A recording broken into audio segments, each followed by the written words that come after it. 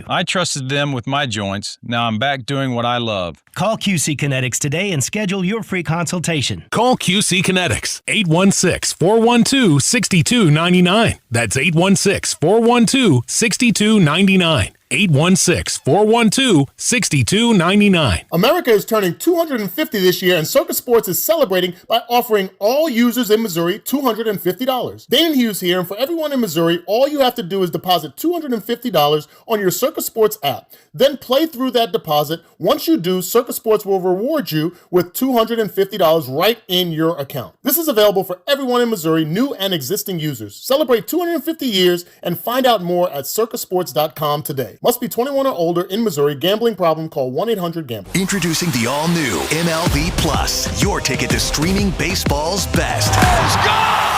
Enjoy MLB Network 24/7 with live out-of-market games and award-winning shows. Enhance game nights with MLB Big Inning, live and commercial-free. And hear live home and away radio broadcasts of every game, blackout-free. Even stream minor league games all season. It's all here and it's all new. Get MLB Plus for just $59.99 a year. Visit MLB.com/MLB Plus. Someone had a birthday. Yep, 50. Can't believe it. 50 years of wisdom. Great segue. We have a health reminder from the CDC. Pneumococcal vaccination is recommended for adults 50 or older. Says here, we're over 6 times more likely to be hospitalized with pneumococcal pneumonia than adults under 50. I don't love those odds. Same. Look what I found. Pfizer's Prevnar 20 is proven to help protect adults against pneumococcal pneumonia and invasive pneumococcal disease in just 1 dose, and millions have already gotten it. Continued approval may depend on a supportive study. Don't get Prevnar 20 if you have a severe allergy to its ingredients. A weakened immune system may lower your response. Common side effects include injection site pain and swelling, fatigue, headache, muscle, and joint pain. For full prescribing information, please call 1-855-213-2138. Visit Prevnar20.com or talk to your doctor or pharmacist. I'm on Prevnar20.com now, scheduling my appointment. Good idea. And happy 50th. Congratulations, Salvador Perez. Swing and a ball well hit. Left field, way back and gone! He's done it! Salvador Perez, number 318 in his career. He's now the Royals franchise leader in home runs. The Royals all-time home run leader plays right here on your home for Royals baseball. 96.5. This is your home for Chiefs football. 96.5 The Fan. KFNC FM and AM HD1 and HD2 Kansas City. An Odyssey Sports Station. Welcome into Fescoe and Dusty. I mean, come on, guys. What are we doing here? A show that, analytically, exists between 6 and 10 weekday mornings on Kansas City's only FM sports station, 96.5 The Fan. Oh, buddy. Live from the studios that brought you. Hey, what's going on, man? Here's Bob Fescoe and Dusty Likens.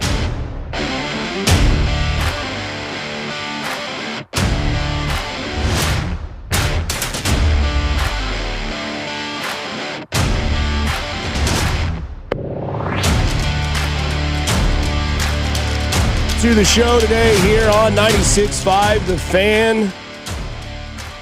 Where do you want to start, Kansas City? You want Chiefs? You want Baker Mayfield? Would you rather? Random question? Or do you want us to just go in on the Royals? 913-586-7965. It's a stormy morning. I don't know. Where do you want to go, Bob? Well, I will say this real fast. James, next segment, there's a piece of audio we need to put in. If you could grab that for us. Boom, producing on the fly here. We'll start with the Royals today because that is the biggest story in town. For a guy like me who has basically went away from this thing in April because of how bad it started, yesterday was one of those days where I heard from everybody. You know, like my phone blew up yesterday. We had a meeting with our insurance guy because that's always fun. Dusty, right, sitting around. How's your policy doing? And Dusty Well, texted, pretty good day. It was a great day yesterday. Because now today it's stormed, so good way to get that out of the way. Got that out of the way, took care of the insurance. And as we're meeting with the insurance guy, Dusty goes, I'm done. Like it's some text of that nature. And I was like, uh-oh, something must have just happened because we were watching a game. They were up 3-0. Cameron's cruising along, went over to coaches, had some lunch, watching a little of the game, Get home, got this insurance call. I felt pretty comfortable about where the team was. And I'm like, uh-oh. And then it was just text after text after text after post on Facebook, not Facebook, but X and all over the place. And, your tweet got a lot of run yesterday. My tweet got a lot of run You want to read mine word for word on the air? I don't think we're allowed to do that on the air. But I just said today's loss broke everyone. That was terrible. And boom, that took off. Your tweet with a lot of F-bombs, wonderfully done by you, which I really liked. I laugh. I'm like, that took off like wildfire yesterday. So I think yesterday, and look, we're going to incorporate calls and texts into this conversation, guys, because it's not about Dusty and I and anybody else anymore on the air. It's got to come from the fans now that you're tired, right? That you're over this nonsense that's being portrayed as baseball, because it's not baseball. It's analytic nerd crap that's taking place out there. And fans are tired of it. And yesterday was one of those days where I don't blame you. Anything you got to say, you can say, and it's rightfully to be said, because yesterday was a big kick in the balls. And historically speaking, Dusty, stuff like that's like never happened before in Major League Baseball. Ever. Yeah, so, man, I think I'll try to see what the exact text I sent you was, because obviously there's a bunch of nonsense that goes through later on in the evening. Yeah. Like people singing songs and ruining them. So I sent you, I said, I may go full Lewisburg tomorrow. What it was. Yes, I was like, uh-oh, something must have happened. You said, why? I said, the way the Royals lost. You said, JC, I'm in a meeting with an insurance agent. I'll leave the rest to us. So yesterday, look, and I know they're not playing for anything, okay? Like I'm not here to say that the Royals were fighting, but you look at what this team has done since the All-Star break with the injuries that are in this lineup and how they've survived game by game. And they take 2 out of 3 from the Padres. They sweep the Giants. They split with Detroit. Game 1 of Minnesota, they got a 1. Yeah. Lang goes out there in the 9th and blows it, and Royce Lewis hits a walk-off hit off the wall. Mm-hmm. Win the next game 4-0. You won. You shut him out. Good win. Rubber match. You're up 3-0. Caglione hits a home run that, well, they said was 438. That was the first thing that pissed me off. That was 450 plus. I saw with my own eyes. It was in Jim Thome territory. Mm-hmm. And then the 9th inning happens, and Lucas Erceg comes in and gets the bases loaded after getting 2 outs. They throw in Matt Strahm, 0-2, center cut. I guess it wasn't a center cut fillet, but it was a slider mid-away, and it's blasted by Cody Clemens, Rogers' son. Right. Literally, not being funny. Yeah. And what happens with the Royals yesterday, and look, I know that they're not playing for anything. I know they're not trying to, they're not playing for a wild card spot, but at some point, there's only so much someone who watches a team can take. Mm-hmm. And I don't get how things are done anymore, because Noah Cameron on July 30th had thrown 97 pitches, gave up 1 hit, had a no-hitter into the 7th inning, right, and struck out 7, walked 2 or whatever it was. And I know, James Howell, who's here today, knows, Steven Spector knows, even though he says maybe he hasn't watched baseball fully in a game for 2 months, and then there's a lot of...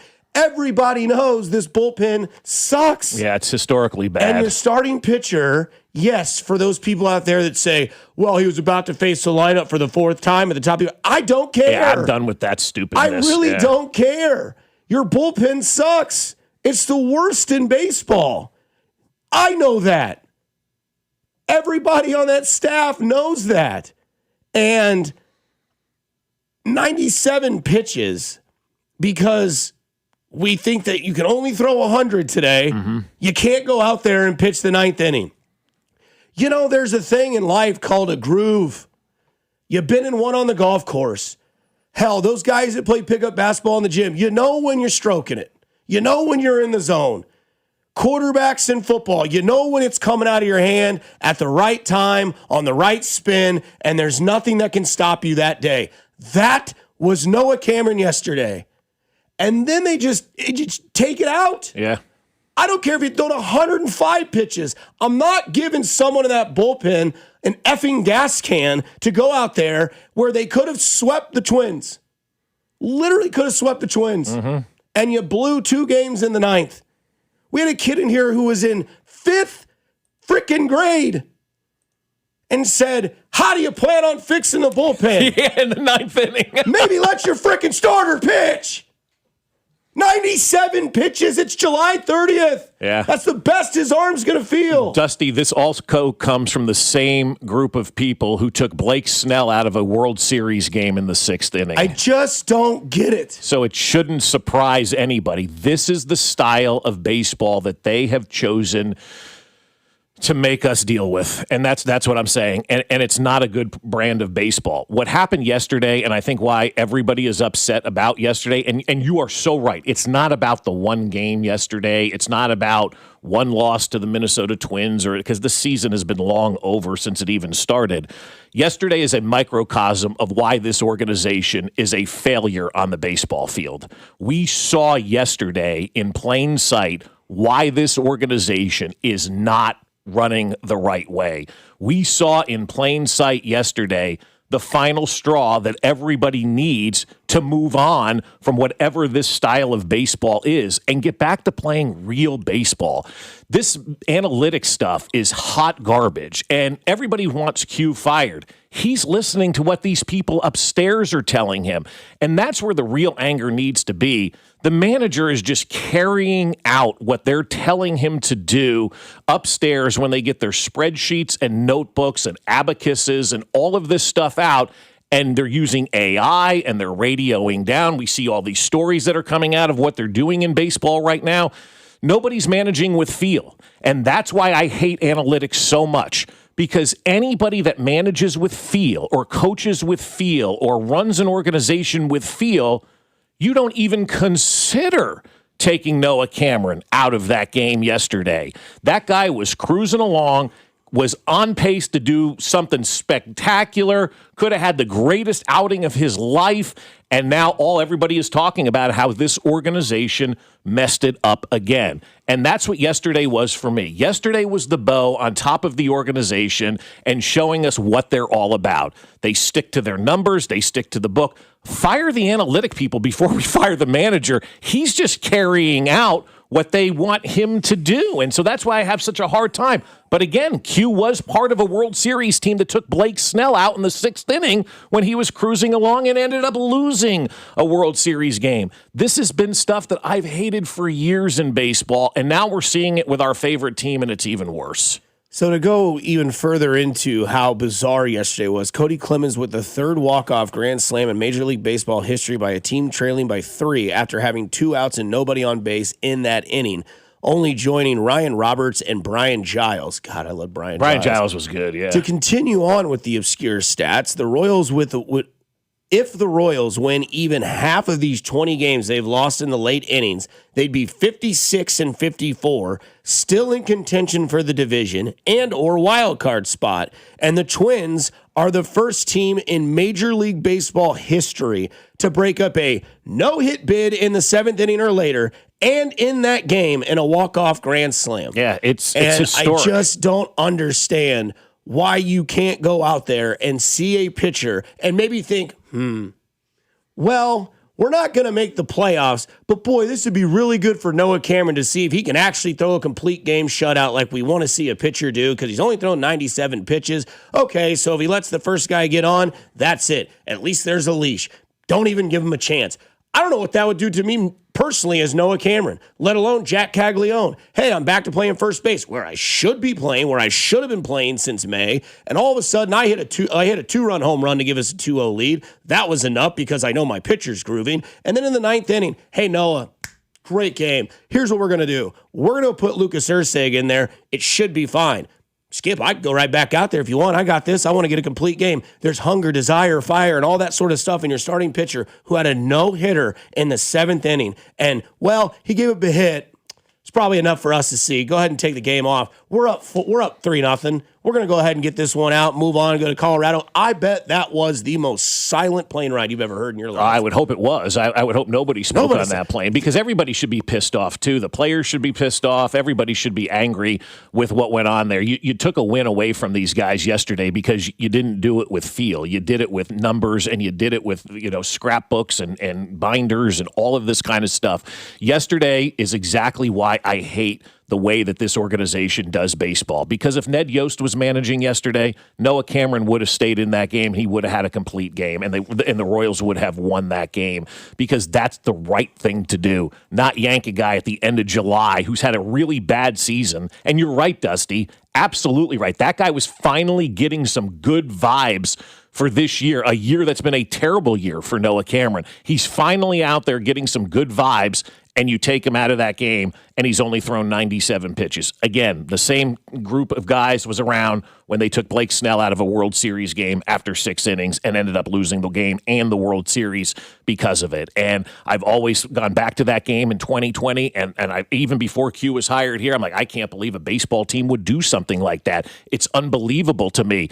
And now we're seeing it here. And this style of baseball just is not effective. You have to be able to manage with feel and not just with numbers, and have an organization that's built on feel and not just on numbers. And yesterday was one of those days. That's one of those days where I just look at it and I go, this is what you wanted, I guess.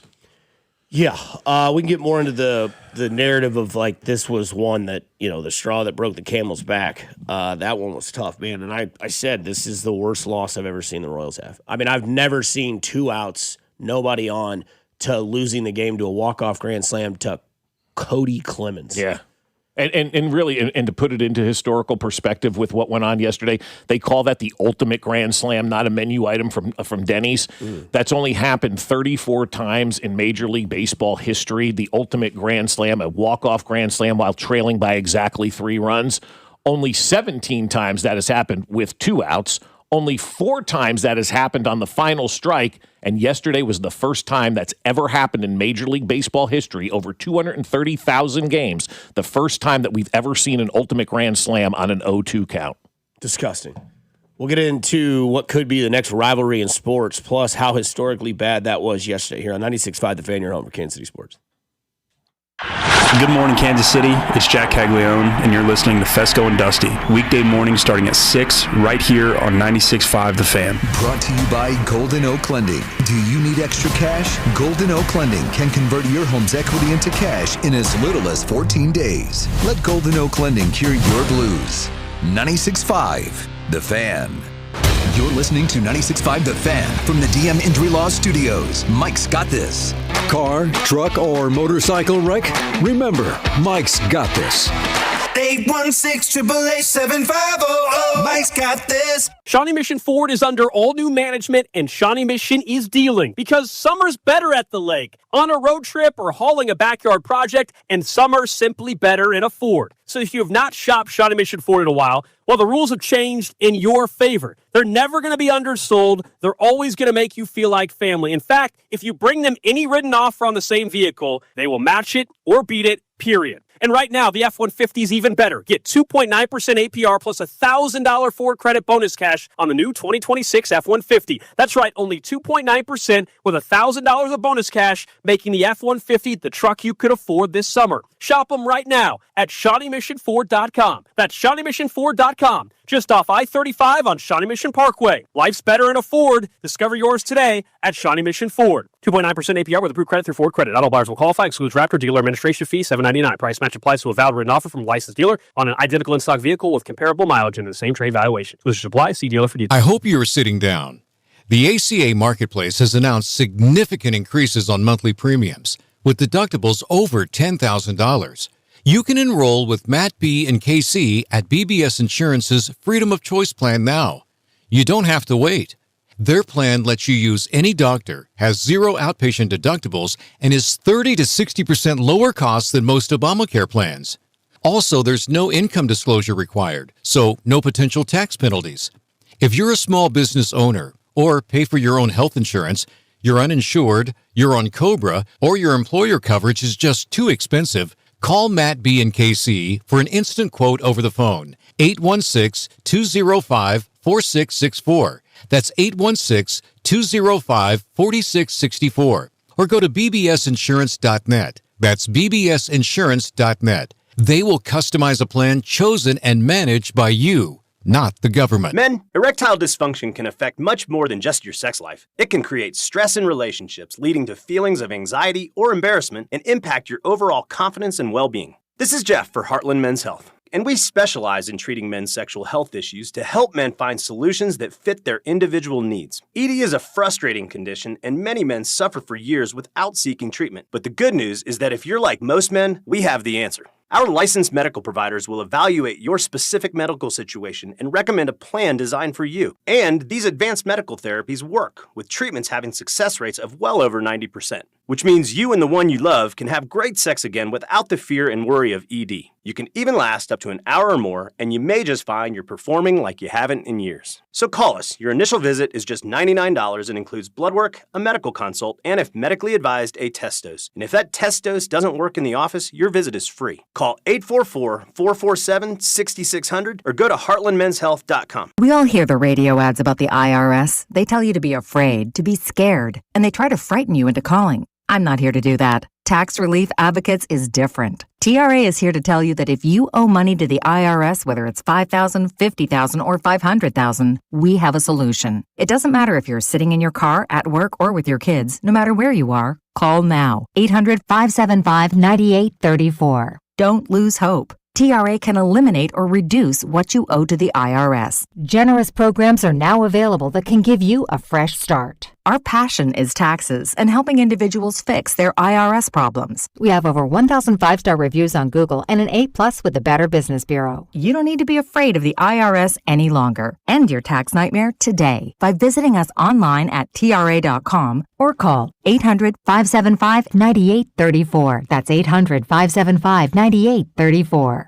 Tax Relief Advocates. Real solutions for real people. Man, I should not have tried to handle this car wreck stuff myself. Why? Insurance keeps calling. I gotta find a body shop, rental car, doctor's appointments. Now they're asking for a bunch of other things. Dude, why are you trying to do this yourself? Call the Car Crash Kings. That's literally what they do. You worry about getting better. They deal with the insurance, the paperwork, the calls, all of it. Hurt in a car wreck? Don't do it yourself. Call the Car Crash Kings. It's what we do. The choice of a lawyer is an important decision and should not be based solely from advertisements.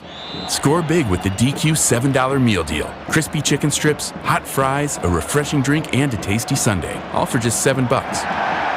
It's so much delicious food, you'll bring home the win every time. And keep on winning when you upgrade to a small Blizzard treat for just $2 more. Like the limited time Biscoff Cookie Blizzard treat. The $7 meal deal with a $2 small Blizzard upgrade for the win. DQ. Happy tastes good. Participation may vary. This is Michael Waka from the Kansas City Royals, and you're listening to 96.5 The Fan. Here's your traffic report on 96.5 The Fan. Brought to you by SWL Injury Law, the Car Crash Kings. It's what they do. Visit SWLinjurylaw.com. We've got the two-car crash that is 435 eastbound down at Antioch. Right lane is blocked. 435 southbound at 70. We've got the right lane blocked by a two-car crash, followed by downtown 71 still working northbound. Just past 22nd, the crash is in the left lane. I'm Val with traffic on 96.5 The Fan.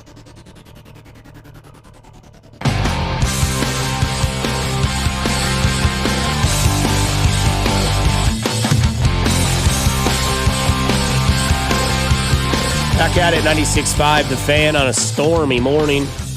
Drive safe. Be careful out there. We all three hydroplane coming in this morning, so just be very, very careful out there.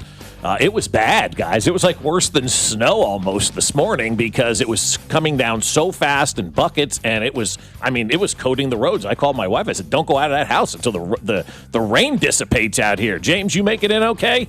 It was rough. It was very rough, man. The whole way here, it's just raining cats and dogs. And like you said, I was hydroplaning just all over the place. Yeah, it was rough, man. Yeah, it was rough. Good to see you safe, Dusty, you as well. I know you have a little bit further of a drive than I do as well, so hopefully you came in and everything was safe. But I bailed on the highway real fast. I got on 69 at 435. I got off at 87th Street. I'm like, I'm done here. This is scary driving out there. Yeah, analytics told me to take the highway. I took no. Because you had feel. You used your mind. Yeah.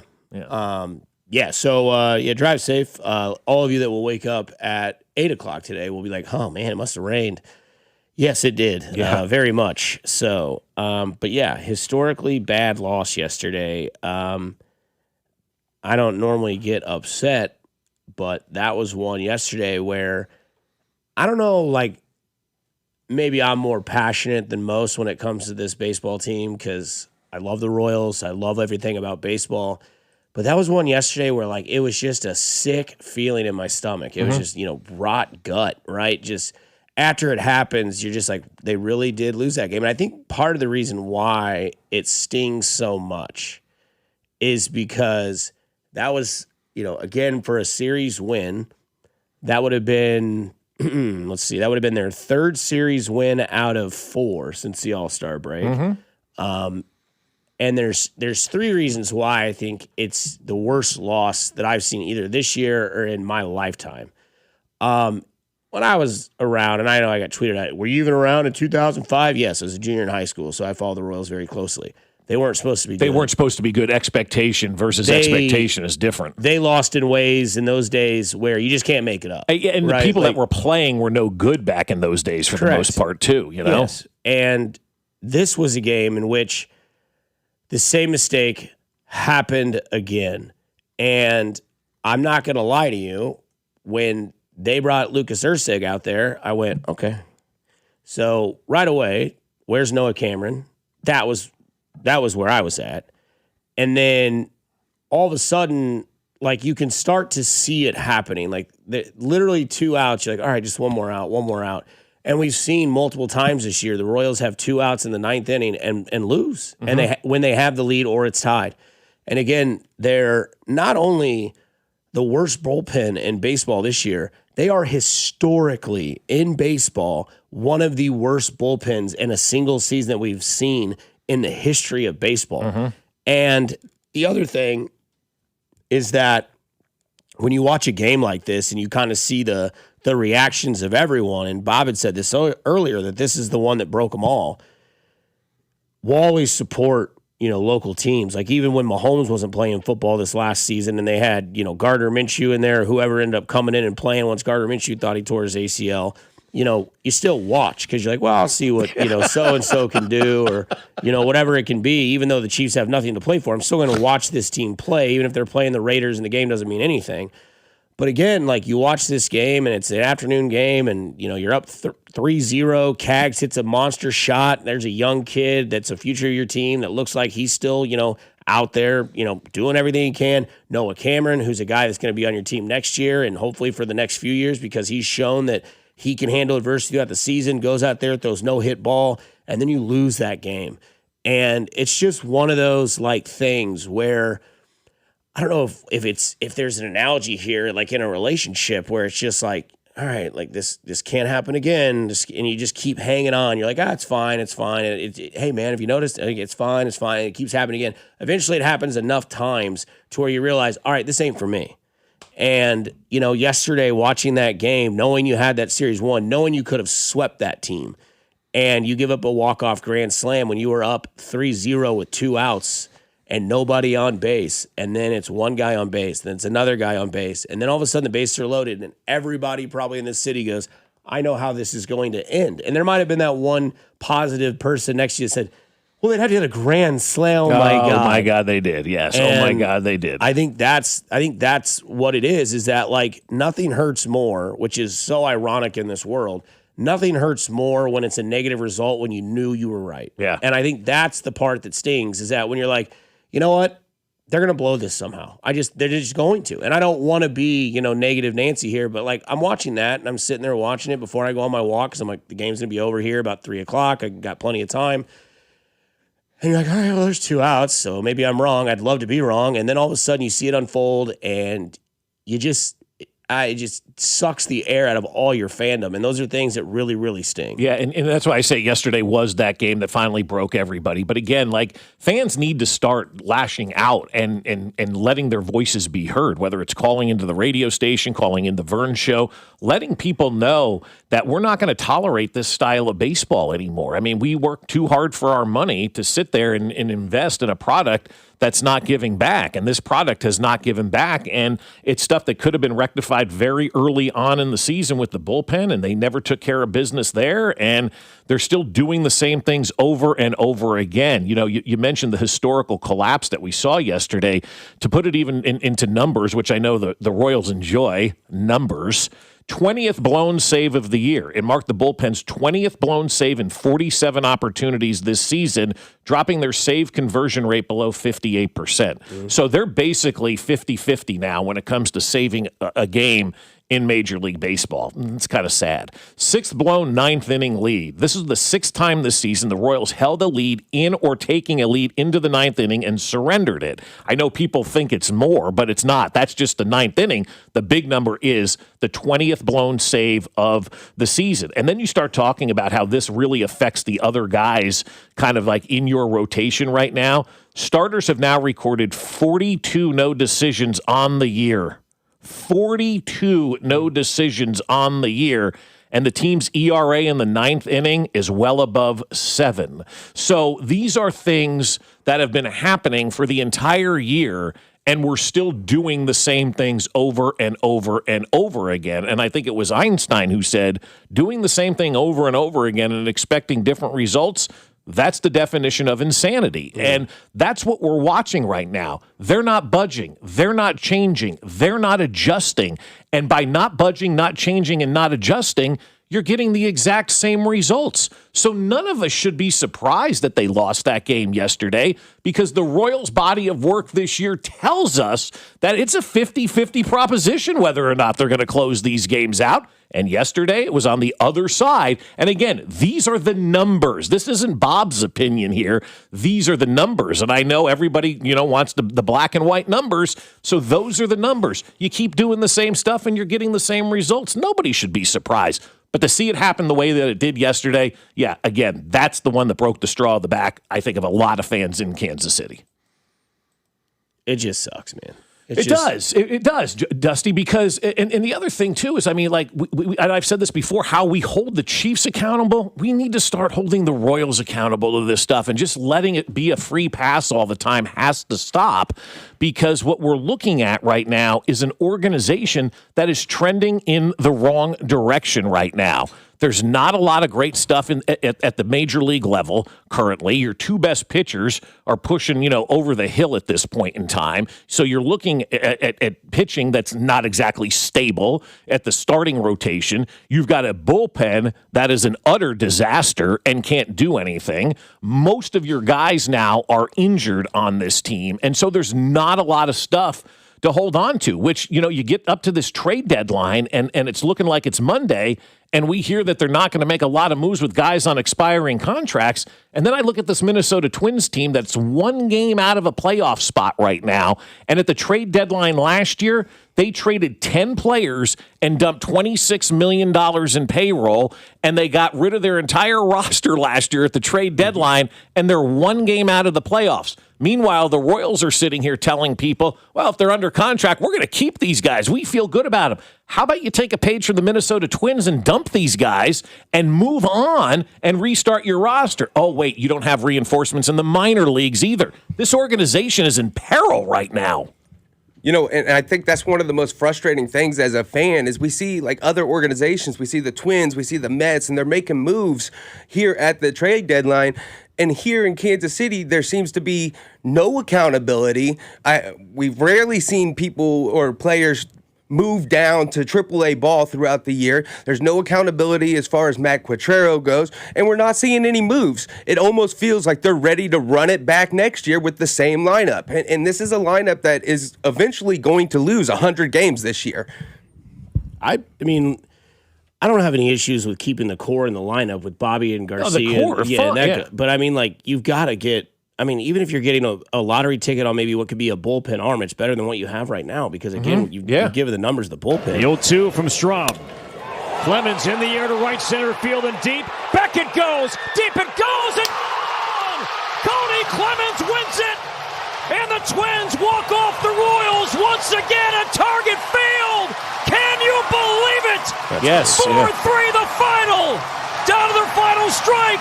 Twins win. Twins win. The Twins win it. And don't look now, but watch that win just ignite the Minnesota Twins. Oh, absolutely. Oh, watch that. They win the series. If you're Cleveland or Chicago right now, you look at that win yesterday for the Twins and you're going, damn, man, you're right, Dusty. That could propel them. Yeah. It's two different outcomes. That's if somebody can have the rest of the weekend off as well. And next week they said that's the Strom that broke the camel's back. So you can enjoy the rest of your morning there, sir, ma'am. But two different directions. That's one that completely decimates a fan base for the rest of the year. And the other one is watch that be the win. Yeah. Watch that be the one where Cody Clemens, walk-off grand slam, down 3-0, down to your last strike. You win the game. You immediately after the game go make a move for a bullpen arm to set your team up for a little bit of a run. And I'm just telling you, keep your eye on the Twins because watch what that win did to them. Moving on a little bit more. Coupled with the move, too, that's going to really propel them because that's the team going, we just got a big win and you got us a reinforcement. You're right. That's huge. Because they won 2 games in the 9th inning. Yeah. They won 2 games on walk-offs. Royce Lewis did it on Tuesday night, and then obviously yesterday afternoon, Cody Clemens did it. Switching gears over to college basketball and college football, and this SEC Big Ten thing is kind of perfect. It is. It's, to give it a wrestling analogy, it's kind of a sort of storyline that is building for the ultimate WrestleMania pay-per-view, if you will. And Curt Cignetti is doing his job being one of these voices in a promo that he cut yesterday. He didn't even know it was a promo, but it is. Big Ten is the best league in football. And a lot of really good football teams. It's hard to win on the road. Very physical football teams, very well coached. It definitely prepares you for the playoffs. There's no doubt about it. The numbers speak for themselves. I mean, we don't run a hype machine up here in the Midwest. We believe everything's earned, not given. And when we fall short, we say we fell short. We don't cry a river, whine, and complain. All right? And that's why we're the best. Coach Cignetti, thank you so much for your time. Thank you. The ending is the best. Coach Cignetti, thank you for your time. What a direct shot at the SEC. We don't cry a river, whine, and complain. All right? And that's why we're the best. Hard pause. Coach Cignetti, thank you so much for your time. Thank you. Thank you. Would have been better if he said you're welcome. But we do have something here in college football because obviously everybody is a fan of a different school. You obviously have your rivalry, right? Yeah. Like if you're Tennessee, you hate Florida. If you're Ohio State, you hate Michigan. If you're Oklahoma, you hate Oklahoma State. It is what it is. That's just what rivalries are. But it is kind of funny, though, when you can kind of ignore individual rivalries and go at it as a league. There's no question in anybody's mind the best 2 divisions in football and college and collegiate athletes of this sport. It's Big Ten, it's the SEC. No doubt. The SEC had like a, 20-year run, right, where Bama and LSU and all these schools, Georgia, were just winning national titles. Hell, remember when it was all these guys coming from Georgia going to Philadelphia on the defensive line? You're like, oh, where'd that guy go? Probably Georgia or Bama. Right. Let me see here. Oh, yep, Alabama. You remember all the Alabama running backs that have been in the NFL. Some still there to this day. Derrick Henry, one of them. And now you've kind of seen the shift, right, where you looked at that picture yesterday of Ohio State's bench, and it's Olave, JSN, it's Marvin Harrison Jr., and Wilson from the Jets, right? Garrett Wilson. And they're all in the league, and it showed you all the money they're making. Well, all these receivers are going to Ohio State now. Quarterbacks now are transferring out of the SEC to go to the Big Ten, transferring the Big Ten to go to the SEC. These 2 divisions, if college football does this right, can start putting marquee matchups up there in the middle of the season. I don't want to see the first game of the season be Texas-Ohio State. It's fun. But I want to see that matchup in December. I want to see that matchup with both these teams are, 1 win away from either being in or being out because the competition is so stacked. And Curt Cignetti, another part of that Big Ten, with a little bit of clout, right? He's had 2 really, really good seasons. One ended with a national championship hoisted up by him and everybody else. And he even came out and said, no, we're not running it back. We're just playing again for another title. And here's how we do things in the Midwest. Here's how we do things in the Big Ten. We prepare ourselves. We don't cry or river. He's going at all these people, the Lane Kiffins, the Kirby Smarts. There's been a lot of whining from the SEC this week, you know. And, you do. You have 2 different divisions that are both very, very good, that are both kind of holding their own. And if they're smart, they'll start putting these matchups in big-time, prime-time moments, or they put them on a Netflix, special. Hey, it's big and it's SEC and it's tonight at 7 o'clock, and it's Oregon and it's Texas. Well, that's what, we talked about it a little bit last week, making that weekend in November where they play the East Toenail States of the world, make that the Big Ten SEC Challenge, and seed it basically that week based on records, one in SEC versus one in the Big Ten, and you just kind of go all the way down, and you end up playing there's 16 teams in each, so you got 8 games.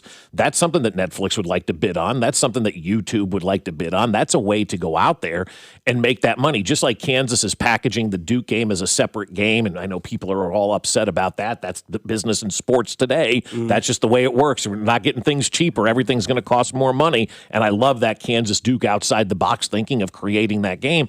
But this is more outside-the-box thinking, because what we have here now really is a good rivalry. I don't know if enough people are recognizing these 2 leagues now don't like each other at all, because the Big Ten for the last 3 years has dominated. And it's interesting because there was a time, and, Speck has said some wild things over the years, but I don't know, maybe it was 10 years ago or so. He goes, I don't know that a team in the North will ever win a national championship in college football again. And for a while, he was right. It was SEC team after SEC team after SEC team. And then the game changed. And now everybody, it's pay to play. And so these Big Ten universities have massive amounts of money. Ohio State, Penn State, Michigan, all these Big Ten universities have more money and big-time alums than they know what to do with. Not as much as they have in the SEC. So now with the arms race, the Big Ten, the richest conference, the richest alums, is now all of a sudden becoming the best conference because the pay-to-play is benefiting them in such a big way. And so the Big Ten has the stranglehold on this thing right now. It's a huge year, Dusty, I think, for the SEC. You want to show big in the college football playoff this year and win a national championship. If Ohio State or Indiana or Michigan or another Big Ten school wins this thing again for 4 straight years, the SEC going to have some explaining to do. We say we fell short. We don't cry a river, whine, and complain. All right? And that's why we're the best. Coach Signetti, thank you so much for your time. Thank you. Starting to really like that guy. I know, I am too, right? Coming up on the other side, we get into why Kirk Cousins may not make it to Week 5 here on 96.5 The Fan, your home for Kansas City sports. You're listening to Fescoe and Dusty, analytically the best morning radio show in Kansas City, as voted by people. There's a lot of people talking out of their butt. Fescoe and Dusty is brought to you by Golden Oak Lending. Do you need extra cash?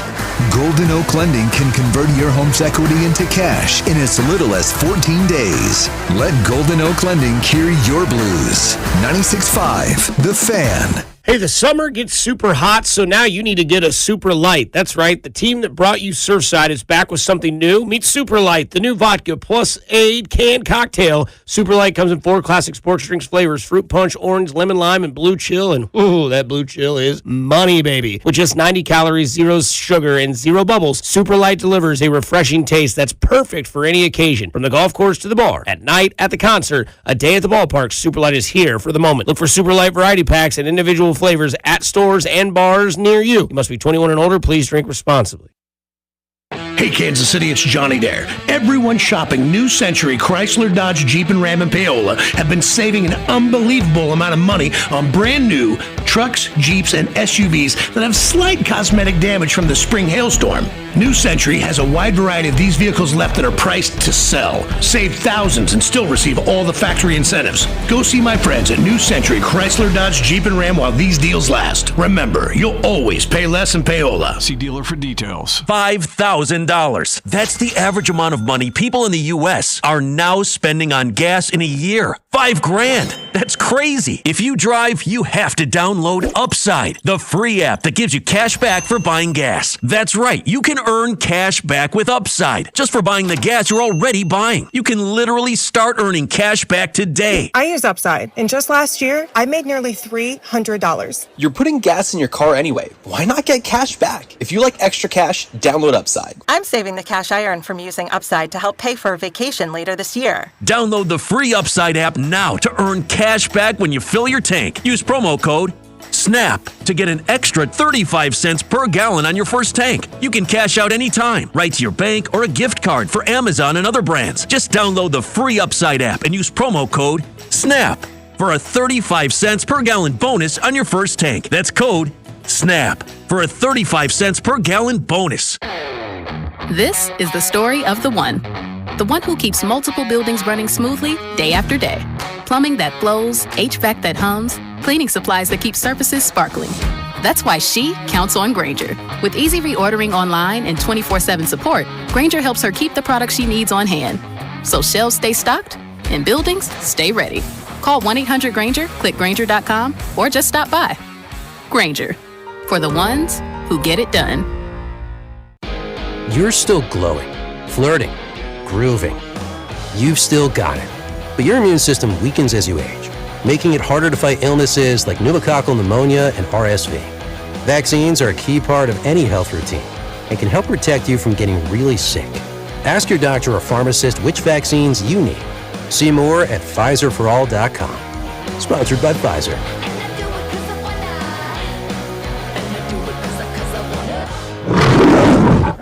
The world's game at BetMGM is here. Bet on the soccer showdowns with 2-up early payout so that if you're up 2, BetMGM will pay you. That's right. Place a pre-game straight match results bet on any tournament game. If at any point your team is up by 2 goals, you'll instantly win your bet. Then enjoy BetMGM same-game parlays, daily promotions, player props, and so much more for the world's game. Don't miss your shot at an early win with 2-up early payout to get paid out if at any point your team is up by 2 goals. BetMGM and GameSense remind you to play responsibly. See BetMGM.com for terms. Must be 21 years of age or older. This promotional offer not available in Ontario, Pennsylvania, or Puerto Rico. Gambling problem? Call 1-800-GAMBLER or 1-800-MY-RESET. Available in the U.S. For New York, 877-8-HOPE-NY or text HOPE-NY 467-369. For Massachusetts, 1-800-327-5050. For Iowa, 1-800-BETS-OFF. For Puerto Rico, 1-800-981-0023. New and existing customer offer, subject to eligibility requirements. Additional terms and restrictions may apply. In partnership with Kansas Crossing Casino and Hotel, must be present in a state where it's legal to wager. Is anyone paying attention to rural Kansas?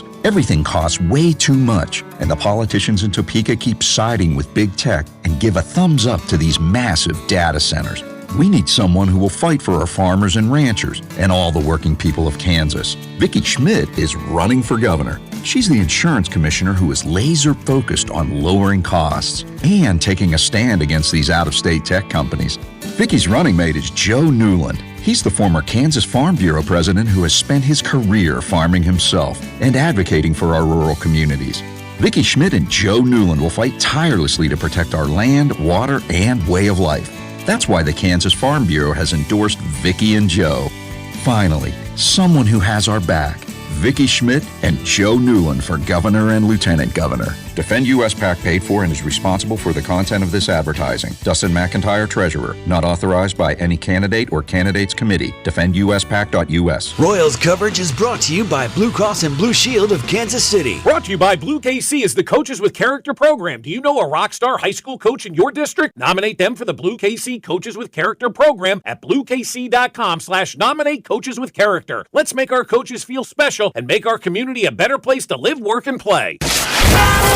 Here's your traffic report on 96.5 The Fan. Brought to you by SWL Injury Law, the Car Crash Kings. It's what they do. Visit SWLinjurylaw.com. 71 northbound at downtown. Very heavy hit delays at I-70. Crawls up on the I-29 northbound with an accident at the Paseo, blocking 2 right lanes. Belton, 49 northbound at Missouri 58.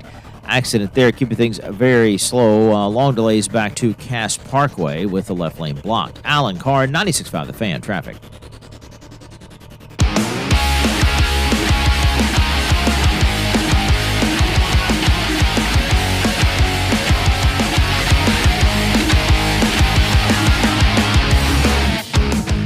ready for SummerSlam this weekend? I know I am. That's a great thing about Netflix, man. You can go back into the vaults of the WWE, see how many people are still around in today's wrestling world. NFL season a week from yesterday will start as a Hall of Fame game against Carolina and the Arizona Cardinals. Mm-hmm. You rather watch that or the Royals in the ninth? Arizona Cardinals. Fair point. Yep. Yeah, Kirk Cousins or Matt Strom? Kirk Cousins. Yeah, right. So the Raiders in the offseason, they had the Max Crosby drama, and then they didn't.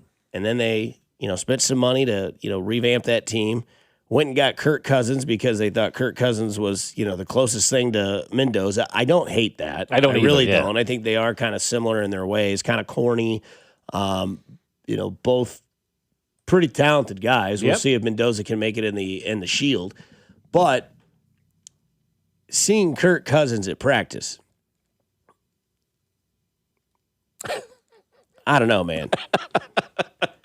I mean, I've never seen a more Raider video in my life of him running, gassers every 5 yards, go, then run back, go, then run back. By far, the oldest dude on the field. No doubt. The slowest dude on the field. Yeah. And so many people think that Mendoza won't play this year. Do you guys want to do an over-under bet? And I'll put it at week 7.5 that Mendoza starts, and you can take the over or the under. Week 7. I'm going to take the over would be further into the season, right? Correct. Yeah, I'm going to take the over on that still. I still think you have got to be wedded to what your plan is and not play that guy all season long. As hard as it may be, you got to let that guy just kind of adapt to the NFL like they did with Patrick Mahomes, James, over-under, week 7 for Mendoza. I think it's going to be over. I think they're going to hang with Kirk Cousins until they are no longer in contention. So week 2, then, is what you're saying. No, I mean, it could be week 7, week 8, right around that point, but I would say probably around week 10, 11, something like that, when they know that mathematically they're out, they're not going to be in the playoffs. Go ahead and throw Mendoza in there at that time, get him some live action reps, and then get him ready for the next year. Yeah, I get both sides of that argument, but I've seen it work here in Kansas City, so we're a little biased, I think, to that. But you know what? A lot of times it doesn't work out the way that it did here in Kansas City, and Mendoza may be more advanced than I think, but you spent the money on Kirk Cousins, right? You spent the time, the investment on Kirk Cousins for a reason, because you want to help this kid get into the NFL, and helping this kid get into the NFL and having the best chance at success, I don't think is putting him in a situation where the team is not going to be able to, A, protect him, B, have enough weapons to get open. You know how the list goes on and on and on, right? You don't want to put him out there if the team around him isn't ready to go as well, because that could have an effect on his development. That could hold him back as well and really kind of mess with his mind. If you put him out there too early and he's running for his life the entire time, that has an impact as well. So I see both sides of this whole thing, but I would personally say I'm not worried about this season. Kirk, you go play, and we're going to make sure Mendoza's ready to go in 27. It is interesting because I know there are so many people that say the Chiefs would have gone on to who knows what if you put Mahomes in that Tennessee playoff game. Mm-hmm. But again, you look at it from the other side. We now know what Mahomes is, so it's hard to believe this. But what if you throw Mahomes out there in that game, 3 interceptions, gets sacked twice, and it's just a disaster sort of thing? All of a sudden you're like, oh man, is that going to, ruin the psyche? I don't think it would, because obviously hindsight is 2020. We've seen what Mahomes is capable of doing. So we obviously know that something probably miraculous would have happened. Right. But again, with Kirk Cousins and Mendoza, I think the biggest key here is, probably that you're not playing for anything. Right. You don't have to look at odds in Vegas if you're a professional team. That's not how you really do things, but this is kind of a stepping stone year. Right. Ashton Genty's second year in the league. Brock Bowers' third year in the league. New coach, too. You've got a brand new a former offensive coordinator of a Super Bowl winning franchise coming in to try to rebrand it. And if you can kind of see what your team can be, and obviously there will be those times where you're like, all right, so maybe Mendoza makes that pass on 4th and 1 at the end of the game, and Kirk Cousins is still having these yips that he's had his whole career when the game is on the line. Now, there is also the other side of the coin, which is if Kirk Cousins is like he is or like he was last year in Atlanta, where you're just constantly throwing interceptions. You can't trot that out there. Right. Whether you're in the season or you're not in the season, you can't do that. You're right. If he's an utter disaster, you're absolutely, and I didn't think about that side. So that's a good point by you, because I was just operating that Kirk would be just fine, kind of Alex Smith-like, not going to make mistakes, not going to, embarrass your team or anything like that. But that's a great point by you, because that's a part that I just wasn't thinking. You're right. What if he plays like he did last year in Atlanta? Now you're saying to the rest of the team, we're not giving you a fair opportunity to go out each week with this guy behind center. Yeah, it's like Noah Cameron going 8 innings of one-hit baseball and be like, yeah, we're good. We're good. But no, you have to also build your team on stepping stones throughout the season, and Kirk Cousins can't help you do that. If, let's say, the first 4 weeks of the season, he's got 3 touchdowns and 7 interceptions, and you're 0-3, at that point you're like, well, here's what the numbers tell us. 0-3 teams that start make the playoffs 20% of the time or something like that.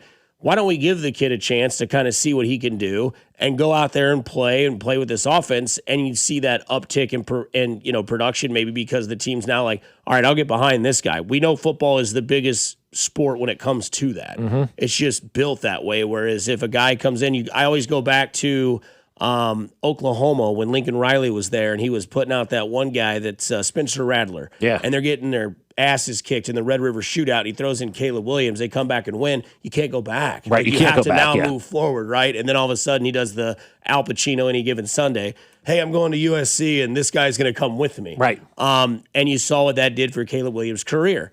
Maybe that's something that the Raiders are down 14 against the Jets. They put in Mendoza. He marches the team back. They win by 3. He makes them go down there, kicks a game-winning field goal. That builds morale. You can boost on that. That's why football is so beautiful.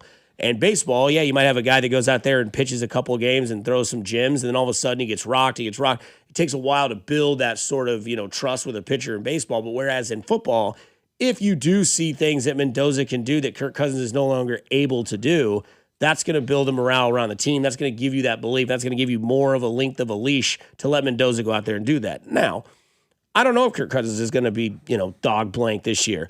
My eyes would tell me I don't know how it gets any better this next year. But again, it is the Raiders. Expectations probably aren't very high, but they do have a future quarterback that they spent the first overall pick on in Mendoza. Yeah. So we'll see how this season goes. They have pieces around him and Genty. How's the and line Bowers out there, though? That's my big question mark. They went out and spent some money on some offensive linemen, but again, you've got a tough division this year, and that's where I think it all starts, because you're going to be like, okay, before we can even talk about advancing in this franchise, can we compete with Chiefs, Chargers, Broncos? Right. I don't know if they can. I don't know that they can either. At least not yet. I saw a tweet yesterday that was actually pretty telling about where this NFL season is going, and it's like the AFC West and the NFC West are the 2 best divisions in football. Would people argue that? I don't know. Maybe the North a little bit could be argued, but they said what the difference is that the AFC West has all the old school coaches: Harbaugh, Reed, Peyton. And the NFC West has all the kind of the new breed of coaches, Shanahan, which that story continues to get weird. Nobody can. And they're not releasing anything. Like, what was going on there, right? Shanahan, McVay, you've got the guy, obviously, Mike McDaniel up in Seattle, who just won a national or a Super Bowl. So you've got a lot of good young coaches, over there in the NFC West. So it's interesting to see these 2 divisions and how they have, probably the 2 best, and they have different styles of coaches as well. But this is a young guy in the AFC West, not an old coach who's coaching the Raiders. And so I'm interested to see kind of what his philosophy is and how he, wants to handle things. And the reason, again, that the Andy Reid, Alex Smith, Patrick Mahomes thing worked here in Kansas City is because also you had Andy Reid, too, who knew, I'm not getting fired after this season, so I don't feel like I have to play this young kid to save my job. I would think the guy in Oakland or L.A. or Vegas, wherever the Raiders are these days, he doesn't have a hot seat at all. I would imagine his seat is as cold as anybody's in the NFL right now, and that should give him the ability to slow play this thing with Mendoza and not have to, try to save his job, so to speak. Because if you fire that coach after this season, then you might as well just contract that organization. Somebody says on the text number 816, Cole's cash expires after week 4. Mendoza starts week 5. Well played. Wouldn't hate it. At least the Chiefs wouldn't know who they're going to have, because, the Chiefs play the Raiders in the first 4 weeks of the season. First 4 weeks of the season. In Vegas. Coming up on the other side, we get back to camp observations because our guy, Nate Taylor, he is a diamond in the rough out there at St. Joe. So we'll get to that next here on 96.5 The Fan, your home for the Kansas City Chiefs. Good morning, Kansas City. It's Carter Jensen, and you're listening to Fescoe and Dusty, weekday mornings starting at 6, right here on 96.5 The Fan. Brought to you by Golden Oak Lending. Do you need extra cash? Golden Oak Lending can convert your home's equity into cash in as little as 14 days. Let Golden Oak Lending cure your blues. 96.5 The Fan. You don't have to carry everything on your own. Whether you're dealing with stress, anxiety, depression, substance use, or thoughts of suicide, talking to someone can help, and help is available 24/7 through the 988 Suicide and Crisis Lifeline. You can call or text 988 anytime to connect with a trained mental health professional. 988 is free, confidential, easy to remember, and available anytime, anywhere, to anyone. Call or text the 988 Suicide and Crisis Lifeline. No judgment, just help. And Doug. Limu and I created a trick to help you remember that you can customize your car insurance and save with Liberty Mutual. You see, the shirts Limu and I wear are yellow, and yellow is the color of lemons. And lemons grow on trees, and trees provide oxygen. And oxygen helps us breathe, and breathing is how you live. And you can live more life when you save money by customizing your car insurance. I agree, Limu.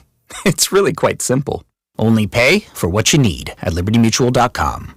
Liberty, liberty, liberty, liberty. $30 million in guaranteed prizes you can cash in this football season out in Las Vegas with 3 Circa Sports contests. Entries starting at $1,000, all with zero rake. Circa Million, 18 weeks of point spread action, 128 ways to win. Or Circa Survivor, you pick one winner each week, the last one standing wins. And Circa Grandissimo with a $100,000 entry. Enter in Nevada. Play from anywhere. $30 million guaranteed. Visit circasports.com for details. Meet Taylor Burks, the woke liberal play-acting Republican to run for Congress. Burks bankrolled and praised a never-Trumper, then attacked President Trump and his supporters.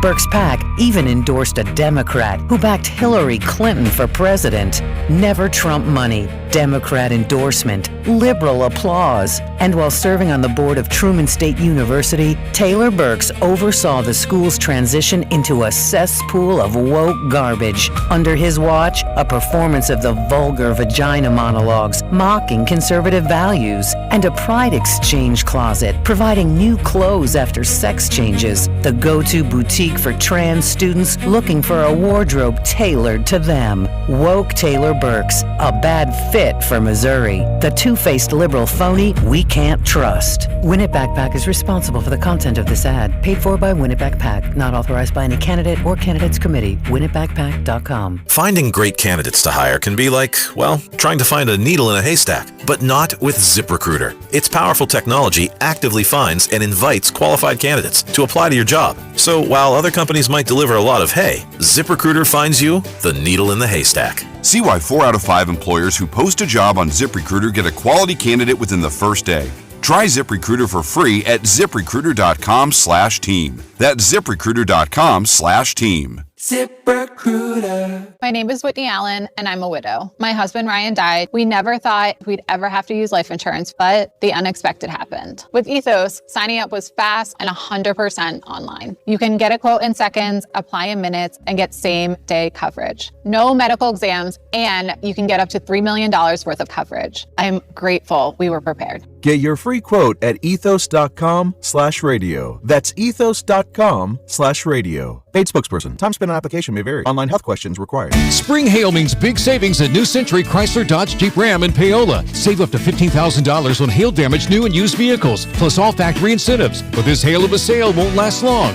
New Century Chrysler Dodge Jeep Ram in Paola. You always pay less in Paola.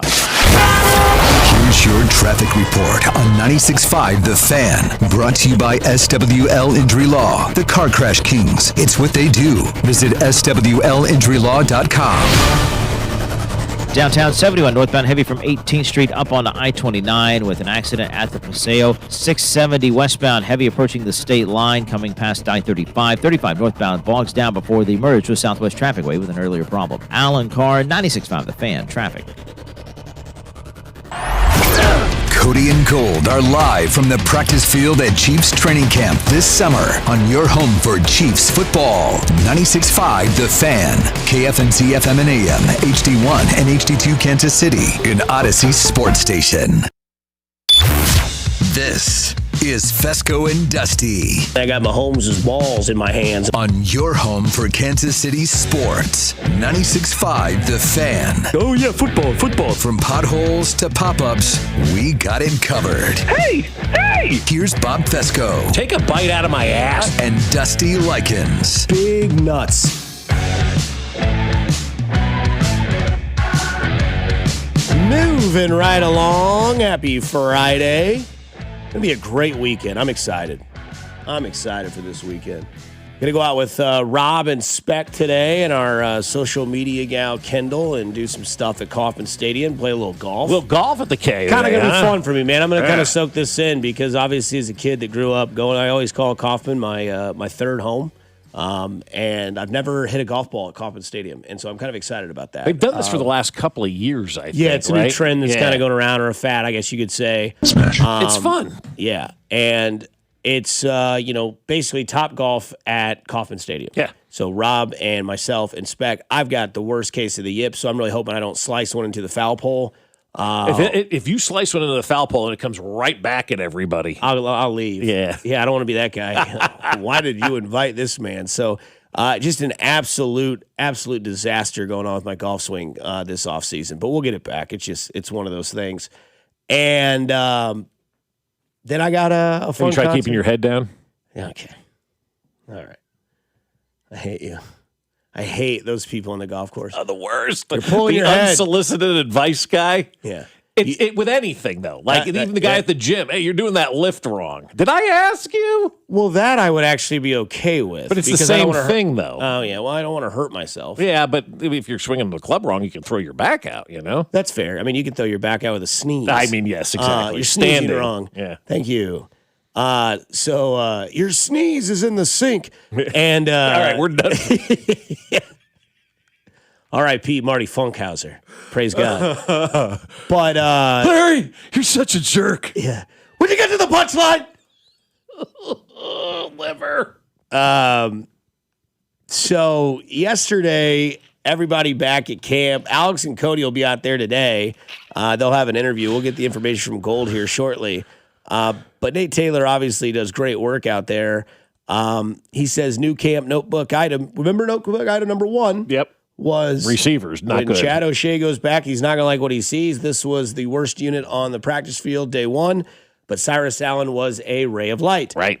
New camp notebook item number 2. Even through 2 days, the Chiefs have made it a priority to put Patrick Mahomes under center, a trend to watch throughout camp. The screen game with Ken Walker is getting some work too, plus 4 other observations we'll get into, but those 2 for sure. Yeah. Under center, screen game. Yeah. Hello, LaShawn McCoy, Philadelphia. Yeah, exactly. And that's what that screams to me. That's right there, everything that you kind of need to know now going into the season, that Andy is, making those adjustments that we wanted him to make. And look, that's the beauty of the Chiefs, guys. And I know I continue to say it. We went into the offseason. We asked for change. They gave us what we want. The Royals, they don't do that kind of stuff. The Chiefs absolutely 100% do that. And so now you're starting to look at it. You go, oh, okay, Patrick's under center a lot. That's good. Ken Walker in the screen game, that's really good. Those are all things as fans that we wanted to see. And that's another reason why I think the wide receivers can be better. Now you've got this extra guy in the backfield, this extra weapon in the backfield that you have not had before. And so I think it's so special to have Ken Walker just to be a guy and also to be a decoy a lot of times too. This is more of Nate Taylor's article you can find on ESPN as he had Creed Humphrey quoted in this, and Creed Humphrey said, quote, under center stuff is fun. When we get a chance to do it, I have a lot of fun with it. We're excited about what we're doing right now and where this offense is headed. And so in the second team period, Mahomes was pleased with the result of the screen pass to Walker from out of the shotgun, a rep that led to the running back having plenty of open field gain for additional yards. Quote, he's a dynamic player, a freak athlete, and great with his reads, is what Humphrey said of Ken Walker. Humphrey later added that this on the Chiefs screen game, it's just focusing on the details in practice, locking down exactly what we need to do and what we're trying to accomplish with each screen. We're getting the reps we need with a new back and just to go with the cohesion of what the group can do. So that was Creed Humphrey to Nate Taylor in this article, or to the media. And Nate Taylor has this all written out. We'll get back to his more observations. But to me, that's something that goes back to what we talked about earlier this week with Isaiah Pacheco. We all saw Pacheco run, and there were so many times you'd see the all 22 people come out and show the videos on a Monday morning and be like, here's where the hole was, here's where Pacheco ran. We've said that this offensive line can be, I think, top 10. You think top 5, one of the best offensive lines in football. And they have athleticism, right? Josh Simmons has lost a lot of weight and he's bulked up. We know Kingsley was fine last year at left guard. Creed and Trey, if they can get out there. And then you have the experience, as they call a freak athlete, in Ken Walker, that with his patient style and his vision, that makes their job easier. They know they give him one little lane, he'll find it, and then he'll explode through that. Something we haven't seen in 3 years in Kansas City, which is a running back capable of swinging out, catching it, being patient, waiting for it, and then turning that into, I don't know, either a house call or at least 15 to 20 yards. Yeah, and that is something that we have been lacking. And, you wonder, too, just like we wonder what would have happened if Yo and Mondi panned out with the Royals, I wonder a lot, too, what happens if Clyde Edwards-Helaire would have panned out for the Chiefs, right? What if he ended up being a legitimate first-round running back for this organization?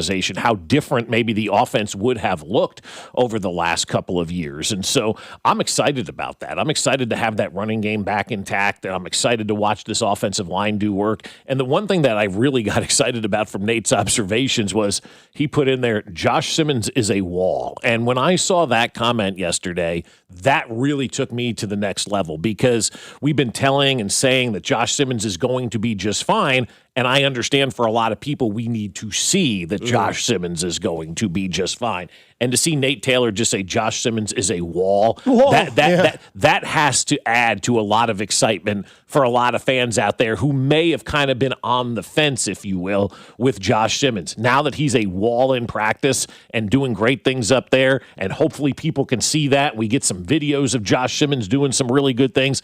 Everybody can be at ease now knowing that Josh Simmons, the wall, is playing over there on the left side. That got me so excited yesterday, because I know, Dusty, that is the main piece to bringing this whole thing together. And if Josh Simmons is a wall, the rest of the offensive line will be just fine, and Patrick Mahomes will have that confidence and the ability to trust it again. The other thing that I think came from camp yesterday is everyone said, well, Jalen Moore played starting right tackle the other day, and today was Kahil Benson, the undrafted rookie tackle out of Louisville. Right. And so if I can get some insight to that, it's camp. It's camp. And it should tell you the first real practice they had, that's probably what they design as their starting team. That's right. So yesterday was a chance for him to get in with the others, and the switch allowed 5-year veteran Jalen Moore to work as a left tackle with the second team offense. Quote, he's a really hard worker, Creed Humphrey said of Benson.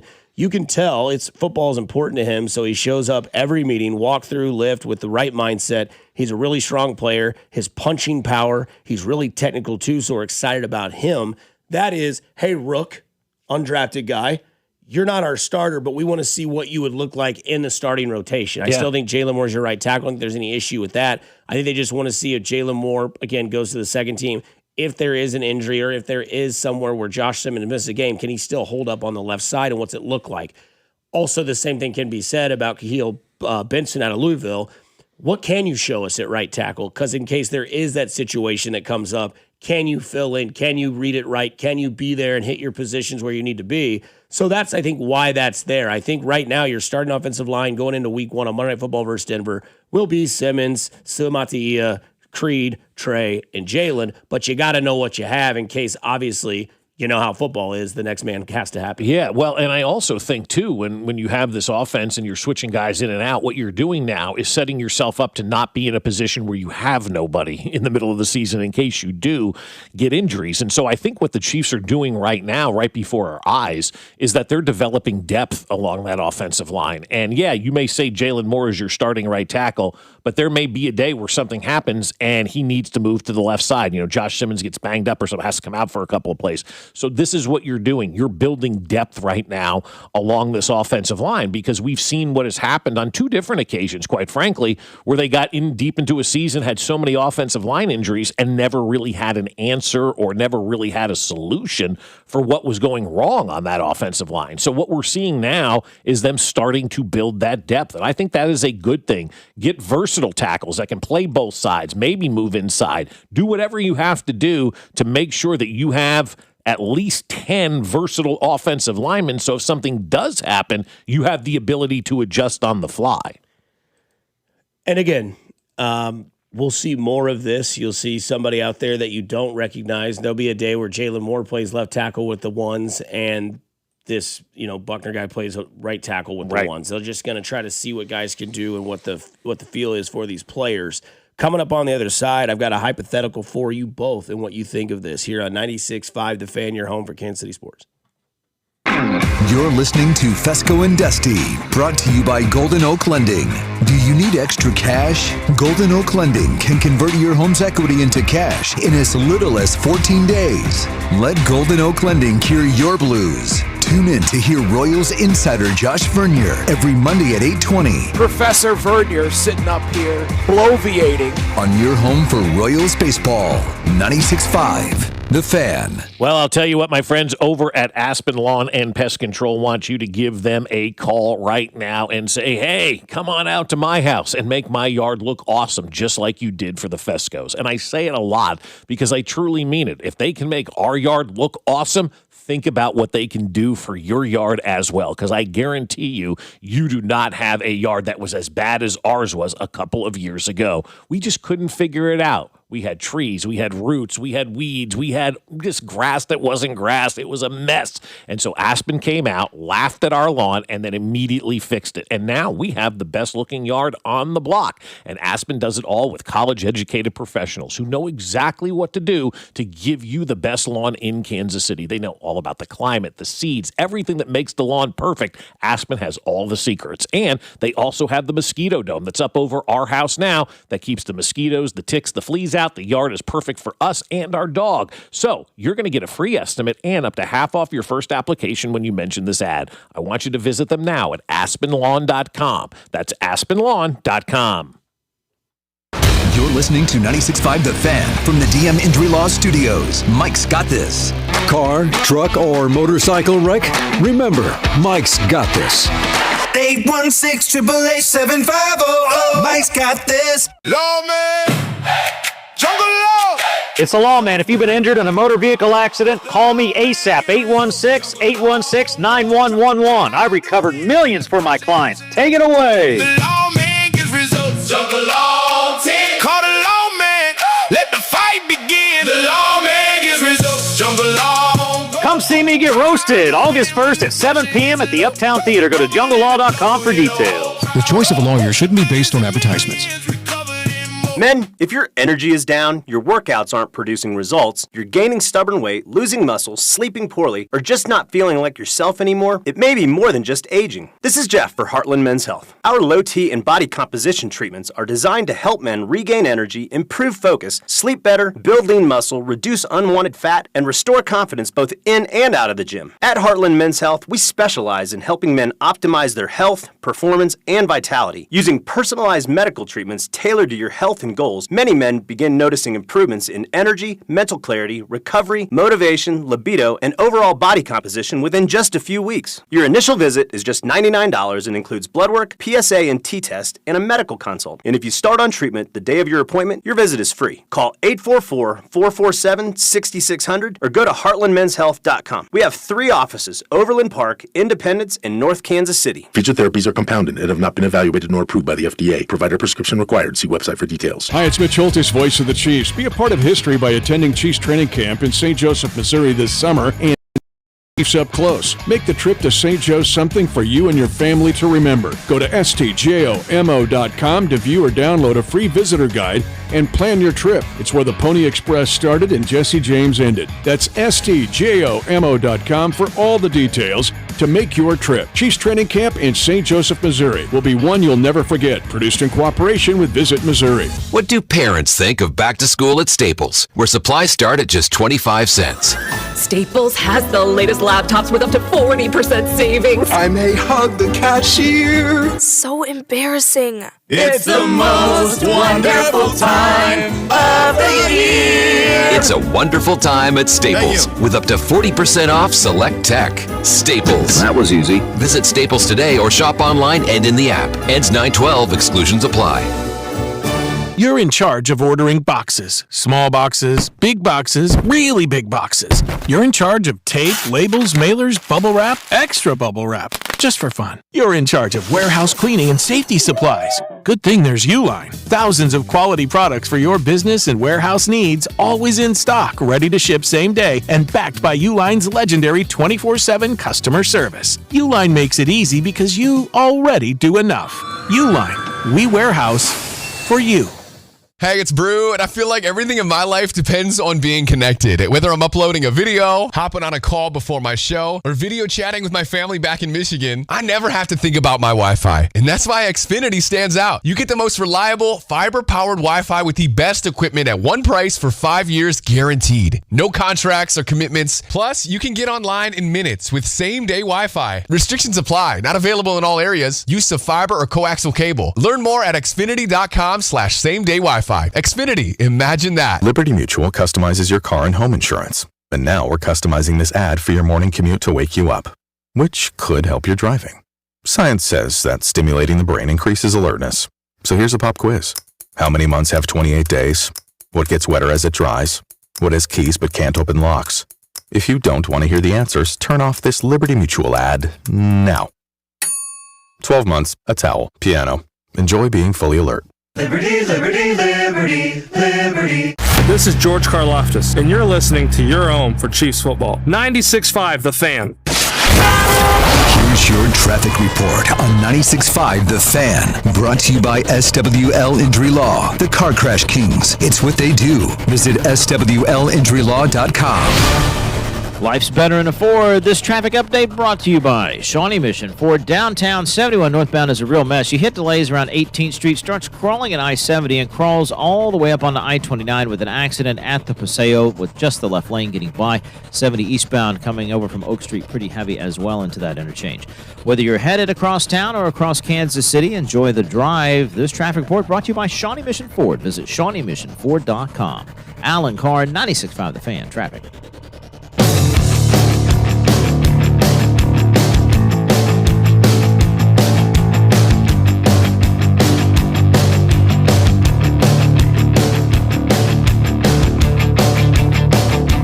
Coming up in about 10 minutes, James Howell takes over with one word.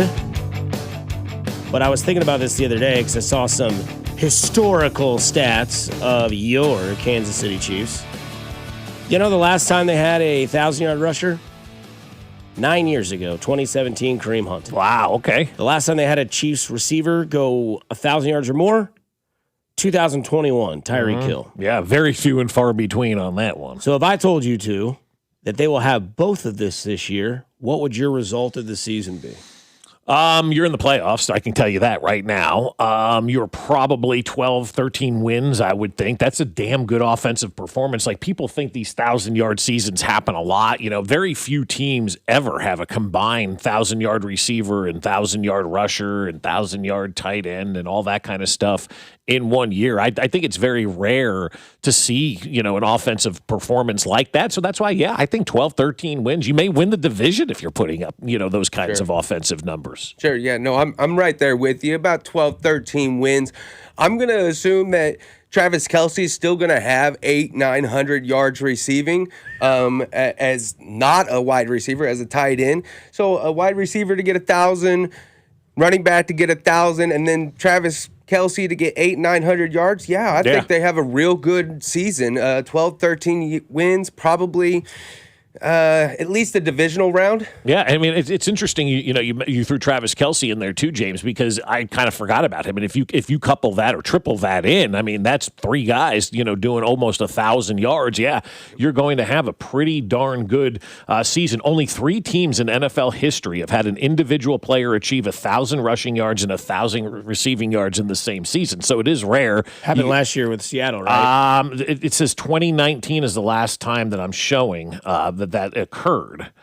Okay. So I'm sure the ones that I'm looking at right now, 85, the 49ers, 1999, the Rams, and 2019, Carolina.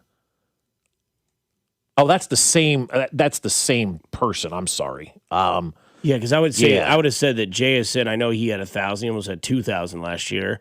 And I'd assume Ken Walker had, 1,000 yards rushing last year.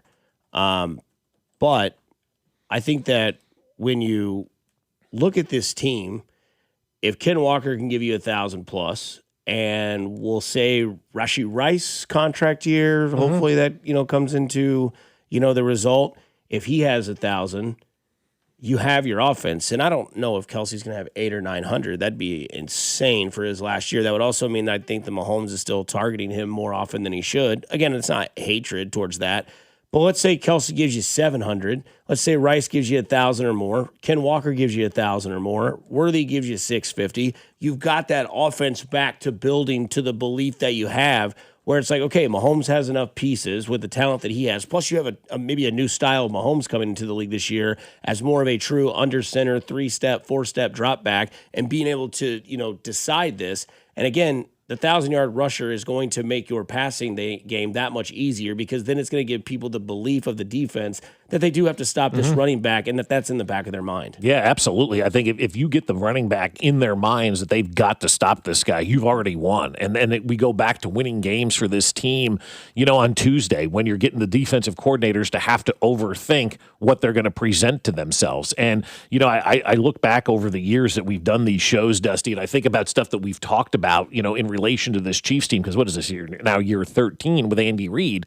And one of the things we talked about in the early days of the Patrick Mahomes era is losing, or not losing, but beating teams on Monday, Tuesday, and Wednesday inside those meeting rooms before you even hit the practice field, because you're making them prepare for so much, and you're making them have to overthink themselves as a defensive coordinator. And last year, that just wasn't the case. Last year on offense for the Chiefs, as we know, they were very predictable last year. You weren't forcing teams to have to think of ways to beat you on Monday, Tuesday, and Wednesday. They just knew this is what this team does. They're not going to run the football. Pin your ears back, get into pass coverage, and don't allow them to throw the football. Now you're back to where you were in the early days of Patrick Mahomes, where you're going to have defensive coordinators and defensive coaches up late worrying about things that may or may not happen in the game, and that wasn't the case last year. And I think that's a little bit of where Kansas City lost its edge from an offensive standpoint. Yeah, I think, as you had mentioned before, like you go back to that Denver game, where you can tell them that you're going to show the run. They didn't believe you. And I think that, advances your offense that much more, because you can go back to the Royals and talk about their ninth inning stuff. You go back to the Chiefs, they couldn't get off the field on third down, and they couldn't advance the chains via the running game, which means they couldn't run the clock, they couldn't stop the clock. Right. That's a big problem. If you can't close a game, you can't win a game. If you can't win games, your record will implicate that, right? You're seeing the Royals this year, they've blown 20-plus saves in the ninth or in the eighth or later. You look at the Chiefs, they couldn't win one-score games last year like they did the year before. They couldn't get teams off the field. They couldn't stay on the field. Big problem in the NFL. Yeah. What do? They go sign Ken Walker in the offseason. They give him the money. They give him the top free agent running back. They take him from a team that he just won a Super Bowl and Super Bowl MVP for, put him on their roster.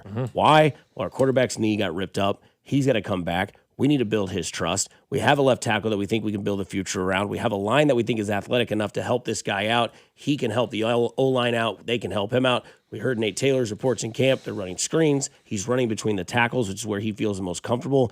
And they haven't had that in 3 years. In 3 years. Let alone they haven't had that since 2017, to be fair. And I know they had the Williams, the Williamses, and then, they've had Tyreek Hill, but 2021 was your last wide receiver to have 1,000 yards. Last year in the NFL, there were, a ton. There were 20 receivers that had 1,000 yards. Now, Alec Pierce and A.J. Brown and Michael Wilson and Devonta Smith all had 1,000 to 8, like in that barely range. But they still did it. Yeah, I mean, again, I'll give you injuries. That's why.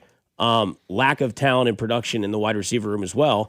But again, you want to see that happen. I'm not saying that Rashee Rice has to go out there and have 1,300 yards, right? There was only... He should be 1,000-yard receiver, though, just falling out of bed. Don't you guys think? I mean, if Michael Wilson can do it, if Wan'Dale Robinson can do it, if Cortland Sutton can still do it, then he can do it. Yeah. And I know this sounds like it might be a stretch. I don't know if Xavier Worthy is on the same level as Jamison Williams, but Jamison Williams had 65 receptions for 1,117 yards. That's a lot of deep balls. That's a lot. He had 65 receptions that he took for 1,100 yards. Well, Xavier Worthy needs to become reliable for Patrick Mahomes, though. And we've talked about him coming back from the injuries. He joined Cody and Gold on Tuesday and talked about how, the injury and watching Patrick Mahomes kind of set the standard of camp. And you kind of heard in his voice a little different Xavier Worthy. There wasn't a lot of, at least in the cut that we got of 1 minute and 30 seconds, there wasn't a whole lot of, jokes, or there wasn't a laugh. It was, yeah, this got me mentally, and now I've got to get better physically. And watching Patrick Mahomes go out there with his knee brace and be like, I'm ready for week 1. What's your excuse? Yeah, what's your excuse? Exactly right. I want to correct myself. Last year, there were 1, 2, 3, 4, 5 teams had guys with, 1,000 yards, 1,000 and 1,000. Yeah, it's happened a lot in the NFL. I was looking at the wrong thing. So in 2024, it's happened a lot as well. All 32 teams have had at least one season with a 1,000-yard rusher and a 1,000-yard receiver. In fact, it's happened over 250 times. And so last year, you had Baltimore, Dallas, Cincinnati, Seattle, and Philadelphia. Mm-hmm. That's interesting because only 2 of those teams made the playoffs, right? Because Cincinnati didn't, Dallas didn't, Baltimore, didn't at the end of the year. Mm-hmm. They got knocked out. But only 2 of those teams made the playoffs. Philly and Seattle? Philly and Seattle, yeah. Coincidence those last 2 teams win the Super Bowl? It's interesting. Let's see, in 2024, you had the Ravens, Lions, Eagles, Houston, and Atlanta. Mm-hmm. Baltimore was a playoff team that year. Detroit was. Philadelphia obviously was. Houston was. Atlanta was not. But the last 2 teams to win the Super Bowl both had a 1,000-yard rusher and a 1,000-yard receiver. Yeah. Now, again, that team that won the Super Bowl last year had JSN and Ken Walker. But you now have Ken Walker. Yeah, you now have Ken Walker. Andy Reid, laughed about it, right? Mm-hmm. Hey, we're going to run the ball every play. time, yeah. Sweet. Let's see it. I would love that. And I think when you look at these 2 teams, or this team with what they can do with Rashee Rice, who you would think, to our great late friend Therese Paylor, who says the contract year is undefeated, I know that we've had the conversation with Rashee Rice where somebody can please just sit down and talk to this guy and say, hey, I've had the text with Binkley where it's like, man, somebody's got to tell this guy, when you see the money that wide receivers make in today's game, hey, dude, just stay in a house all year, lock the door, go to the game, go to practice, travel with the team, and if you can have 1,100 yards and 10 touchdowns and, let's say, 88 receptions, even if the Chiefs don't give you that money, somebody will. Somebody's going to give you that money. Now, what he does after that, hopefully. But again, I want to see Andy Reid come out and absolutely force feed Ken Walker, because that does so much for your offense when it starts with 15. Because if they have to fear somebody else, because in all reality, in the last 4 years, defenses have only feared what 15 is going to do. Exactly. And when you can have number 9 back there and you can rely on 4, that's going to keep people distracted on those 2. Plus, you have a great Hall of Fame tight end as well that people, even though they can say, hey, Travis Kelce's volume is going to go down a little bit this year. Don't expect him to have 900 to 1,000 and 12 touchdowns and all that. You still look at 87. And that's why I think it's very valuable to what Xavier Worthy can do and get equipped to this league and to this role that he can play. Because if you have a lot of focus elsewhere with that speed, again, the only guy I'm mad with 99 speed, by the way, but if you can have a guy that is that sort of player, that's going to make his game so much more easier for him as well. It's such a domino effect in the game of the NFL, whereas if the defense can trust that you're going to run, and then all of a sudden they start putting 8 guys in the box, I know it takes 1.5 seconds for that guy that runs outside and Xavier Worthy, and Mahomes is so much more easier to throw that deep ball because he's mentioned it this year. I've got to get better at throwing the ball deep. Well, that's the domino effect. If Ken Walker's out there and you see 8 men in the box, or you can tell that safety's creeping up, check, 1, 2, boom, see you down the field, make that work, because that's the other thing. You've got to implicate that as back in your game. And I can't believe we're having this conversation about it, but the deep ball ain't been great for Mahomes. No, it has not. He's also not had the supporting cast he'd like with it, but we've seen him miss.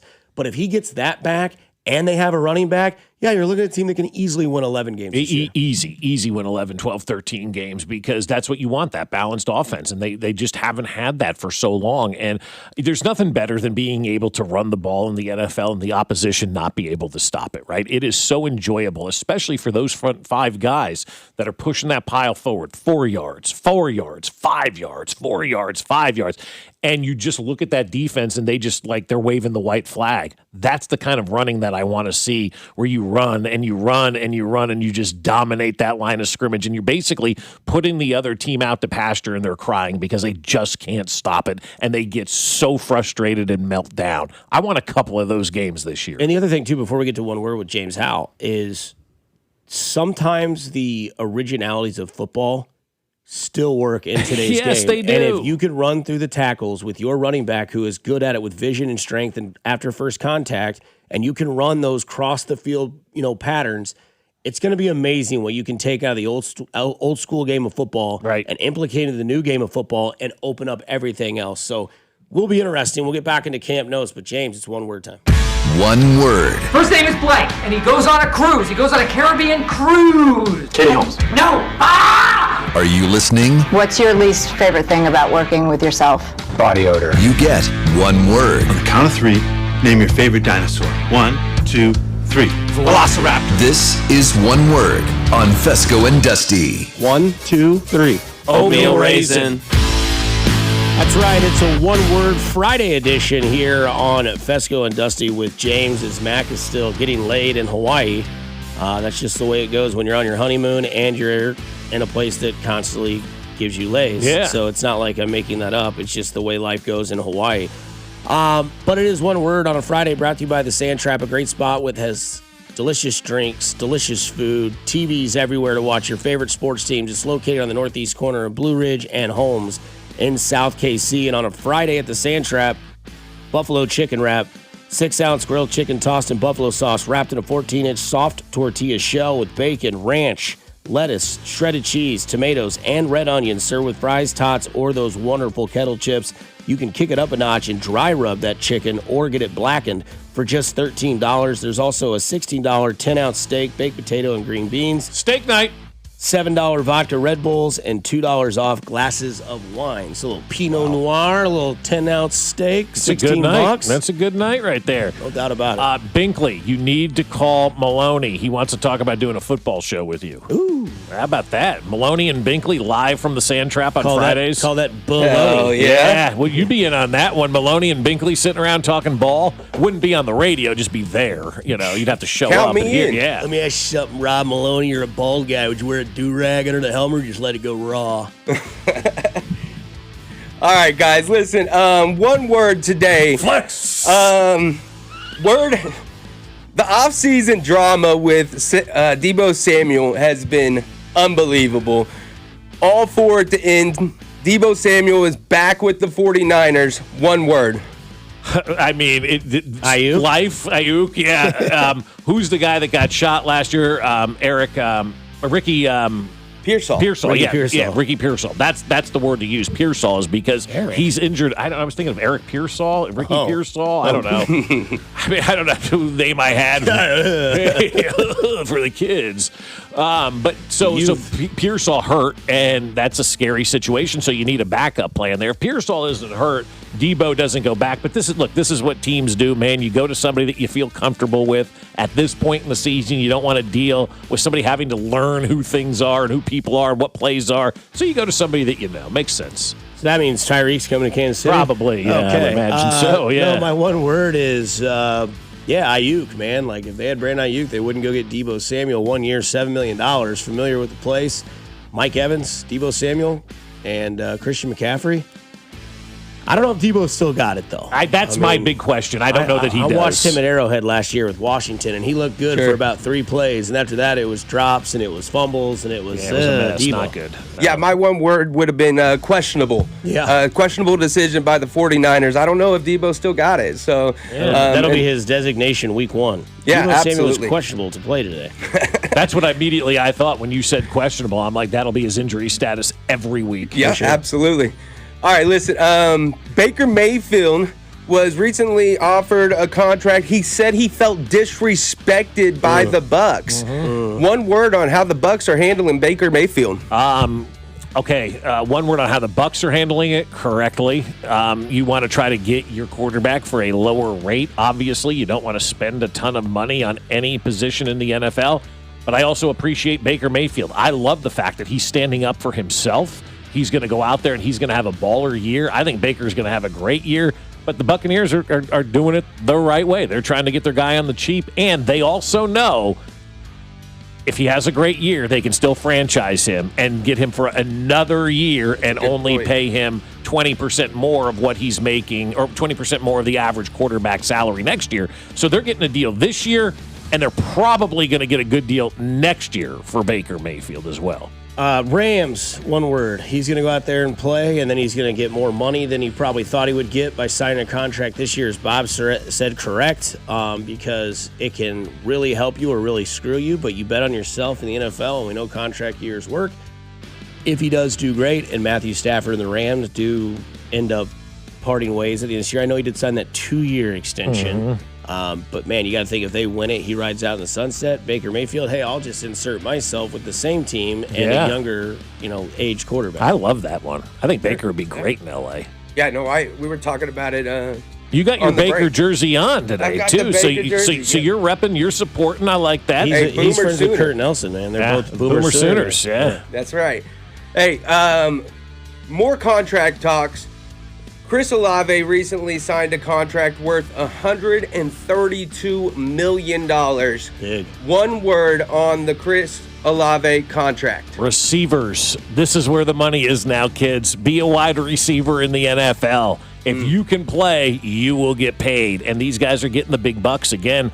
Why it's important to draft and develop right at that wide receiver position. That's why it's so important for the Chiefs to get the most out of Rice and Worthy this year on rookie contracts, because this is where it's going. And it's another message to Rashee Rice, like, look at this money that Chris Olave got. If you just act like a normal human, you could get a lot of money too. Yeah, I know it's not one word, but Ohio State. Yeah, that too, yeah. I mean, Olave, JSN, Garrett Wilson, maybe Marvin Harrison Jr., but he's got to learn how to catch the ball in the league of the NFL, because so far it's been a rough camp for him. But, yeah, Ohio State's one word. I mean, it's wide receiver university. It has been for the last, 4 years, man. They got another guy coming out. They had 2 guys this year. Buckle up, man. Fantastic. Hey, Bob, I know you're going to like this one. There was recently an Odyssey email about the potholes here in the parking lot. One word about receiving that email. Finally, we're going to pave the parking lot. But I also, the email was so worded, we're paving the parking lot. There are still other things to make fun of in the building, the air conditioning, the Wi-Fi. There's something else that we were allowed to make fun of as well in the building, maybe the plumbing, I don't know. What it was, the roof leaks half the time, but we had a tree on the building. The tree growing out of the building was pretty good. Birds inside the building have always been special. We got a family of birds in here now that are living. That's what it was. Yeah, birds. It was birds. Yeah, it was birds. We've named them. We feed them. With larvae and stuff out of our coat pocket. But I'll believe it when I see it, too. I know we got an email that said they were going to pave the parking lot. I'll believe it when I see it. Right now, I'm in Lake Mission out here in front of the Odyssey place. Came in this morning. I'm like, I think this is a parking lot. I don't know. It may be a lake. That's no moon. Yeah, great. I can't wait. It's going to be awesome. We're going to do our show live from the new parking lot. That's right. We should do it live from the new parking lot. How do you think they're going to do this parking lot? Because I got this feeling. Analytics would say. Yeah, analytics would say. You start on the east end, because that's where the sun comes up first. Yeah. I don't know. They're getting it done, man. That's all that matters. Yeah. So, somebody says roads everywhere are just disgusting. Oh, today was bad, man. Be careful out there. There's a lot of water out there today. I almost called on to Noah to see if he'd make me an art No today. doubt. That's the only way I would have gotten here. That is One Word with James Howell there on a Friday. It is brought to you by the Sand Trap, a great spot that has delicious food, cold drinks, TVs everywhere to watch your favorite sports team. Great pizza and fried mushrooms, by the way, there as well. It's located at the northeast corner of Blue Ridge and Holmes in South KC. Also, today, it's Friday, so at the Sand Trap, you know what it is. Buffalo chicken wrap, 6-ounce grilled chicken tossed in buffalo sauce, wrapped in a 14-inch tortilla shell with bacon, ranch, lettuce, tomatoes, cheese, and onions, served with tots, fries, or chips. You can get it blackened as well, but it's only $13. Or if you're like Bob and you want a steak tonight, $16 for a 10-ounce steak, baked potato and green beans, $7 vodka Red Bulls, and $2 off glasses of wine all day at the Sand Trap. Hey, hate to break it to you, card people out there, but the golden ticket was found, and the money that they got instantly is absurd. Here on 96.5 The Fan, your home for Kansas City Sports. This is Fescoe and Dusty. Brett Veach has the most underrated chest I've ever seen. On your home for Chiefs football, 96.5 The Fan. Fescoe and Dusty is brought to you by Golden Oak Lending. Do you need extra cash? Golden Oak Lending can convert your home's equity into cash in as little as 14 days. Let Golden Oak Lending cure your blues. Well, I'll tell you, my friends over at the Sheet Metal Workers Local Number 2 have done great things here in Kansas City, and now they want you to be a part of what they have to offer because they've got a mission to build strong partnerships between members, business partners, customers, and community. And there's zero cost to become a partner contractor with the Sheet Metal Workers Local Number 2. So if you're an architectural sheet metal contractor, they'll provide a flexible workforce for your project demands, timelines, and economic conditions. And when you partner with the Sheet Metal Workers Local Number 2, you're connected to elite craftsmanship. Our members install metal roofing, siding, and decorative features on our region's most landmarked buildings, the top of Bartle Hall, the Kaufman Performing Arts Center, and that iconic crown at Kaufman Stadium. They'll provide the manpower specifically for the architectural sheet metal community, and there's no downside. It's completely free with zero obligation. Just straightforward information on how they can grow your business and your profit margins. Sheet Metal Workers Local Number 2. We're an old union with a new perspective on business. Learn more at sheetmetal2.org. What if you could have the most reliable fiber-powered Wi-Fi? And get this, what if you could keep it at the same price for 5 years guaranteed? Now through August 24th, new Xfinity customers can get our best price on gig Wi-Fi this summer before it disappears. Just $50 a month for 5 years. No annual contracts, no hidden fees, and our best equipment included. Plus, get online in minutes with same-day Wi-Fi. It's Wi-Fi that finds and fixes problems before you even notice them. Like super intelligent Wi-Fi with a sixth sense. Plus, it keeps you protected from online threats. And get Peacock Premium included for 2 years. Lock in your price and unlock the possibilities. Get it now at Xfinity.com. Xfinity. Imagine that. Restrictions apply. Requires paperless billing and autopay with stored bank account. Taxes and fees extra. Speeds vary. Use of fiber coaxial cable. Learn more at Xfinity.com/same-day Wi-Fi. I'm Bob Burke, founder and chairman of Burke America Parts Group, a family of brands that includes RepairClinic.com, an appliance and HVAC parts solution company that's grown into an international brand. Before AmericanEagle.com, we partially launched a new technology platform developed by another firm. American Eagle helped take our technology to a whole new level with digital marketing, software development, and business insights into our key markets, appliances, HVAC, and outdoor power equipment, and did so both on time and on budget. AmericanEagle.com has the resources, experience, and talent needed to produce solutions. Our new technology platform, developed by AmericanEagle.com, has produced tremendous results with higher traffic, conversion, engagement, and online revenue. If you have any home repairs you need to take care of, check us out at RepairClinic.com. If you need a world-class website or technology project, then I would highly recommend AmericanEagle.com. Call AmericanEagle.com at 773-NETWORK. That's AmericanEagle.com, 773-NETWORK. While the world watches the stars at the FIFA World Cup this summer, Hyundai has its eyes on the next generation of talent. The future stars who are already turning heads at age 14. Because next doesn't wait for an invitation. And neither do we. Hyundai has always moved the future within reach. We did it when we made advanced safety standard on every vehicle and engineered EVs with ultra-fast charging capability. Because the future isn't some far-off concept. It's already here. Next starts now. Hyundai, an official partner of FIFA.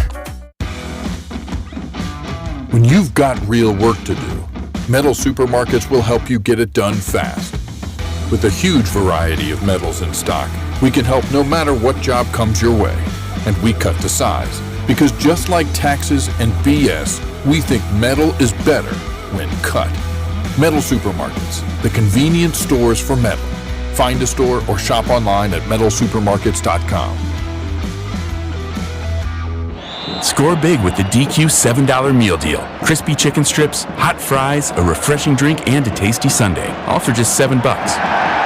It's so much delicious food, you'll bring home the win every time. And keep on winning when you upgrade to a small Blizzard treat for just $2 more. Like the limited time Biscoff Cookie Blizzard treat. The $7 meal deal with a $2 small Blizzard upgrade for the win. DQ. Happy tastes good. Participation may vary. You don't have to carry everything on your own. Whether you're dealing with stress, anxiety, depression, substance use, or thoughts of suicide, talking to someone can help, and help is available 24/7 through the 988 Suicide and Crisis Lifeline. You can call or text 988 anytime to connect with a trained mental health professional. 988 is free, confidential, easy to remember, and available anytime, anywhere, to anyone. Call or text the 988 Suicide and Crisis Lifeline. No judgment, just help. Here's your traffic report on 96.5 The Fan. Brought to you by SWL Injury Law, the Car Crash Kings. It's what they do. Visit SWLinjurylaw.com. 35 northbound crossing the state line, very heavy. You hit delays around Cambridge Circle a little before and stays very slow up to the merge with Broadway. Earlier problem there finally has cleared. Through the Grandview Triangle, 470 westbound, still heavy. Getting onto 435, you're slow. Belton, 49 northbound, past 163rd with an accident, keeping you heavy. And then on the Kansas side, 435 westbound, heavy from Lackman over onto K10 with an accident in that transition. Alan Card, 96.5 The Fan, traffic.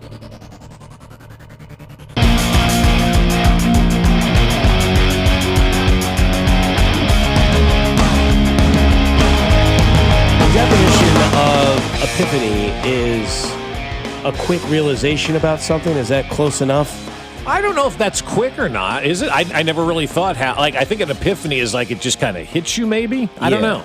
Isn't it something that kind of hits you a quick? Like it just kind of like hits you on an idle Tuesday or something. You know, I had an epiphany that if it rained, But I think after yesterday, so I made not that anybody cares. But I made homemade Chipotle bowls. Okay, It's nice. kind of the way Yeah. I roll these days. So Yeah. I don't have to put the chicken back. And you don't want to get used chicken, right? And so for those of you, it's very hard to cook for one. I don't know if you've ever had to do this. Yeah. Oh, very yeah. hard. Absolutely. It's very, very tough to cook for one. Yep. So I've got a lot of leftover ingredients. I got black beans left over. I've got some rice I could make tonight if I wanted to. Some chicken. Right. And I realized, oh yeah, I still have taco shells, corn shells. That's the way to go. Yeah. I think that's the only. I think I'm out on flour tortillas, and I think I'm only a chicken taco guy. Yeah, the corn tortillas are much healthier for you, first and foremost. But Hy-Vee has these 60-calorie, low-carb taco shells, tortilla shells that I like that are really good to give you, something different. Maybe if you want to look for something a little low-cal, they're really good. I mean, they're right there in the tortilla aisle, not in a special place or anything like that. But they're like the low-carb, and they're only 60 calories, and they take care of everything. But you say you cook for one. I've got 3 others that live with me, but I don't. I mean, I'm cooking for one too because they don't eat anything that you make. Nothing's ever good. Nothing's ever right. It's not Chick-fil-A. Right. It's exactly what it is. Yeah. And so, yesterday I made fajitas for myself. The day before, we made asparagus and chicken and all this stuff. I'm like, all right, I've got some homemade sauce left over because I'm making sauce now. I'm not buying jarred sauce anymore because look at the ingredients on this stuff, man. You make your own sauce. It takes 5 minutes. It's tomatoes, it's onions, it's garlic. You're done.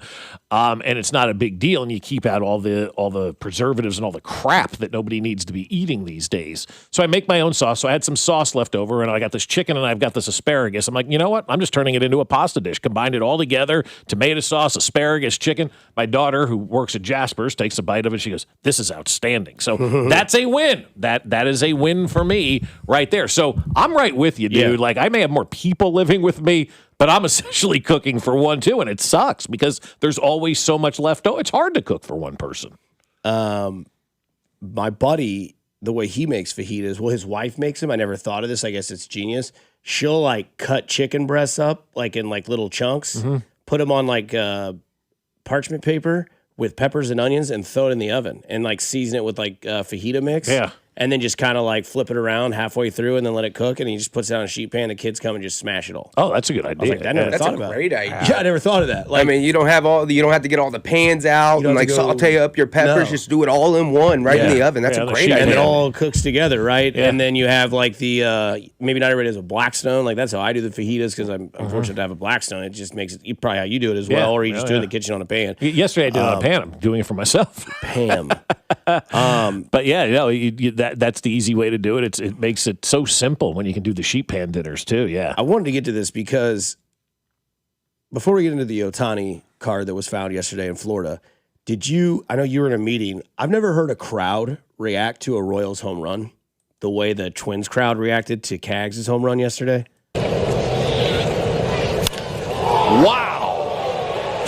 whole crowd says, wow. And the Fever even noticed it. Wow.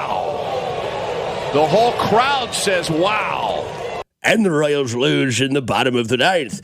But I think when you see the news yesterday, so some lucky son of a buck goes into a card store in Florida. Because I want to get people's perspective on this, on like what's the first thing you do. Because I know that a lot of people out there are rocking 11 million. But in Boca Raton, Florida. Boca Raton? Boca Raton. Okay, Raton's what I thought it was because it's Florida. A card was pulled from the hobby box of Topps Chrome Baseball by a collector at his local card shop, Boca Sports Cards.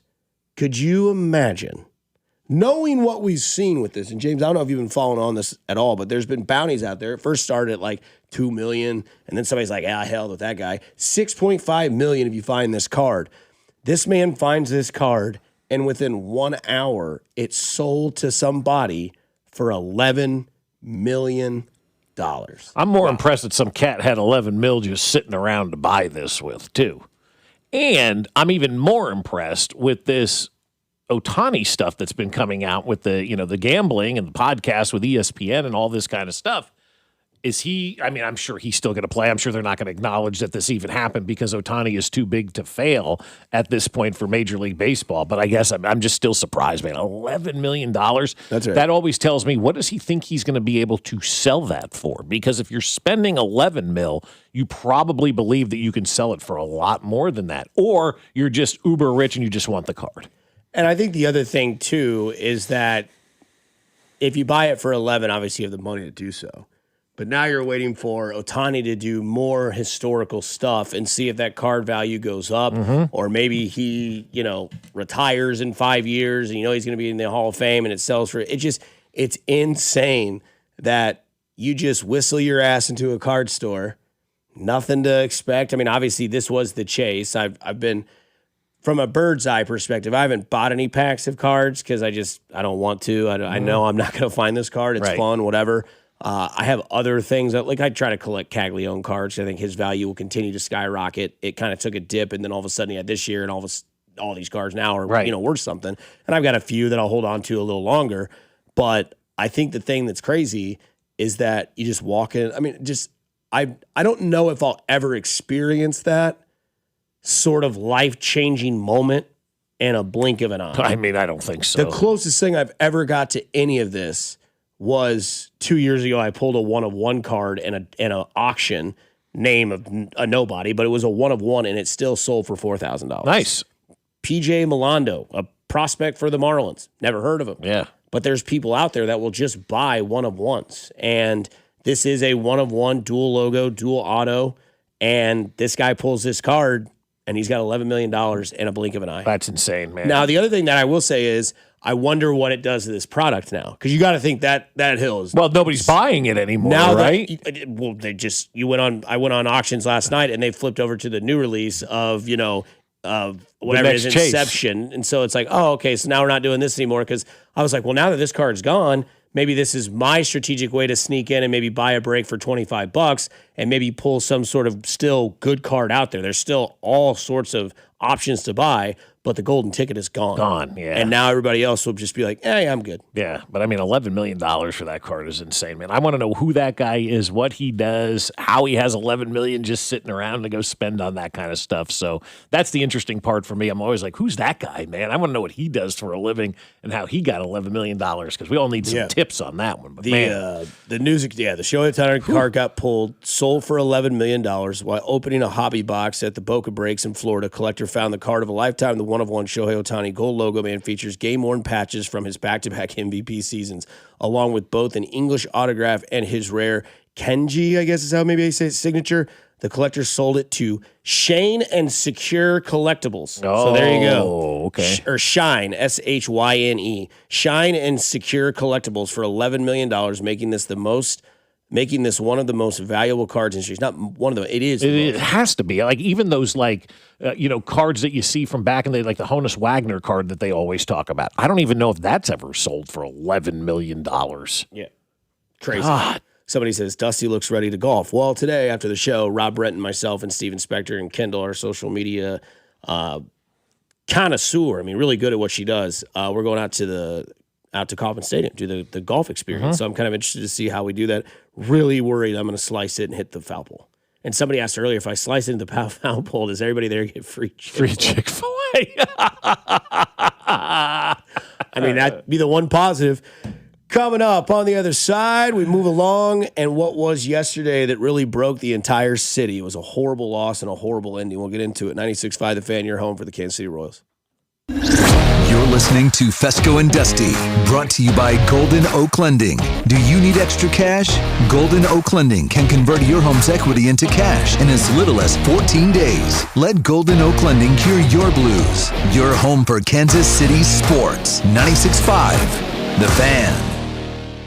The Advent Health Championship is Casey's only PGA Tour event. Whether you're a golfer or you just want to be part of the fun, family-friendly event, see the future stars of the PGA Tour at Blue Hills Country Club, August 20th through 23rd. Ticket information at adventhealthchampionship.com. And Doug. Limu and I created a trick to help you remember that you can customize your car insurance and save with Liberty Mutual. You see, the shirts Limu and I wear are yellow, and yellow is the color of lemons, and lemons grow on trees, and trees provide oxygen, and oxygen helps us breathe, and breathing is how you live, and you can live more life when you save money by customizing your car insurance. I agree, Limu. It's really quite simple. Only pay for what you need at libertymutual.com. Liberty, liberty, liberty, liberty. The corrupt political establishment. If you're ready to give them the finger, Taylor Burks is your man for Congress. Taylor Burks, America First conservative, outsider, 3 combat deployments as a naval commander. Taylor Burks will stand with President Trump against rhinos and the corrupt establishment. In Congress, Burks will always put America first. He'll work with Trump to deport every last illegal, ban communist China from owning 1 inch of our land, and protect our elections by passing the SAVE Act once and for all. So if you want to tell off the political establishment, you conservative warrior Taylor Burks, an America First patriot for Congress. Paid for by Show Me Valor PAC. www.showmevalorpac.org. Not authorized by any candidate or candidates committee. Show Me Valor PAC is responsible for the content of this advertising. $5,000. That's the average amount of money people in the U.S. are now spending on gas in a year. $5,000. That's crazy. If you drive, you have to download Upside, the free app that gives you cash back for buying gas. That's right. You can earn cash back with Upside just for buying the gas you're already buying. You can literally start earning cash back today. I use Upside, and just last year, I made nearly $300. You're putting gas in your car anyway. Why not get cash back? If you like extra cash, download Upside. I'm saving the cash I earn from using Upside to help pay for a vacation later this year. Download the free Upside app now to earn cash back when you fill your tank. Use promo code SNAP to get an extra 35 cents per gallon on your first tank. You can cash out anytime, right to your bank or a gift card for Amazon and other brands. Just download the free Upside app and use promo code SNAP for a 35 cents per gallon bonus on your first tank. That's code SNAP for a 35 cents per gallon bonus. Chiefs coverage is brought to you by New Century Chrysler Dodge Jeep Ram in Paola. Spring hail means big savings at New Century Chrysler Dodge Jeep Ram in Paola. Save up to $15,000 on hail damage new and used vehicles, plus all factory incentives. But this hail of a sale won't last long. New Century Chrysler Dodge Jeep Ram in Paola. You always pay less in Paola. Here's your traffic report on 96.5 The Fan. Brought to you by SWL Injury Law, the Car Crash Kings. It's what they do. Visit SWLinjurylaw.com. Missouri side Belton, 49 northbound, heavy from Missouri 58 up past 163rd with an accident. Kansas side, trouble 635 northbound, bogs down at K5, stays very heavy to the bridge with an accident blocking a lane. Alan Carr, 96.5 The Fan, traffic. Range Bait with Dusty Likens is now up on The Fan's YouTube, Instagram, and Twitter channels. 96.5 The Fan, KFNZ FM and AM, HD1 and HD2 Kansas City, an Odyssey sports station. Welcome into Fescoe and Dusty. I mean, come on, guys. What are we doing here? A show that, analytically, exists between 6 and 10 weekday mornings on Kansas City's only FM sports station, 96.5 The Fan. Oh, buddy. Live from the studios that brought you. Hey, what's going on, man? Here's Bob Fescoe and Dusty Likens.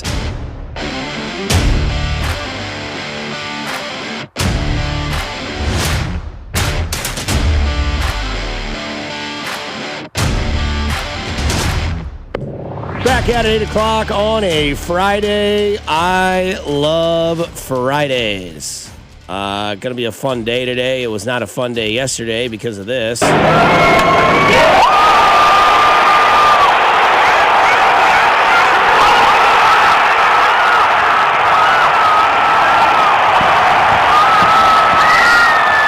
enough of that. Royals fall to the Twins. They lose the series on 2 walk-off hits in which they had the lead.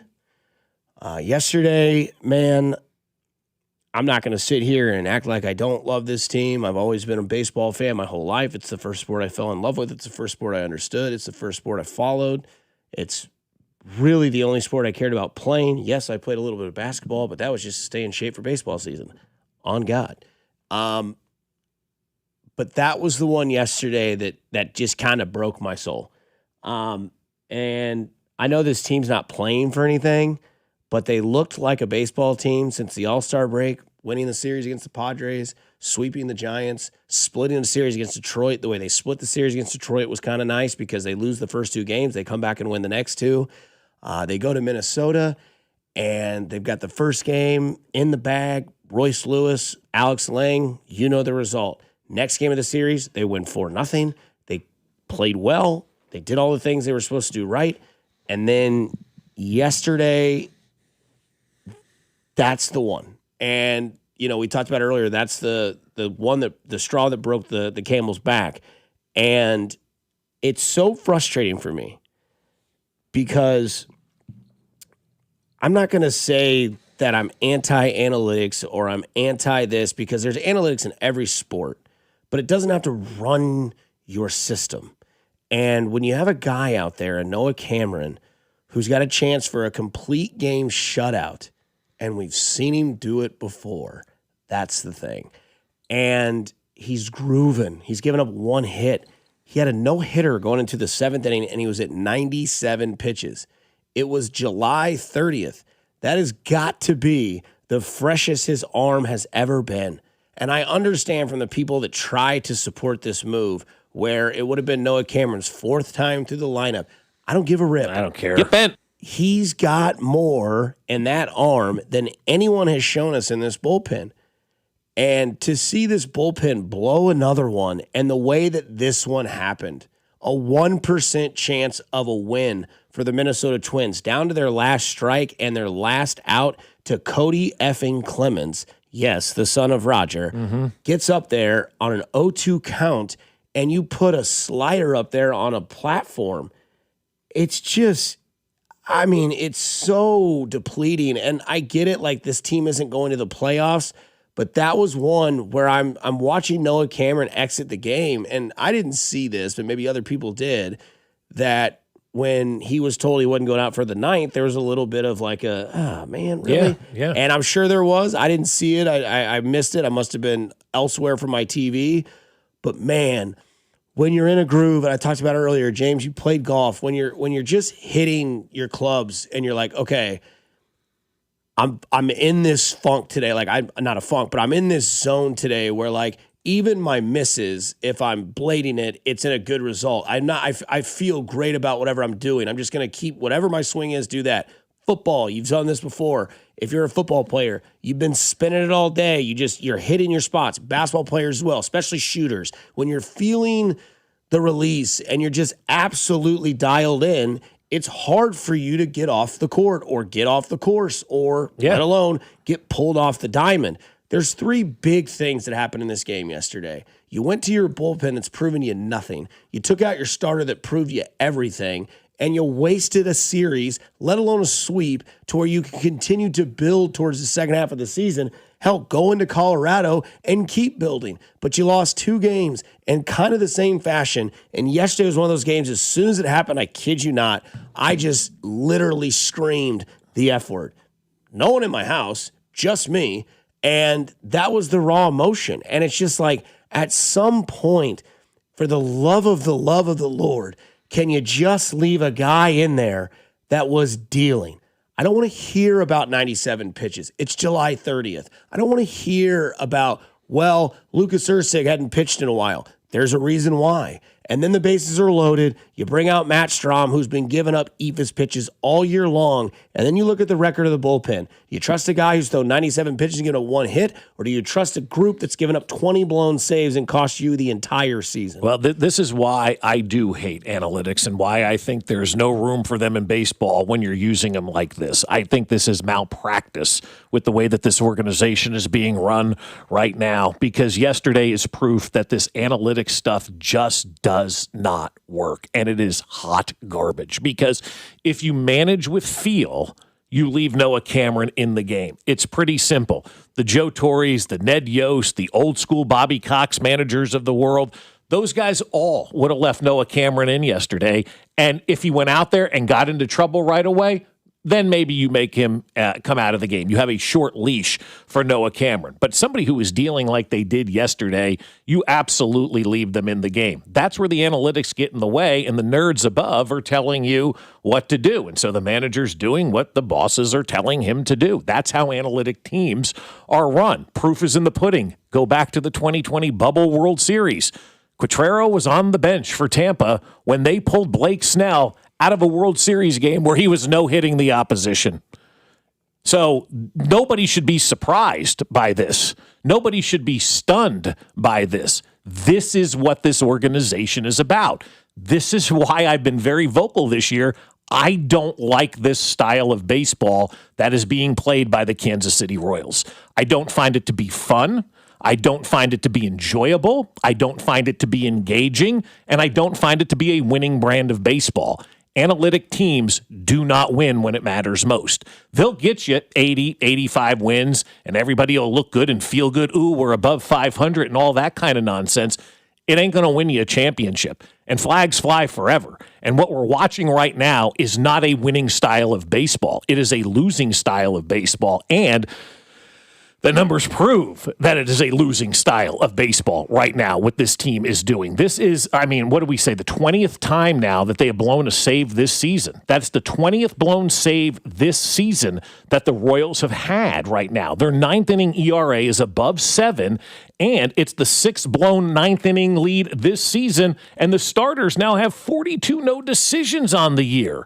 Over half of the starts that are made by the starters on this team end up in no decisions because the bullpen has been so bad. Yesterday was an opportunity to get a win, get a little confidence, gain a little confidence in a season that has been an utter disaster, a season that has gone off the rails since day one, a season that nobody really saw coming, a season where you had expectations, and finally you had something pretty good to hang your hat on yesterday, and what did you do? You messed it all up because you looked at a binder with numbers and it said, oh, well, he shouldn't pitch here. Column A, column B come together. Oh, that means let's go with reliever, even though the relievers that we have don't do the job the right way. But column A to column B, and it all lines up. Bing! And that's what it tells you to do. That's why analytics is hot garbage. That's why analytics is terrible. And that's why analytics can't be the end-all, be-all when you're running an organization.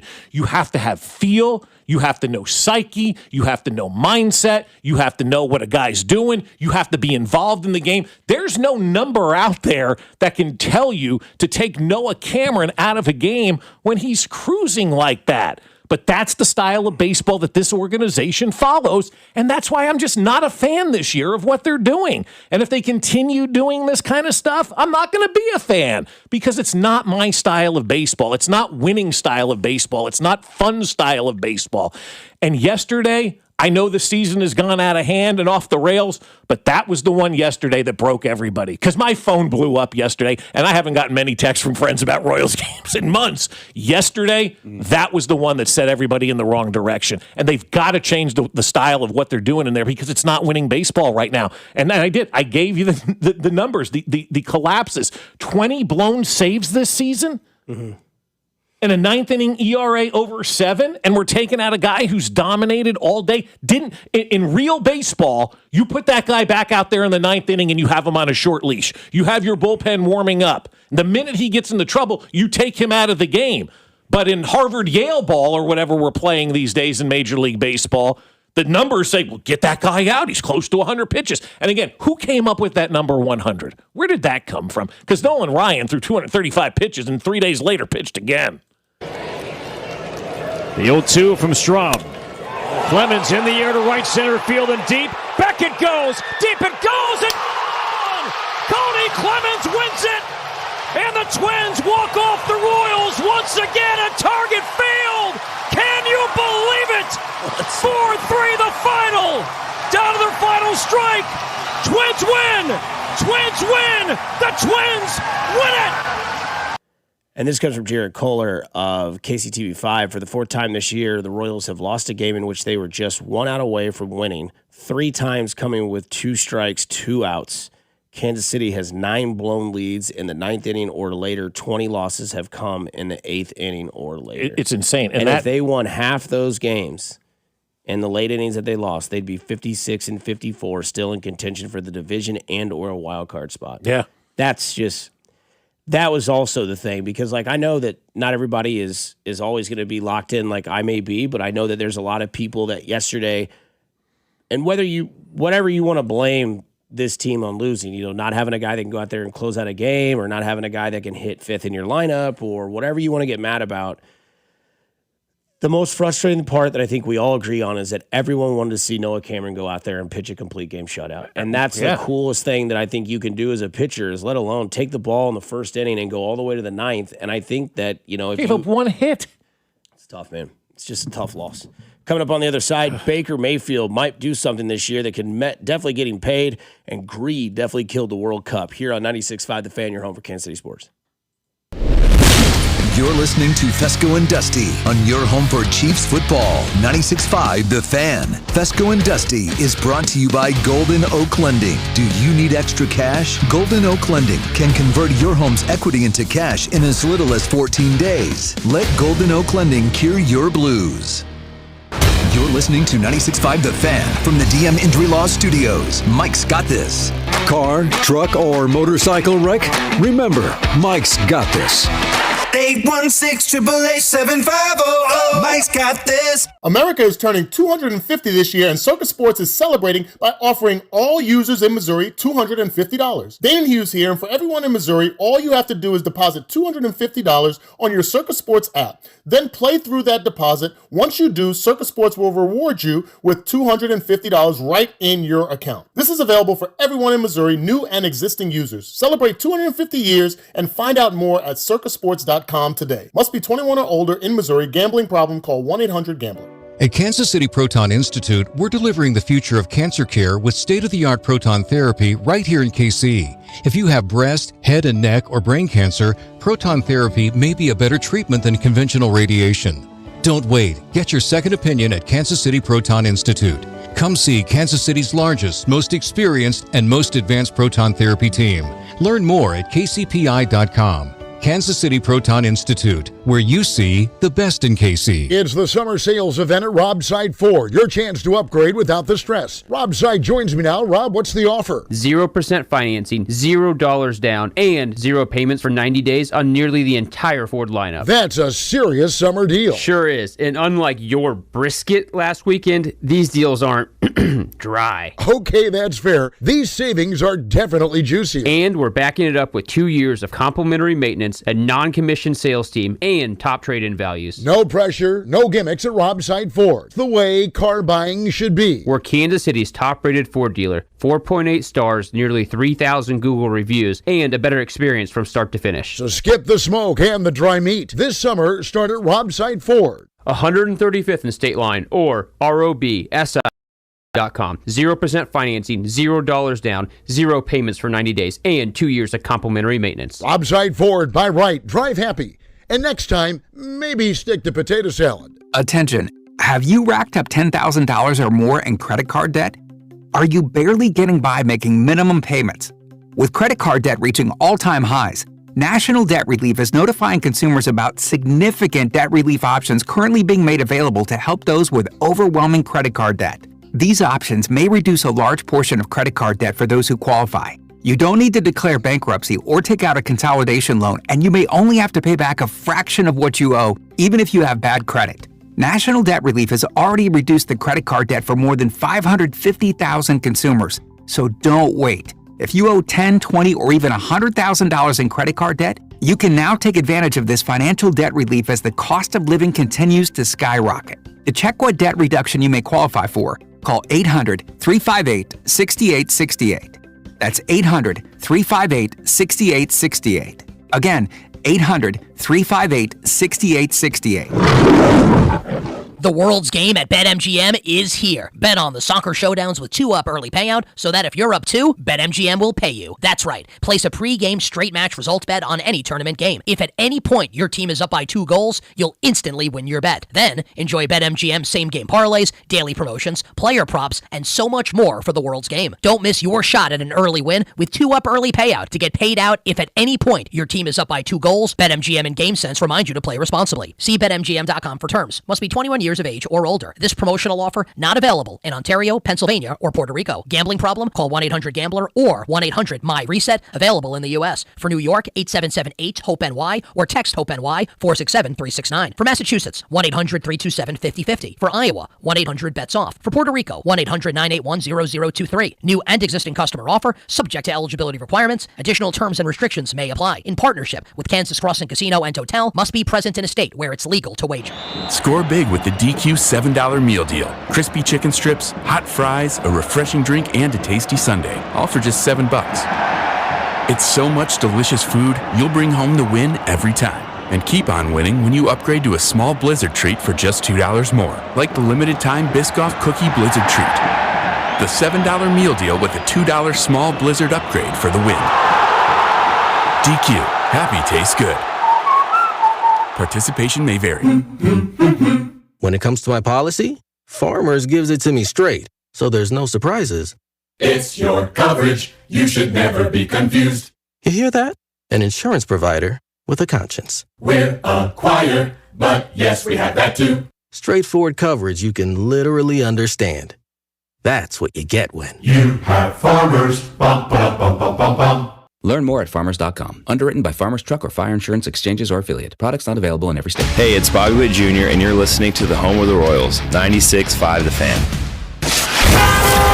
Here's your traffic report on 96.5 The Fan. Brought to you by SWL Injury Law, the Car Crash Kings. It's what they do. Visit SWLinjurylaw.com.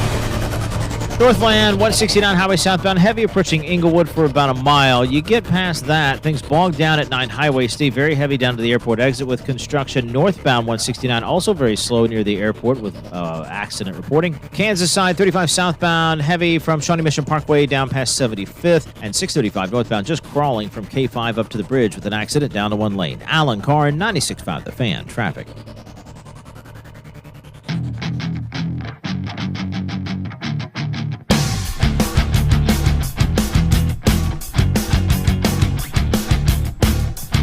Going back to a little bit we talked about earlier about the golden ticket, the Shohei Ohtani one-of-one dual gold logo man autograph card that had surfaced in Boca Raton, Florida.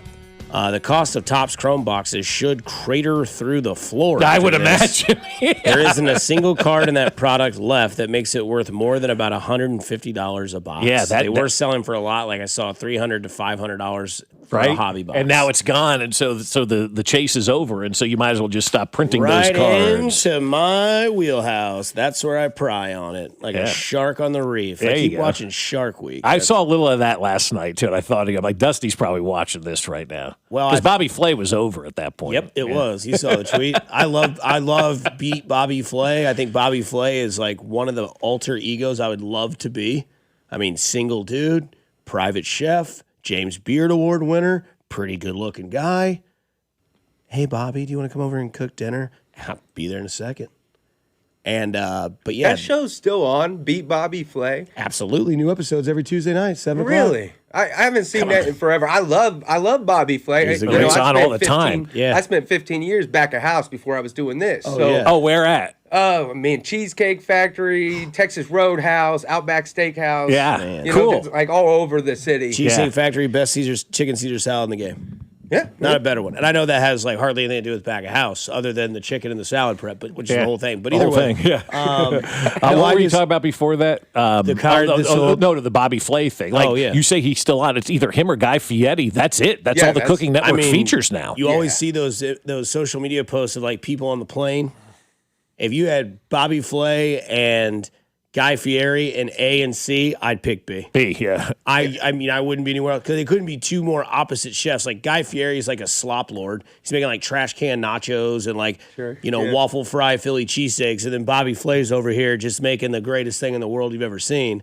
But he's kind of a dangerous man in that kitchen, and it's great to watch that show. But yeah, I mean, I who's your Mount Rushmore on Food Network? Oh, for me, it's Ina is my favorite. I love. Can Ina. you go all time? Yeah, that's what I'm going all time. Yeah, because she's not really on anymore. I would say Emeril has to be up there because he kind of got everybody into it. Boom. One of the originals. I would go with the Pioneer Woman on there as one of my top, and then no Bobby, no Guy. No, I'd probably go Giada. Up there as well. Okay. Yeah. I think I'd have Guy and Bobby in the top 4. They don't do shows that I particularly love. You don't like Diners, Drive-Ins, and Dives? No, I do, but I like Guys, the Grocery old. Games? No, I don't. I like the old school cooking show where the person is on there for a half hour and showing you how to prepare the meal and all that kind of stuff. Like those are the type of shows. That's kind of Bobby Flay. Bobby Flay. Yeah, a little bit. It's competition-ish. Yeah. Like it's, two people that are random. And then whoever wins faces Bobby, and they always lose. Right. And then you get to see it's always like, and the winner today is Chef Bobby Flay. Yeah. I'd go probably Bobby, Guy, Adam Richman. Oh, that's a good I really one. loved Man vs. Food back in the day. Yeah. Okay. And then after that, she has since passed away. Oh, yeah. But she was the blonde. Yeah. She was basically the lady version of Guy Fieri. Yeah, why can't I think of her name right now? She just died. No, not Paula Dean. No, she's dead. She's not dead. Going? She was canceled. Okay. Because she was, I think I'd have to put Rachel Ray in my. Rachel Ray's another really good one that I should have probably put into mine as well. And Burrell, Ann Burrell was a great one. I could even go back to the old days, and this is really how old I am with Food Network. Mark Summers was on Food Network years and years ago. He used to do a show. I can't remember what it was, but I remember always watching. Unwrapped is what it was. It's about food, obviously, but like those kind of shows back in the day kind of got this Food Network thing started. I just like watching somebody cook for 30 minutes and kind of doing their thing and getting ideas and all that kind of stuff. So like Diners, Drive-Ins, and Dives, I love, but the Guys, Grocery Games, I'm just not into that one. I think if you gave me like my Mount Rushmore of cooks, though, it would probably be Bobby. Well, number 1 would be Bourdain. Number 2 would be Bobby. Number 3 would be probably Gordon. And 4 would be Emeril. I think that would probably be like my 4 on Mount Rushmore of chefs, and I'm sure I'm missing a ton. Of course, you start looking at a list, you're like, oh yeah, I forgot that person, or whoever. That's right. So Baker Mayfield, do a contract. It's interesting because I think that as much as we pour into this show during the football season, Monday through Friday, it's obviously very filled with Chiefs content, but it's boring if you just watch one team and work in this industry. And I think we all here today know that. Like, we watch other teams that are in the Chiefs division. We watch, maybe there's a couple of players out there that you got your eye on. Now that you have future betting, sources, you might have somebody to win Offensive Player of the Year. I think my bet this year is going to go to Puka Nacua. Mm-hmm. He's plus 1,300 to win Offensive Player of the Year. The favorite is Jahmyr Gibbs at plus 650. Okay, I was going to say JSN. They've moved on from Montgomery, so he's now the main back. Obviously, Pacheco is his backup in Detroit, but they assume he is going to have one of these, historic years, so he's the favorite. But Baker Mayfield's an interesting story because we've, at least in my lifetime as I get older, I'm now getting to watch guys that I get to see their career in full. And I think when I had my first old man moment was on the train in Jersey. That was the second one. Okay. The first one was I was at Alex Gordon's debut game, and I was at Alex Gordon's Royals Hall of Fame induction night. Oh, yeah. It's full circle. I mean, it was crazy. Like, I went and saw Alex Gordon's first game. I sat behind the right field, or the first base dugout, the home dugout. I was like 10 rows up. Every time he came up, people cheered.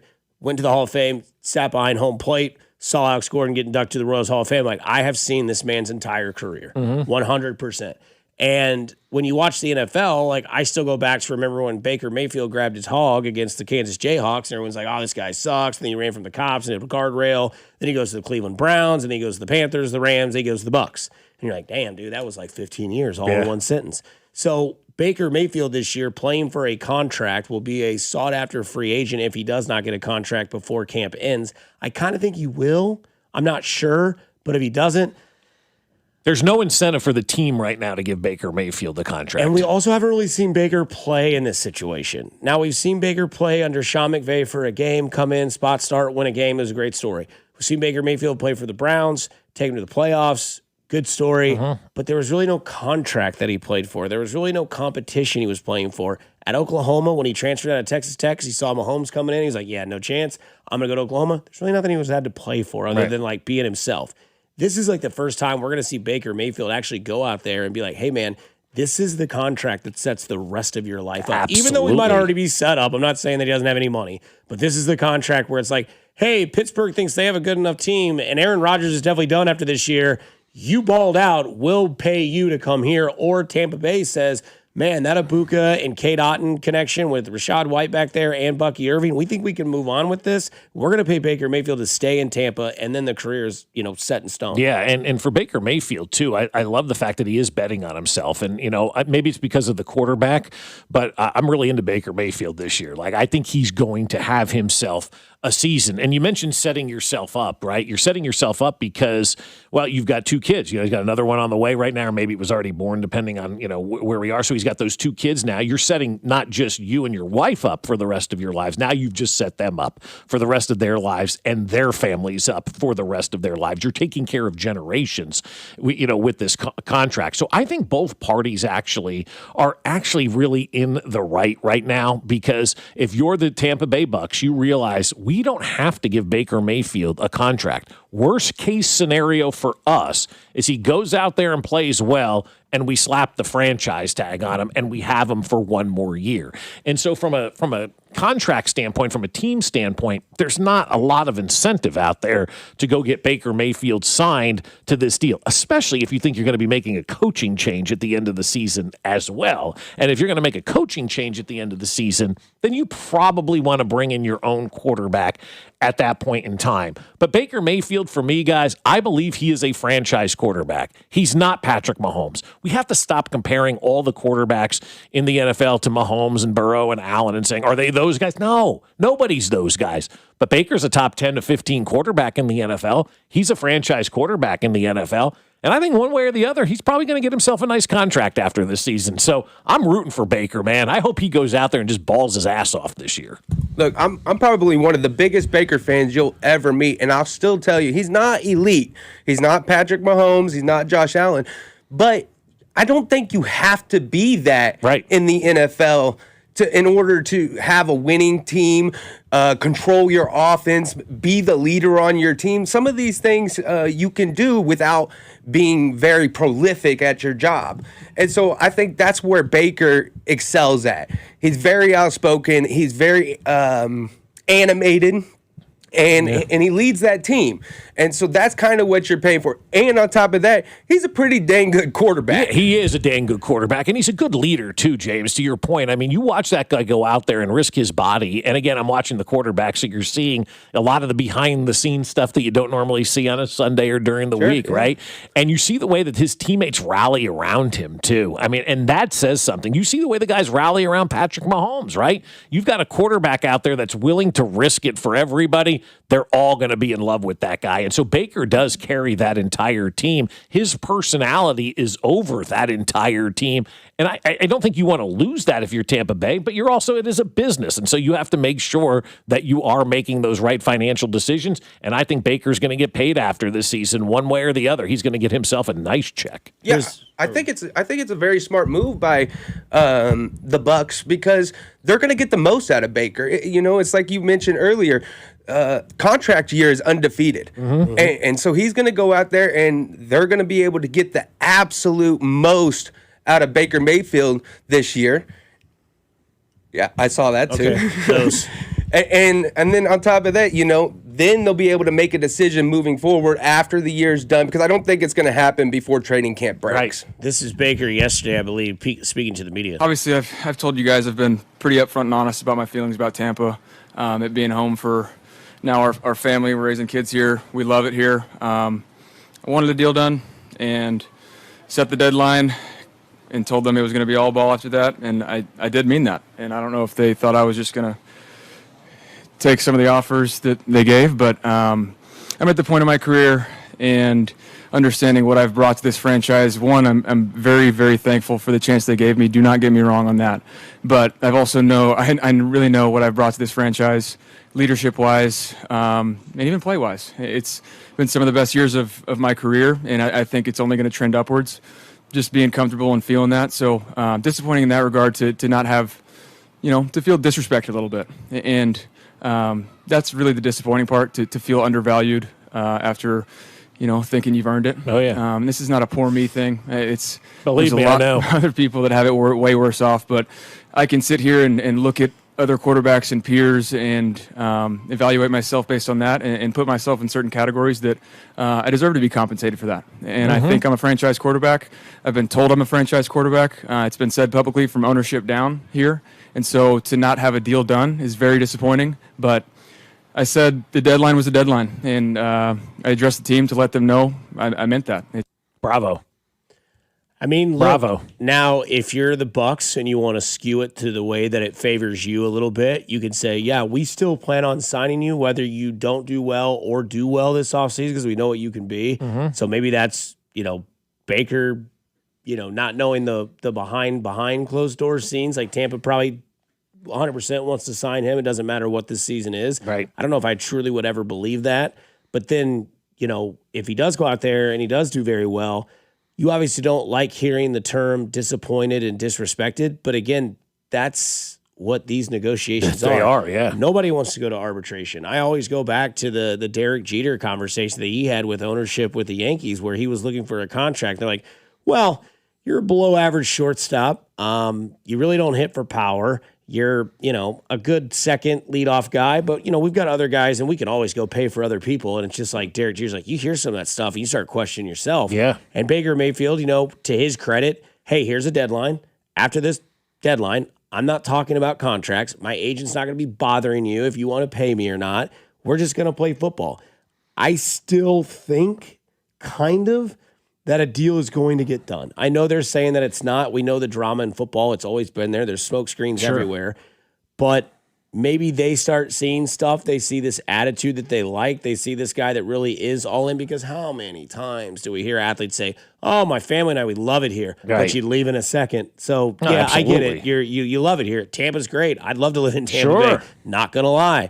But again, your family will love it anywhere you go. So both sides playing each other is the drama that we tend to love in sports. Yeah, absolutely. And it is. That's what you're getting right now. Both sides truly playing each other. But also, too, with Tampa, now you've got the Vita Vea situation, right? And you've got him complaining about his contract. Now you've got the quarterback with an unsettled contract out there. To your point of maybe it gets done. Maybe it gets done because Tampa just needs it to get done to kind of move this organization forward, to lift that cloud that's kind of been over their heads right now with these two star players potentially wanting out or not getting a contract done. But if I'm Baker Mayfield at this point, I'm not engaging into contract talks unless the Tampa Bay Buccaneers are going to absolutely blow my socks off, right? If you're going to come in with an amazing offer, fine. But I'm not sitting here and we're not going back and forth for 50 cents on the dollar. So if I'm Baker Mayfield, it's nice that you want to talk as the team, but now I'm not interested in talking unless you're going to come to me with an adult offer.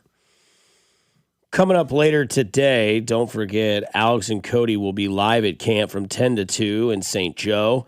Noah Williams will join them today. And at the podium today will be Andy, Xavier Worthy, and Drew Tranquill. There you all go. talking to the media today. So they'll have Noah Williams, the player to pop, as some would say, in the national perspective of Chiefs players to look out for this year. Noah Williams is one of those guys that is got a lot of people's attention at the cornerback position. Yeah. Greed killing the World Cup. This is sad to see. I mean, can you believe this? Yes. Yes. Yes. Yeah. Like Ryan yesterday. Unbelievable. No, Ryan, very believable. That's all I heard. When I saw the pitch and the bat hit it, all I heard was Ryan Lefevre go, unbelievable. And I was just like, man, Ryan feels it. Yeah. Oh, yeah. You can tell Ryan. Oh, yeah. You know, and I will say this, shout out to Ryan Lefevre, who did a great job this week. His longtime baseball coach in Minnesota passed away. And so this guy apparently has touched everybody in Minnesota and Minnesota baseball. And so I reached out to Ryan, talked to him the other day, and he was really feeling it. One of his mentors and people that were close to him and, the guy who recruited him to go to Minnesota passed away. And so Ryan's dealing with that heavy stuff and still having amazing calls on the game. But this World Cup thing is they're basically doing what everybody else is doing right now, and they're selling the World Cup to, what's the word that I'm looking for? Highest bidder. Yeah, highest bidder, hedge fund, that type of stuff. Yeah. And so the European nations, 55 of them, were no longer participating in any FIFA events, which includes the World Cup. The governing body of the United States, Canada, Mexico, our group, UEFA Cup or whatever it's called, we're not playing anymore in these FIFA events. So the World Cup right now, guys, I mean, we may have just seen the last World Cup as we truly know it. If you're not going to have North America, South America, Mexico, if you're not going to have the European nations involved in the World Cup, do we really have a World Cup anymore?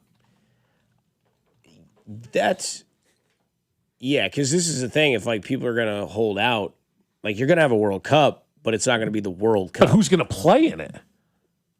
8 teams. Yeah. I mean, who's going to play? Is that the way the United States wins their first World Cup? But the United States they've already said we're out of this thing too. So all of these nations have said we're done with FIFA and what they're trying to do, selling their 20% of their equity of what you will to a hedge fund. You've got to back down on this kind of stuff. You can't go out there and sell your soul for something like this if everybody's going to bail, because if everybody bails, then you do not have a league. You do not a league, but you do not have an event if all the teams aren't showing up to it. And how do you go peddle an event called the World Cup if 55 European nations and unions of the UEFA side of things are not participating in this? You don't have a World Cup anymore, and you're not going to generate that kind of money. This is what college sports needs to be afraid of too, man. You think that could happen in college sports? Yeah, greed killing college sports. We're already starting to see that. We're already starting to see how greed is killing college sports. A buddy of mine texted me this morning, goes, "Are you serious that the KU Duke game is not included in the season tickets?" I'm like, nope, that's a separate ticket. You got to buy that one by itself. That stuff like that is going to start killing off fans, and people are going to say, you know what, I'm out. It's getting too expensive, and greed always kills everything. This is just dumb by FIFA. After having an amazing World Cup like that and making all the money that they made to try to sell 20% of their thing to a hedge fund, that's absolutely foolish. Somebody says it's not going to be called the third World Cup. Somebody says it, and then another number says it'll be called the Country Cup now. Well, they got 4 years there. I guess 2.5 years to figure that out. I mean, crazy. Somebody says those confederations form their own tournament and the rest join. Yeah, that's exactly what's going to happen. Yeah, it's exactly what's going to happen. And it's going to take over, and FIFA's going to be left holding the bag, man. I mean, think about who has the next World Cup in 4 years from now, right? If all of these nations aren't participating in this thing, what is it? You can't have a World Cup then. Who has the next World Cup? That's what I'm looking up right now. Next World Cup. Isn't it the one that's being shared between France and Spain and Morocco? Portugal, and Spain. Yeah, okay. So they're all sharing it, and there's going to be a couple, because it's the 100th anniversary of the World Cup. There's going to be games played, I think, in Argentina and Colombia to kind of kick this thing off, and then they're going to go over to Portugal and Spain and Morocco and have the rest of the World Cup. Are teams not showing up to that now? Is this going forward? Like, we're out? Because if they are, then the World Cup is essentially done. 2030, it is Morocco, Portugal, and Spain with opening ceremony matches in Uruguay, Argentina, and Paraguay. And then in 2034, it's in Saudi Arabia. Okay. Really? It's going to be in Saudi Arabia? Yeah. Haven't you seen that stadium that they built on this? Oh, that's right. Yeah. That's right. I forgot about that. Stilts or whatever you want to say. They have hurricanes over there? I don't think so. No. That's all you see in Gulf Shores are just houses on stilts, but obviously they have to be because of, and the back doors, like the sliding doors, are heavier than hell, yeah. Oh, yeah, because, El Nino. Yeah, you got to have the heavy doors down there. Yeah. Coming up on the other side, you think that idiots are running the WNBA because, well, they are. Here on 96.5 The Fan, your home for Kansas City Sports. Hey, it's Bobby Witt Jr., and you're listening to Fescoe and Dusty on your home for Royals baseball, 96.5 The Fan. Brought to you by Golden Oak Lending. Do you need extra cash? Golden Oak Lending can convert your home's equity into cash in as little as 14 days. Let Golden Oak Lending cure your blues. 96.5 The Fan. Well, my friends at Aspen Lawn and Pest Control, they've done such an amazing job for us, and they want to do an amazing job for you as well. And I know you're looking at your yard and you're probably thinking, yeah, I need some help, but I'm going to try to do this one more time. And that's where we were. We found ourselves in a rut for a very long time until we decided, you know what? It's time to get the professionals from Aspen Lawn and Pest Control and let them take care of our yard, because we just couldn't figure out how to get rid of the weeds, how to get rid of the dirt, how to get rid of all the stuff that just wasn't right. Every time we thought we had it, we didn't. And so the college-educated professionals came out and said, we got this. And boy, did they. They took our front yard from a mess and turned it into the best-looking lawn on the block. And that's what they do at Aspen Lawn and Pest Control. We love our yard so much, we love sitting outside. That's why we put up the mosquito dome to keep out the mosquitoes, the fleas, the ticks, all of that vermin that gets into your yard all spring and summer long. It's gone. It's safe for us and our dog as well. Right now, Aspen's going to give you a free estimate and up to half off your first application when you mention this ad. So visit them now at aspenlawn.com. That's aspenlawn.com. That wreck really took everything off track. Can't work, can't help with the kids. The bills are stacking up. Then stop waiting. Call the Car Crash Kings, SWL Injury Law. Car crashes, that's what they do. Yeah? Yeah, they go to work so you can get your life back and get paid what you're owed. Don't get pushed around. Visit us at SWL Injury Law today for your free consultation. We're the Car Crash Kings. It's what we do. Visit SWLinjurylaw.com. The choice of a lawyer is an important decision and should not be based solely upon advertisements. We'd like to share a quick story about a homeowner named Jack. Jack had a home he needed to sell fast. And Jack thought he had it all figured out. So Jack talked to multiple cash buyers. Jack chose the highest offer. But the day before closing, guess what? The buyer backed out, leaving Jack with the moving truck all packed in the driveway and not sure what to do.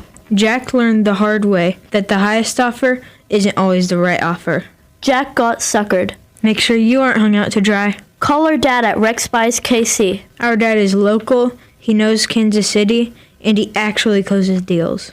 No repairs, no fees, no showings, no surprises. Just a fair cash offer and a smooth process. Now, don't be like Jack. Call 816-330-6000 or visit rexbuyskc.com. Rex Buys KC, helping people make smart choices one home at a time. My name is Whitney Allen, and I'm a widow. My husband, Ryan, died. We never thought we'd ever have to use life insurance, but the unexpected happened. With Ethos, signing up was fast and 100% online. You can get a quote in seconds, apply in minutes, and get same-day coverage. No medical exams, and you can get up to $3 million worth of coverage. I'm grateful we were prepared. Get your free quote at ethos.com/radio. That's ethos.com/radio. Paid spokesperson. Time spent on application may vary. Online health questions required. The burrito is fire. Hi, this is Maya. And I'm Antonio. And the little thing we love about the Chick-fil-A hash brown scrambled burrito is that it fuels our morning. It's the full package. You have the chicken, you have the eggs, and then you add these hash browns for a nice little crunch. The chicken's always nice. It's crispy, it's juicy. And the cheeses, they melt together in a beautiful way. And it gives me energy. It's perfect.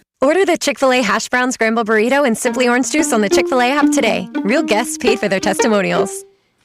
Chiefs coverage is brought to you by New Century Chrysler Dodge Jeep Ram in Paola. Spring hail means big savings at New Century Chrysler Dodge Jeep Ram in Paola. Save up to $15,000 on hail damage new and used vehicles, plus all factory incentives. But this hail of a sale won't last long. New Century Chrysler Dodge Jeep Ram in Paola. You always pay less in Paola. Here's your traffic report on 96.5 The Fan. Brought to you by SWL Injury Law, the Car Crash Kings. It's what they do. Visit SWLinjurylaw.com.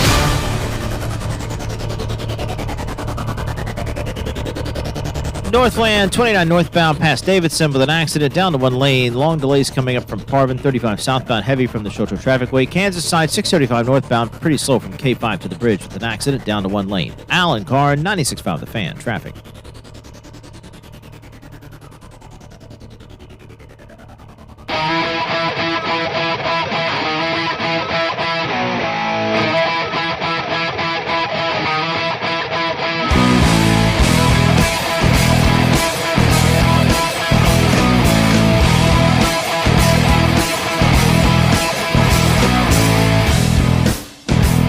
Moving right along in the 8 o'clock hour, James Howe, Bob Fescoe, Dusty Liggins, all with you on a Friday here.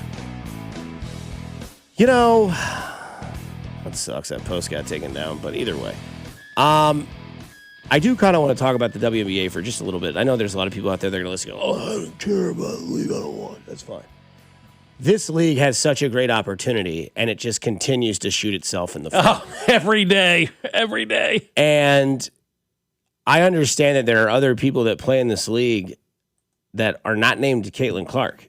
And the story that came out not long ago about how they were going to basically take the Sophie Cunningham trademark thing, right, with the pointing of the finger. And there's a good chance I buy a shirt that has that pose on it for sure. There are so many different options they have, and they do have a face, and they do have some sort of issues within the league where people just aren't happy with it. But you've got Paige. You've got, whether you like her or not, you got Angel Reese. Lean in. That's the other thing, too. We don't lean into Caitlin being the face. Kind of. But also, it's okay to lean into heels, you know, not high heels for those of you misogynistic a-holes out there, but heels as in like the wrestling term of this is the bad guy. Let them be that person, because in reality, Angel Reese is probably not a bad person, but she can be a bad person on the court if she can play that role, and you can set those matches up. Look what the Chiefs in Cincinnati did. Jamar Chase, I'm not going to say his name. Jamar Chase, the secondary is okay. We're going back to Burrowhead. And then Travis Kelce, the mayor. Everybody got involved with this sort of thing, and it was great. And you didn't have to be a Bengals fan or a Chiefs fan, but you were locked into this because they made it that way. And the WNBA gets something, and they go, we'll wait it out. I mean, them releasing a video of two of their stars gambling on a game is about as dumb as you could possibly get. I don't know that there's anything dumber than a league. And that was Angel and Paige, right? Angel and Paige, gambling on the All-Star game. In an era where nobody believes that anything is real anymore, you cannot have players out there, even in fun, gambling on a game. Like, whoever thought of that idea, they should be fired. Not because that idea backfired, but because it was a terrible, horrible, no good idea that is setting your organization back. The WNBA has enough hurdles to try to overcome.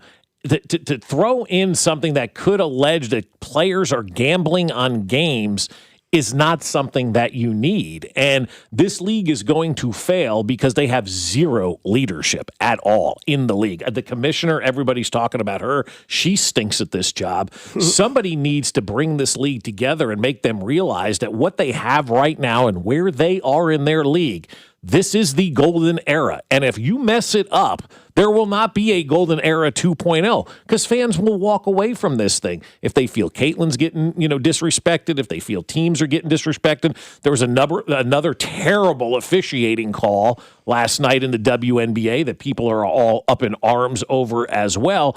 But this is also memos for other leagues. Don't do anything stupid like this. The WNBA, I've never seen a league absolutely flush away an opportunity like the WNBA is doing right now with the way that they're handling business. It's embarrassing for them. And they're coming off of like a lockout or like there was a holdout. Yeah, there was some sort of labor dispute that happened. At the end of last season, never affected games or anything like that. But I mean, you've got a league right now that's in year 30. Okay, it's been around a long time now. It's not a new league anymore. And you you do have the best players that have ever played in this league. The most notified people know who these people are, where the WNBA in years past, maybe you knew Rebecca Lobo and that was it. They're becoming household names. And the leadership of this league is screwing it up so bad. And if I was Caitlin Clark, I'd go overseas and play and bail out of this league because this league has got the direction of a broken compass right now. It is terrible. They have no idea what they're doing. I wonder if, because I don't know if this is true, but like the surge that Caitlin Clark had, let alone in basketball for young fans, because I mean, Iowa, it was like overnight. And then it was, this is carried over to another year, right? Like we know the 15 Minutes of Fame. I always go back to Sugar Ray, right? Their album was called 1459 because they knew their 15 Minutes of Fame was going to end soon. Boy, did it. Did into it. Mark McGrath turned that into like Talk Soup or whatever the hell he did. He's had a hell of a career after Sugar Ray, man. And maybe you would look at it because, women's sports in the United States can have a splash and then they'll fade away. I remember Jenny Finch when I was a kid. Everyone knew who Jenny Finch was. Nobody watched softball, but we watched Jenny Finch play because of what she did. She was dynamic. She was like, I could strike Barry Bonds out. Barry Bonds, no, you can't. Well, they ended up actually having a face-off. And then you started watching the United States women's softball team because you're like, oh, yeah, Jenny Finch. But it never went anywhere else. Right. They just kind of like rode this high and then it was over. I remember when Michelle Wee came along in the LPGA. Oh, yeah. She was great. She was like going to be the next Tiger. Yeah. And then gone. And, now you have Nelly Korda, who's really good at golf, who's precious and is great. You've got YouTube golfers and like Paige Sporanic that knows exactly what she's doing. She's a great golfer, but she also has a very attractive look, as we can all agree to, right? And so, like, will they ever lean into it, or is it always just, in this case, like the surprise factor that it blows up this much? Like, everyone sees Caitlin Clark at Iowa. You have Jason Sudeikis sitting courtside watching her play. We all know who Jason Sudeikis is. He's Ted Lasso, right? Or he's We're the Millers, whatever he is. Horrible Bosses. You know the movies, you know everything because you follow Jason Sudeikis in the movies that he does. Obviously, in Kansas City, he hits a little bit closer.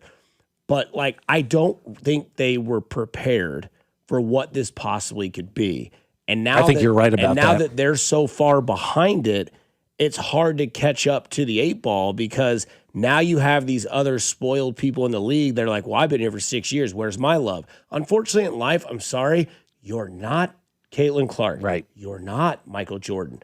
But if you can support what this might be, you can reap the benefits of what this person can be. Right. And unfortunately, not everybody's going to be Jim Rome. Not everybody's going to come to Kansas City and be Nick Wright. Not everybody's going to go to Portland, Oregon and be Colin Cowherd. That's just the way it is. Sometimes people are different. But if you support yourself with people that are successful within your walls, then you can reap those benefits, right? And I think that's the problem with the WNBA is that they've always been stagnant. They've always been a laughingstock. They've always been a joke. Family Guy does one. Bro, yeah. All right, we're here at the WNBA game. It's 2-3. Right. And the fourth quarter just started. And you're Exactly. like, okay. Yeah. And now all of a sudden, overnight, this brunette from Iowa blows up in the sports world, and people are now watching women's basketball at collegiate level, wondering where she's going to go in the pro level. Now they're starting to fly private. Now they're starting to sell out arenas and that men are selling out. Right. And they got so far behind it because they didn't believe in their own product that now what we're seeing is that they still don't believe in this product. Well, maybe that is the case, but they definitely aren't doing whatever is necessary to make this game advance right now because, like, I think you and I could say we're probably casual WNBA fans. It's not part of our day. We're not looking at box scores. We're not caring. I watched the Indiana Fever because I am a male, and I think that Sophie Cunningham is awesome. Awesome. Yeah, okay. That's why I watch, and I think I want to see if Fantastic. Caitlin Clark's going to ball. Right. And I do know Paige, and I do know Angel Reese, and if they have those matches, and it's like hockey for me.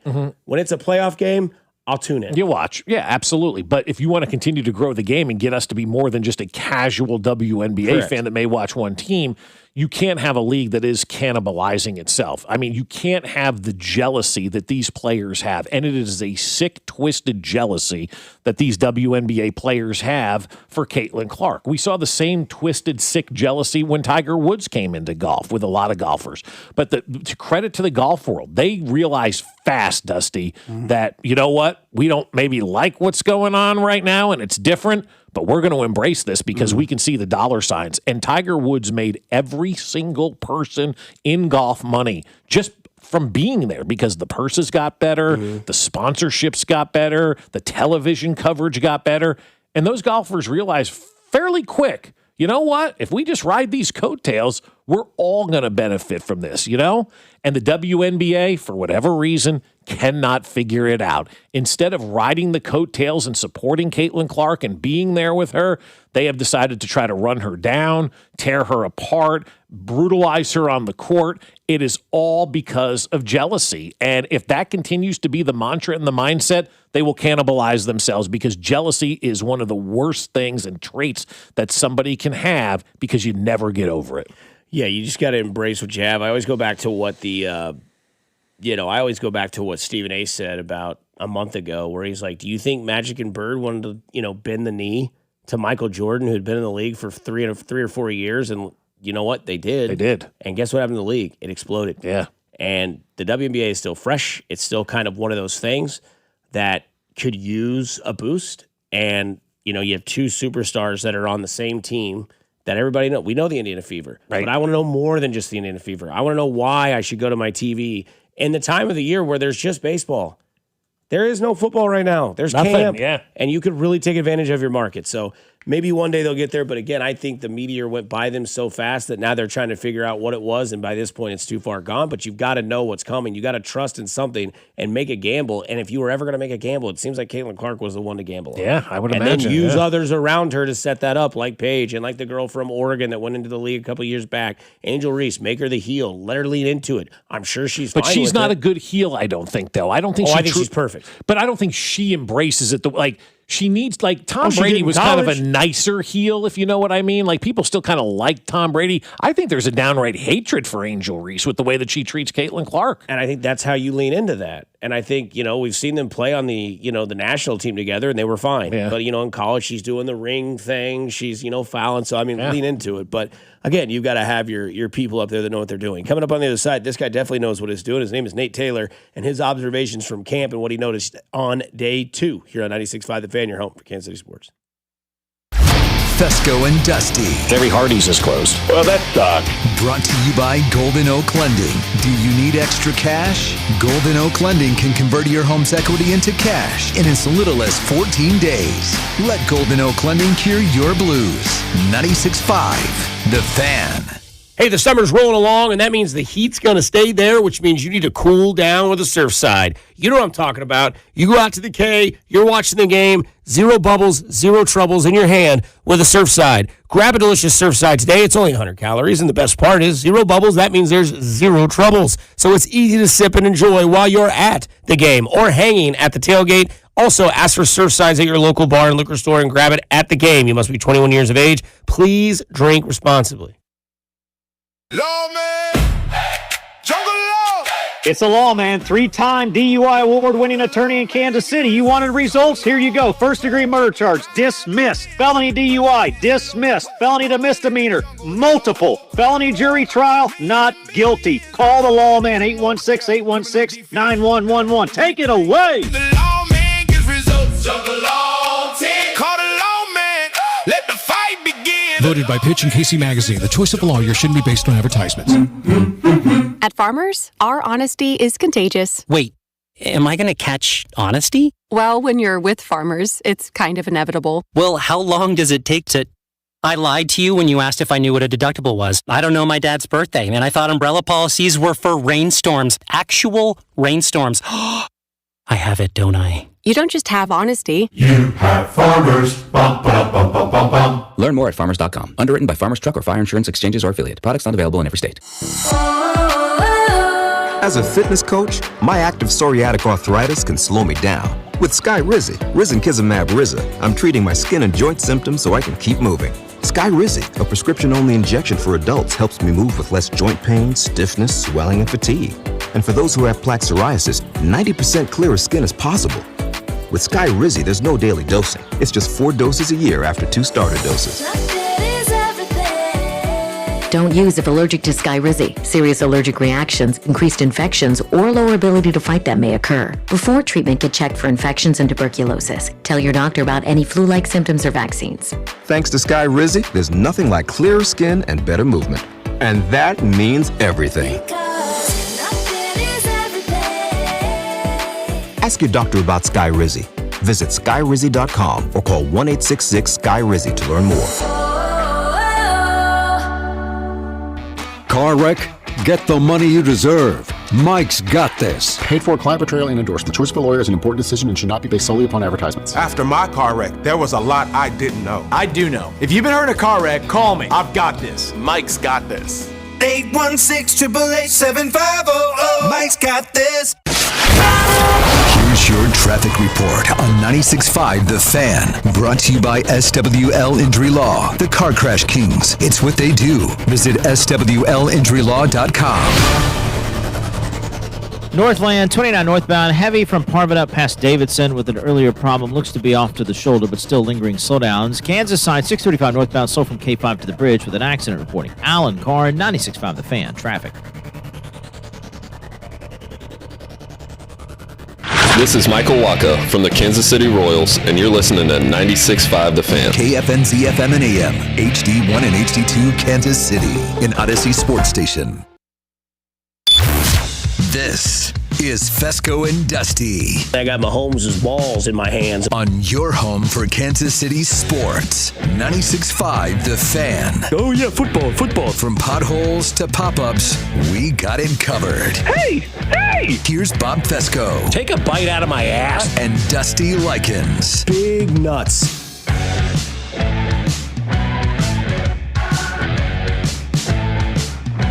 Well, that went about as exactly as I thought it would go on the text side. A lot of you guys on this text side, man. Prayers for you to get better as a human being. I really am. I'm seeking the Lord to help some of these people with the way the language they use. That is just eye-opening, but I should have known. But it is a Friday. Not going to kill my shine. Sun's out now. Somebody got up today and said, man, it must have rained.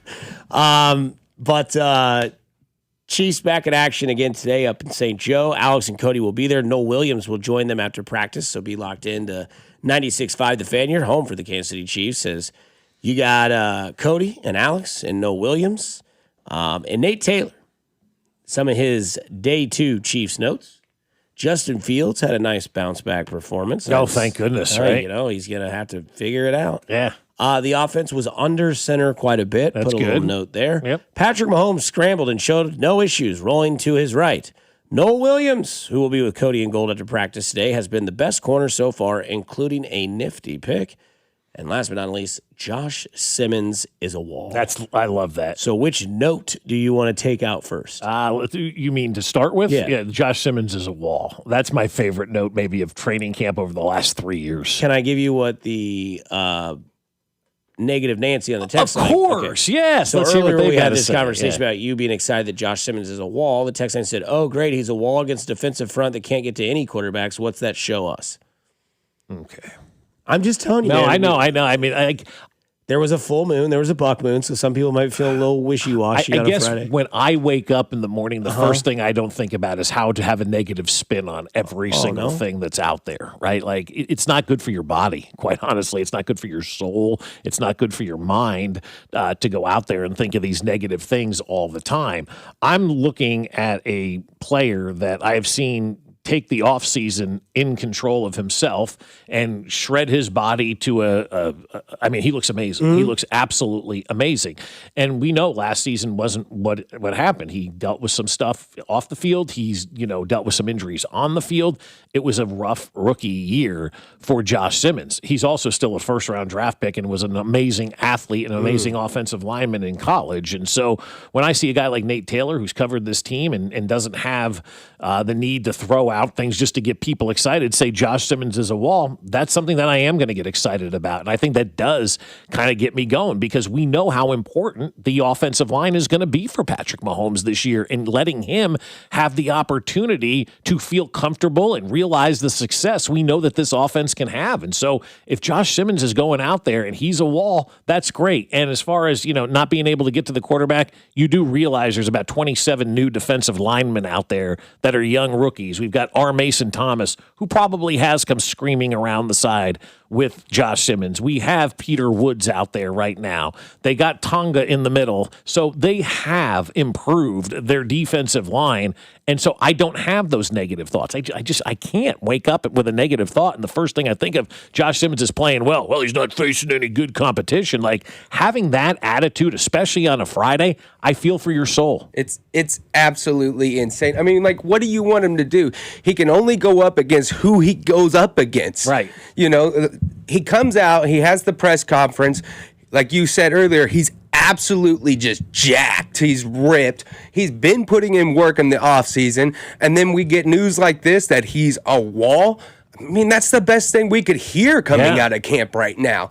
And I don't care who he's lining up against because he doesn't get to choose that. He just lines up against whoever is put across from him and then dominates them. And that's exactly what you should be doing if it is quote unquote scrubs on the other side or whatever. Right. If you look down on the defensive line, then you should be happy that Josh Simmons is still doing what he's supposed to do. Yeah, that's exactly right. Now, if Josh Simmons was going against these guys and he was getting beat, then we'd have a conversation. It'd be my guy's completely getting different. Yeah, but now, right now, no, man, you got to be excited about this. Did you see Harold Kuntz's tweet? It looks like Kingsley and Josh Simmons walking down the hill. Just quote, the tweet just has a brick and then wall at left tackle. That man is huge. I mean, he is an absolute unit. Oh, I'm looking at it now. Yeah. He makes Kingsley look small. Oh, my goodness. Kingsley's huge. Kingsley is huge, but Josh Simmons is so lean right now and so mean looking. That Hansel is so hot right now. I mean, jeez. Ugh. The other thing that he brings up is Patrick Mahomes scrambled and showed no issues rolling to his right. Am I the only one that had two nauseous moments yesterday? The minute Matt Strom came in the game and then Mahomes running out to his right. Like, please stop, dude. Like, I get it, man. You're insanely mentally driven to football. But watching him run, like, you don't need to do this right now. No. I know you need to get it out of your system. I mean, look. We've all had those days where the winter storm hits and you're in your house Thursday through Sunday and you just want to break free. Right. I get that's where he's at. Oh, yeah. I don't need to see this anymore. Okay, good. Got me. Looks great. Yes. I was like, what is he doing? Why is he doing it? But I get it. You got to show it. You got to show it. Yeah. Noel Williams is interesting. Again, for those of you that missed it, he will join Cody and Gold today after practice with their show. Man, this guy's going to be big this year. There's a couple reasons why. He's got a rookie 6th overall pick in Mansour Delane on the other side. Noel Williams is like kind of that veteran corner in this Spags system. We've seen this work multiple times. It goes back to Charvarius Ward. It goes on to Trent McDuffie. And Noel Williams, for a lot of people, has been seen as maybe the Chiefs' breakout player. Now you throw in the Chiefs beat writer of ESPN, Nate Taylor, saying Noel Williams has been the best corner so far, including a nifty pick. Now, again, to those people that say, well, who's Josh Simmons blocking with the horrible defense in front? Well, who's he going up against is going to be something. And, best corner so far out of who else should he be? Here's the thing that all I care about is you are the best corner on the team. I'm glad you look like the best corner on the team. I was going to say the exact same thing. Like you stole exactly my thought about that, Dusty, because you should be the best corner on this team. We read Noel Williams has been the best corner so far, and I look at it, I go, good. If we were looking at that and he was the worst corner so far, then we'd be having to have these conversations. But I think also, too, the point that Nate's trying to make is Noel Williams is going to be pretty good this year. Yeah, you shouldn't have to worry about it. You shouldn't have to worry about Noel Williams. Like, he's going to just step in just like we have seen the Dave Merritt kind of tree here in Kansas City go from Charvarius Ward to L'Jarius Sneed to, Trent McDuffie to all these guys in between. It just continues to move forward and continues to churn on. And now it's up to Noel Williams to get the job done. And I love the fact that he's out there showing that he is, quote unquote, a veteran. What's he in year 2 in this system right now, but showing that he can be that veteran and be that playmaker and getting an interception is never bad, regardless of who, you're going up against. It's still something to be celebrated and something to kind of have fun with. You're looking for these positive things right now in camp, and you're wanting to build on the positive momentum that you can have in training camp. And so, showing everybody who's doing well and talking about what's going well is a good thing. That's good for everybody. Positive feedback and positive reinforcement is something that pushes people to the next level. The other thing that's interesting, and you could always say is you love to see it, the offense was under center quite a bit, running a lot of offense, and that lets me know, and I know this is slightly hyperbolic because it's only the second day of camp practice, day the 3rd, is this lets me know that Andy Reid has changed. Yep. Because if you're running under center right out of camp, you're running what you want to get established first. We've all played football in our lives. I remember being in 8th grade, shout out Hall McCarter. I had only played football once in my life. I didn't think it was anything I would ever play outside of 8th grade, definitely not in high school. I was way too small to play football and not good at it. But I remember the first day of practice with everybody coming out to play football, they had spots on the field, right? Left tackle, left guard, center, right guard, right tackle, right? Hard to believe that some people would never play football till 8th grade, right? So you had to learn these things, and what you want to learn early and often is what you are going to do often. And being under center and revamping this offense to be established with a injured Mahomes and a Ken Walker, a new running back on your offense, you're now starting to implicate that early and often. If they're showing you in camp they're under center and they're under center often, you can see that Andy Reid in this offseason said, okay, these are done. Now we're going to bring this in. Now there's still some old magic in those old plays in that playbook, but now he's going, okay, here's what I want to establish first. Can we run under center, and what can it look like? We heard the quote from the article of Nate Taylor and Creed Humphrey. Man, it's been great being able to block and see how his vision works and get him back to get him to what he can do great in our new system, which is we know that we can create space. We know he can see space. Eyes see block equals positive run game. Well, and it's also, too, another sign that Andy Reid is doing the necessary things to be a great leader and a great head coach. And one of those things that you have to do, and one of those things that you need to do as a head coach in any sport, or really a manager in any sort of operation, is you need to adjust to the talent around you. You don't make the talent adjust to what you do. And that is so important. You've got these talented players on your team. You've got these guys that have a skill set of, let's say their skill set is A, and you're a coach, but you're really, confident in your skill set, but that's B. It doesn't fit his skill set. Well, as the coach, you got to change to the player to put him in the best possible position to be successful. And that's what it sure sounds like Andy Reid is doing right now. All right, we got Ken Walker. What does he do well? Well, let's get these plays and let's work on an offense that will propel Ken Walker to be the best that he can be.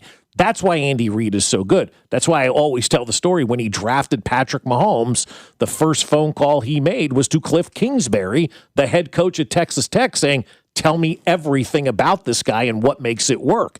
And now you've got Ken Walker in here. What makes this guy successful? What's going to give us the best return on investment for our $13 million? Well, let's feature him, all right? What does he do well? Let's find out everything that Ken Walker does well, and now let's put this into our offense. And that's something that Andy's doing. Andy also, too, with the spread formation, he said, I'm not going to make guys go under center that have come out of college and have been in the spread offense for the last 4 years. I'll adjust to them. And now we see the spread offense so prevalent in the NFL. That's because Andy Reid does such a good job of coaching to his talent instead of making his talent adjust to his coaching. It's why he's lasted 30 years in the NFL, and it's why I think this offense is going to be good, because Andy Reid has adjusted to the talent, and that's a major sign, and everybody should be ecstatic about that. So, two different things. How, on a scale of Jell-O to bricked up, was Jay Binkley yesterday when Spags said pajama football is what's happening right now? He was probably Jell-O, I think, on that one. Because I think he loves pads. He loves pads, yeah. But this isn't pad. Right, that's what I'm saying. He's Jell-O. He's not rocked up yet. When they put those pads on, Saturday or Sunday, then Binkley gets, brick wall. And then how about this comment from Kurt Signetti yesterday when you talk about Binkley's status? How are you going to handle being the hunted now that you're at the top? It's like now you've got a big target on your back. I bought a bigger gun.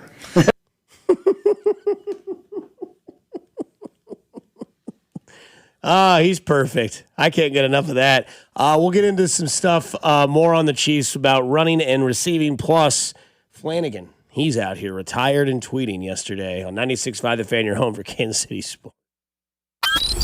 You're listening to Bob Fescoe. I'm surprised nobody punched him in the jaw yet. And Dusty Likens. He's a hoe, and I want that known. Brought to you by Golden Oak Lending. Do you need extra cash? Golden Oak Lending can convert your home's equity into cash in as little as 14 days. Let Golden Oak Lending cure your blues. Your home for Kansas City sports. 96.5 The Fan. Shawnee Mission Ford is under all new management, and Shawnee Mission is dealing because summer's better at the lake, on a road trip or hauling a backyard project, and summer's simply better in a Ford. So if you have not shopped Shawnee Mission Ford in a while, well, the rules have changed in your favor. They're never going to be undersold. They're always going to make you feel like family. In fact, if you bring them any written offer on the same vehicle, they will match it or beat it, period. And right now, the F-150 is even better. Get 2.9% APR plus $1,000 Ford credit bonus cash on the new 2026 F-150. That's right, only 2.9% with $1,000 of bonus cash, making the F-150 the truck you could afford this summer. Shop them right now at ShawneeMissionFord.com. That's ShawneeMissionFord.com. Just off I-35 on Shawnee Mission Parkway. Life's better in a Ford. Discover yours today at Shawnee Mission Ford. 2.9% APR with approved credit through Ford Credit. Auto buyers will qualify. Excludes Raptor. Dealer administration fee $7.99. Price match match applies to a valid written offer from a licensed dealer on an identical in-stock vehicle with comparable mileage and the same trade valuation. Exclusions apply. See dealer for details. Hey, it's Rex here with Rex Buys KC. I get it. Selling your house can sometimes feel overwhelming or scary, right? I've seen it too many times. A homeowner thought they had a deal, only to have the buyer back out at the last minute. That's not how we do business at Rex Buys KC. I'm local, I know Kansas City, and I make sure every deal actually closes like it's supposed to. No hidden fees, no showings, no last-minute surprises, just a fair cash offer and a process you can count on. We buy homes in any condition and judgment-free. So whether your house needs repairs or you just want a fast, hassle-free sale, we can make it happen. If you want certainty, transparency, and someone local who actually delivers, call 816-330-6000 or visit rexbuyskc.com. Rex Buys KC, helping people make smart choices one home at a time. 816-330-6000 or rexbuyskc.com. You like saving money, right? We all do. That's why Allstate just lowered the price of car insurance. Not, but wait, there's a catch. Lower. Actually lower. So if you're shopping around or just want to see how much you could save, check Allstate first for a new lower auto rate that could save you hundreds. You're in good hands with Allstate. Not available in every state, only applicable for new auto insurance business. Rates will vary by several factors, including how you purchase the policy. Potential savings vary. Allstate North American Insurance Company and Affiliates, Northbrook, Illinois.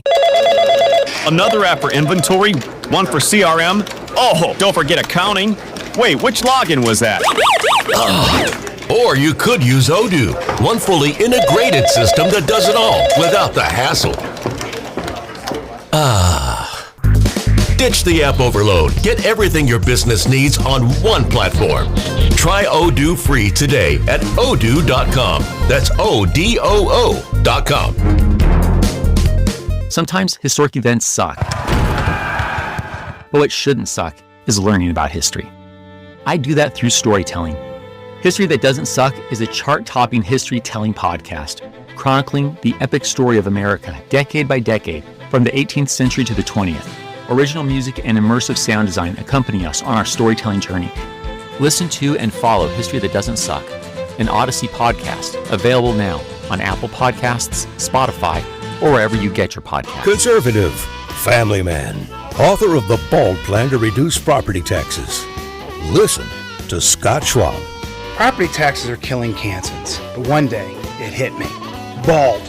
BALD stands for Better Affordable Living by Decreasing Property Taxes. And it's the only detailed plan.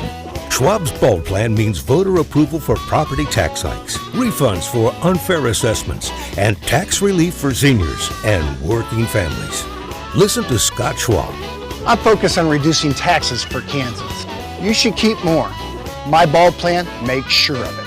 When I'm governor, we'll get it done. Finally, a governor with a good head on his shoulders. Author of the BALD Plan to Decrease Property Taxes. Conservative Republican Scott Schwab for governor. Visit scottschwab.com/bald to learn more. Paid for by Schwab for Governor, Jim Felter, Treasurer. Today, showers, thunderstorms, then mostly sunny, high 89. Weather brought to you by Staples. It's the most wonderful time of the year at Staples. They've got back-to-school supplies as low as 25 cents, up to 40% off select tech and more at staples.com/back-to-school. Staples, that was easy. You're listening to 96.5 The Fan from the DM Injury Law Studios. Mike's got this. Car, truck, or motorcycle wreck? Remember, Mike's got this. 816-888-7500. Mike's got this.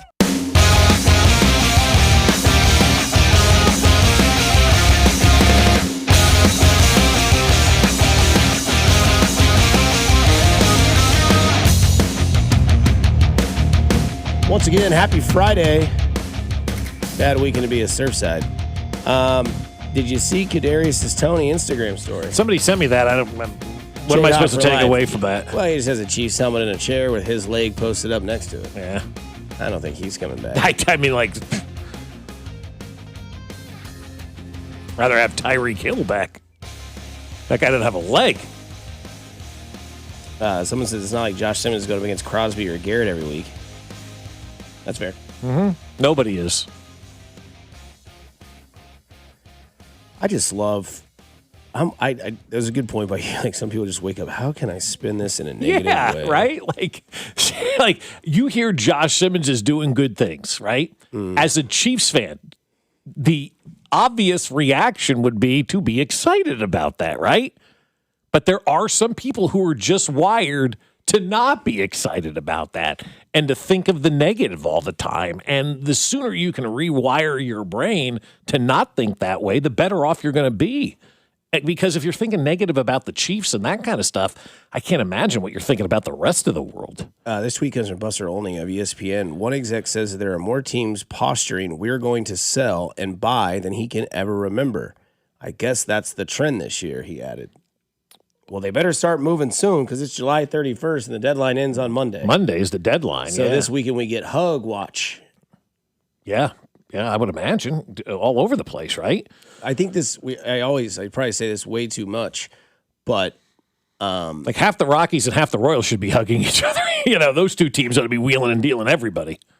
Inter-squad game by Sunday. Yes. But I think the thing I use this analogy all too much, which is the domino that falls. And the domino in this is Tarek Skubal. Mm-hmm. He's got to move first, and then everybody else will move afterwards. And I was watching the game last night on, I think it was ESPN. It was Washington versus the Braves. Mm-hmm. I was like, all right, I'll watch this, see how this goes. And they were talking about, they had Perez was on there talking, and Carl Ravitch, which I thought was interesting as well, which a lot of people like me, I was like, man, Carl Ravitch is on ESPN. I thought he got laid off. Well, they still needed him. Yeah, which is ironic in itself, which to get to that story, I have it retweeted because somebody brought this up. They said, Carl Ravitch is calling the Braves Nationals for ESPN tonight. He has still been laid off. Since it is in season, Carl Ravitch was given the option to work some more summer dates and has chosen to do that, according to a source. He is expected to work the Little League World Series as well as a Yankee game in August. Mm-hmm. So, real quickly, before we get back into the trade stuff, if you were Carl Ravitch, is that what you would do? I would have. Yeah, you sent me that last night, and I had to think about it for a while. But ultimately, yeah, I would because, A, it's a chance to continue to do some games, continue to make some money, and it goes to show you as a person, too, that go out there. The way that Ryan Clark handled things, you think he's ever going to get another opportunity? The way that Carl Ravitch handles things, he's going to get other opportunities. Yeah, I also think the Ryan Clark thing was messy from ESPN. Yeah, it was. It absolutely was. The fact that you fired him 10 minutes before the show is over, that whole thing was... But also, too, Carl Ravitch found out he was fired from a reporter calling for a comment. Sure, but it wasn't in, like, the third inning. No, right, yeah, exactly. Same equivalent. Like, hey, it's the 8th inning. Carl Ravitch, you've been let go. Go ahead and get off the set. We're going to let John Kruk finish this. Yeah. No, I don't disagree at all that ESPN handled that. But the way you handle it then afterwards... ESPN did wrong, and they always say two wrongs don't make it right? So they handled it completely wrong, but so did Ryan Clark. Carl Ravitch has handled it like a pro, and it makes him look good for other people, and people will start saying great things about what a great guy Carl Ravitch is, how difficult this must be. So I would do it for those things. A couple more games, couple extra bucks, and the ability to show people, hey, I'm really a good guy. Yeah, I got screwed, but I'm not going to be out here blasting everybody for it. This isn't happening, but what if, like, September 1st was your last day? Yeah. Because they decided to lay you off. Would you finish the shows in August? Yeah, I would. You would? Yeah, and I say that because of the way Josh did it. Yeah. And so, yeah, I would. Absolutely, yeah.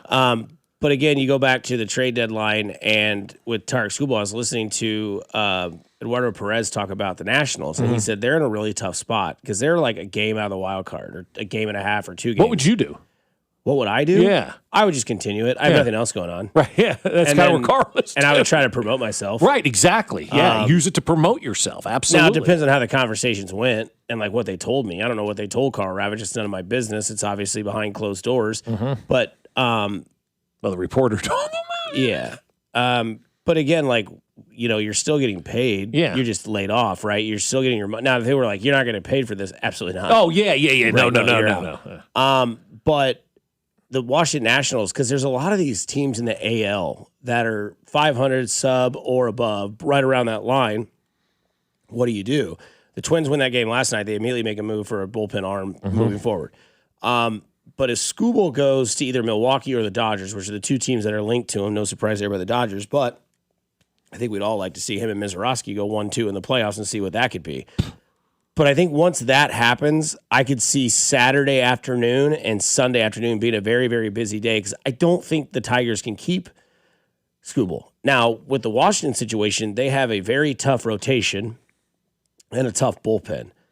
But the assets they can't give up is what's making their team good with like the CJ Abrams and James Wood. James Wood. Like those two guys are the future of their team. He's so good. This is what the tough part is about trades is like, hey, you want a frontline starter to take you into the season.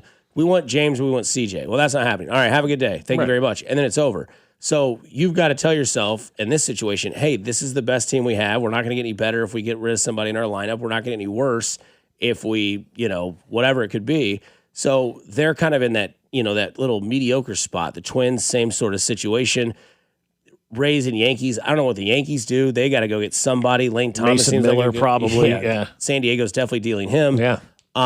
So you look at this trade deadline, you need Skubal to go first, or the Tigers be like, you know what? Skubal just got a contract. He's sticking around. Okay, now we can move on, and now other teams can start moving. Yeah. But again, this weekend should be a hug watch weekend for all of you guys involved watching baseball. Jeffrey Flanagan, one of my favorite people in the world when he was doing stuff for the Royals as a beat writer for MLB.com. And I think just beat cancer as well, if I'm not mistaken. So way to go, Flanny. Flanagan tweeted this out yesterday. The Royals truly must sell their assets before the deadline and refocus on building toward the 27, 28, 29 seasons leading into 2030 and the new stadium. 2024 was nice, but chasing that success is fool's gold. Start with seeing if Cruz is your closer of the future. Nothing to lose. And there's Flanny talking about how normal baseball does things. Back in the day before we had, Harvard and Yale nerds involved, you would do this kind of stuff to see what guys were made of, to see if they could be part of your future. And that's what the Royals should be doing at this point in time. And they should also be looking to make these big-time moves. You mentioned some of these moves that are going to happen around Major League Baseball. If the Royals sit back and sit on their hands and don't make any of these trades, I just don't know how you're going to move forward as an organization and let your customers, your fans know that things are going to be different. Because if you try to run it back next year, you're probably going to have a lot of people that aren't going to be interested in purchasing a ticket or your TV package for that matter if you're running the same garbage back next year that you've had this year. Fans are very upset right now. And, I said on Twitter yesterday was one of those days that broke everybody, and it did. My phone blew up for the first time in a while during a Royals game. Nathan Williams came in this morning and looked at us and goes, I was really mad at that game yesterday. So that's how you know it was a big wet fart by the Royals, because now everybody is ticked off and everybody is finally realizing this style and this system and this organization just isn't working right now. And it's not enjoyable to watch. And that's why you have to go out there and make these moves and make these trades, because when you look at your team that beat you yesterday, the Minnesota Twins, they're now one game out of the wild card race, with 3 games back now with the division race. And a year ago, they had 10 different players traded at the trade deadline. They scrubbed their roster of $26 million, and now they're one game back of being in the playoffs. Just made a trade yesterday to help them get better, and the Royals continue to fail and fall behind everybody. Now, not only are you behind the White Sox, now you're behind the Minnesota Twins. And a year ago, they were steamrolling towards 100 losses, trying to sell their franchise, and traded 10 players, and now they're in one game of getting into the postseason and the wild card, and the Royals have the gall to sit back and go, well, if you're not on an expiring contract, we're not going to trade you. Why? Why aren't you trading everybody and anybody other than Cags and Bobby on this team? What are you holding on to these guys for? So you can win 83 games and everybody thinks you did a good job? No, that's not going to cut it anymore. Trade these players, purge this roster, and let's start this thing over, because the Minnesota Twins did it a year ago, and they're one game away from being in the postseason. The other problem is, the dirty little secret, the minor leagues stink too. Not a lot of talent down there right now. This is an organization that is void of talent at the big league and the minor league level, and it could be a very long 27, 28, and 29 if they don't make the right moves and trade the right players and get reinforcements back to build this organization for the future. BBL stinky. This was the trade deadline 20 years ago. From 20 years ago sports. We are hours away from the MLB trade deadline, and a few names to watch as potential big names on the move are Alfonso Soriano, Barry Zito, Greg Maddux, and Miguel Tejada. Maddux with the Cubs, Zito with the A's, Soriano with the Nationals, and Tejada with the O's. Yeah. But But yeah, I'm with everybody else on this. I don't know if, holding on to a guy is the right thing to do, because I think if you do that, it's a year too late. Yep. And then, I think it was Eric Hosmer was on Pat McAfee's show talking about Tarek Skubal. And he's like, if you don't sign him, then he walks for free. Right. If you do sign him, then you're telling your team this is the future. We're going to build around this, and that there's some sort of belief in a down year. You're like, okay, yeah, this sucks. We didn't have the year we wanted to, but now we're going to move forward. We're going to make some moves in the offseason and support this rotation. But if you look at the Dodgers rotation with Tarek Skubal, it would be Skubal, Yamamoto, Shohei Ohtani, Blake Snell, and Tyler Glasnow. You only need 3 pitchers in the postseason. I mean, you want to see a three-peat, that's where it happens. So I want to bring this up because I want to know what you guys think the result of your season would be if the Chiefs had a 1,000-yard rusher and a 1,000-yard wide receiver. The last time they had a 1,000-yard rusher in a season was Kareem Hunt in 2017. The last time they had a 1,000-yard receiver was Tyreek Hill in 2021. If they have 1,000 at running back and 1,000 wide receiver, what's the result of this season? You're talking 11, 12, 13 wins, probably, into the postseason, obviously, and challenging to be one of the best teams in the AFC. I think that would be spectacular if you had a 1,000-yard rusher and a 1,000-yard receiver together on the field at the same time. Does happen a lot. I was wrong earlier when I said it only happened 3 times. No, it happens a lot. But the Chiefs don't have it happen a lot. And now that you have a legit running back that can get you 1,000 yards rushing, I like the scenario here, and I think Rashee Rice, I just figure, if he's a normal human being this year and doesn't do anything stupid, I think Rashee Rice rolls out of bed and has 1,000 yards receiving for you this year. I think it would be interesting to see what they could do with that in the playoffs, because then it's like, okay, are you going to let Mahomes pick you apart? Because he's clearly been able to do that if he's got a 1,000-yard receiver and he's got that trust in Rashee Rice. Plus, we've seen the development with him and Cyrus Allen in pajama practice, what Spags calls it. But you've got to think that if you have somebody that is respected in the receiving group and you have someone that's respected in the running back group, that's going to open up everything for Patrick Mahomes. Yeah, I would think so. And when I say everything, I mean, yes, 87 is still on the field. And whether he gives you 700 or 650, but is a new threat in a new way, like inside the 20-yard line, right? Inside the red area, Travis Kelce is just unstoppable. And Rashee Rice is that guy down the field, and Ken Walker can not only keep you on the field and keep teams off the field, but he can keep you moving the chains at a good pace. And you don't have to have Patrick Mahomes go out there and do what he said he did too much of last year, which was using his legs to create something. Take that out. You run the ball with an offensive line that is athletic and can create the space that we know we've seen, but the running backs in the past have not seen those. And Ken Walker is there, or K9 as they like to call him, because he's a quote-unquote dog, right? That's going to change everything for this offense. And you're looking at a team that, yeah, this might have just been a rebuild year to get back into the system, get in the playoffs, see where you are, and then after that, hit the ground running. But, man, you have a 1,000-yard receiver and a 1,000-yard running back. That's something that's very special. And not to say anything of too less of a sample size, the last 2 teams that have won the Super Bowl had both of those. Yeah, they did last year. I mean, you can go through the list, and it's there were 5 teams had it last year. 3 didn't make the playoffs. The other 2 were in the Super Bowl. So it was like either feast or famine. I would think with the Chiefs, they would be one of those teams that would more likely be in the Super Bowl than on the outside looking in if they have a 1,000-yard receiver and a 1,000-yard rusher. And if they didn't make the playoffs, then we're saying, all right, what the hell went wrong here? How do you have a 1,000-yard receiver and a 1,000-yard rusher and still not make it into the postseason? You'd probably look at the defensive side and say maybe there were some issues there. And there will be some issues early on. There's a lot of young guys, a lot of new people into that system, so it's not going to be perfect from the jump. Breaking news out of baseball. This comes from John Heyman. Casey Mize was scratched from his start tonight. Another indication Scuba Watch is heating up. Mize is now scheduled for after the deadline, but full Tigers sale, including Mize, may be on. So maybe Mize is the domino effect for the Tigers. This is the clearest sign yet. Scuba will very likely go in a trade. Tigers have plenty to deal, including also Mize, Gleyber Torres, and Kyle Finnegan. Interesting to see someone gets pulled from their start at 9 o'clock in the morning when they're pitching tonight. And it's like, well, he won't pitch again until after the trade deadline. So if you'd like to have Mize, he's available for whoever wants to go out there and he's buy him. available right now. That's interesting, right? That is, I've never seen something like that before. So yeah, it is obviously trade deadline news that we're going to watch, but also too, I mean, you look at the Detroit Tigers right now. They're not having a great season, and they're willing to go out there and wheel and deal and make these trades and try to get better. And I just don't see how the Royals are trying to get better if you just stay pat at the trade deadline. You're saying we believe in our guys. You can't say that because the record would indicate otherwise. And if you believe in your guys, then what changes are you going to make? Because fans want change. Fans want something different with this organization. Running this back next year is not going to cut it, and it will not be acceptable. Well, and I think fans are fed up.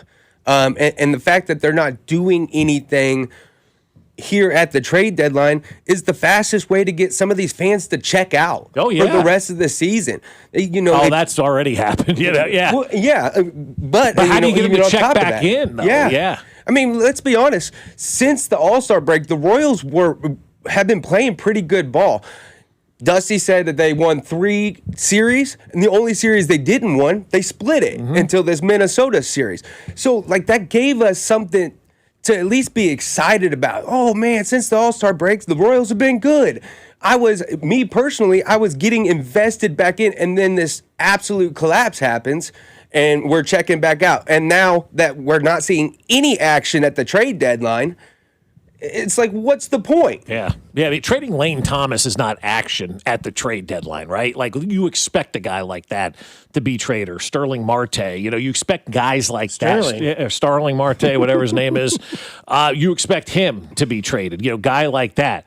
But if you really want to rebuild your organization and tell your fans, hey, man, we F this up, you start trading your guys. You trade Michael Wacha. You trade Seth Lugo. You get rid of players that can bring you back prospects in return. And as Dusty always says, man, maybe you catch a lottery ticket. I'd rather trade guys and try to catch a lottery ticket that continue to roll out what I'm watching in this bullpen.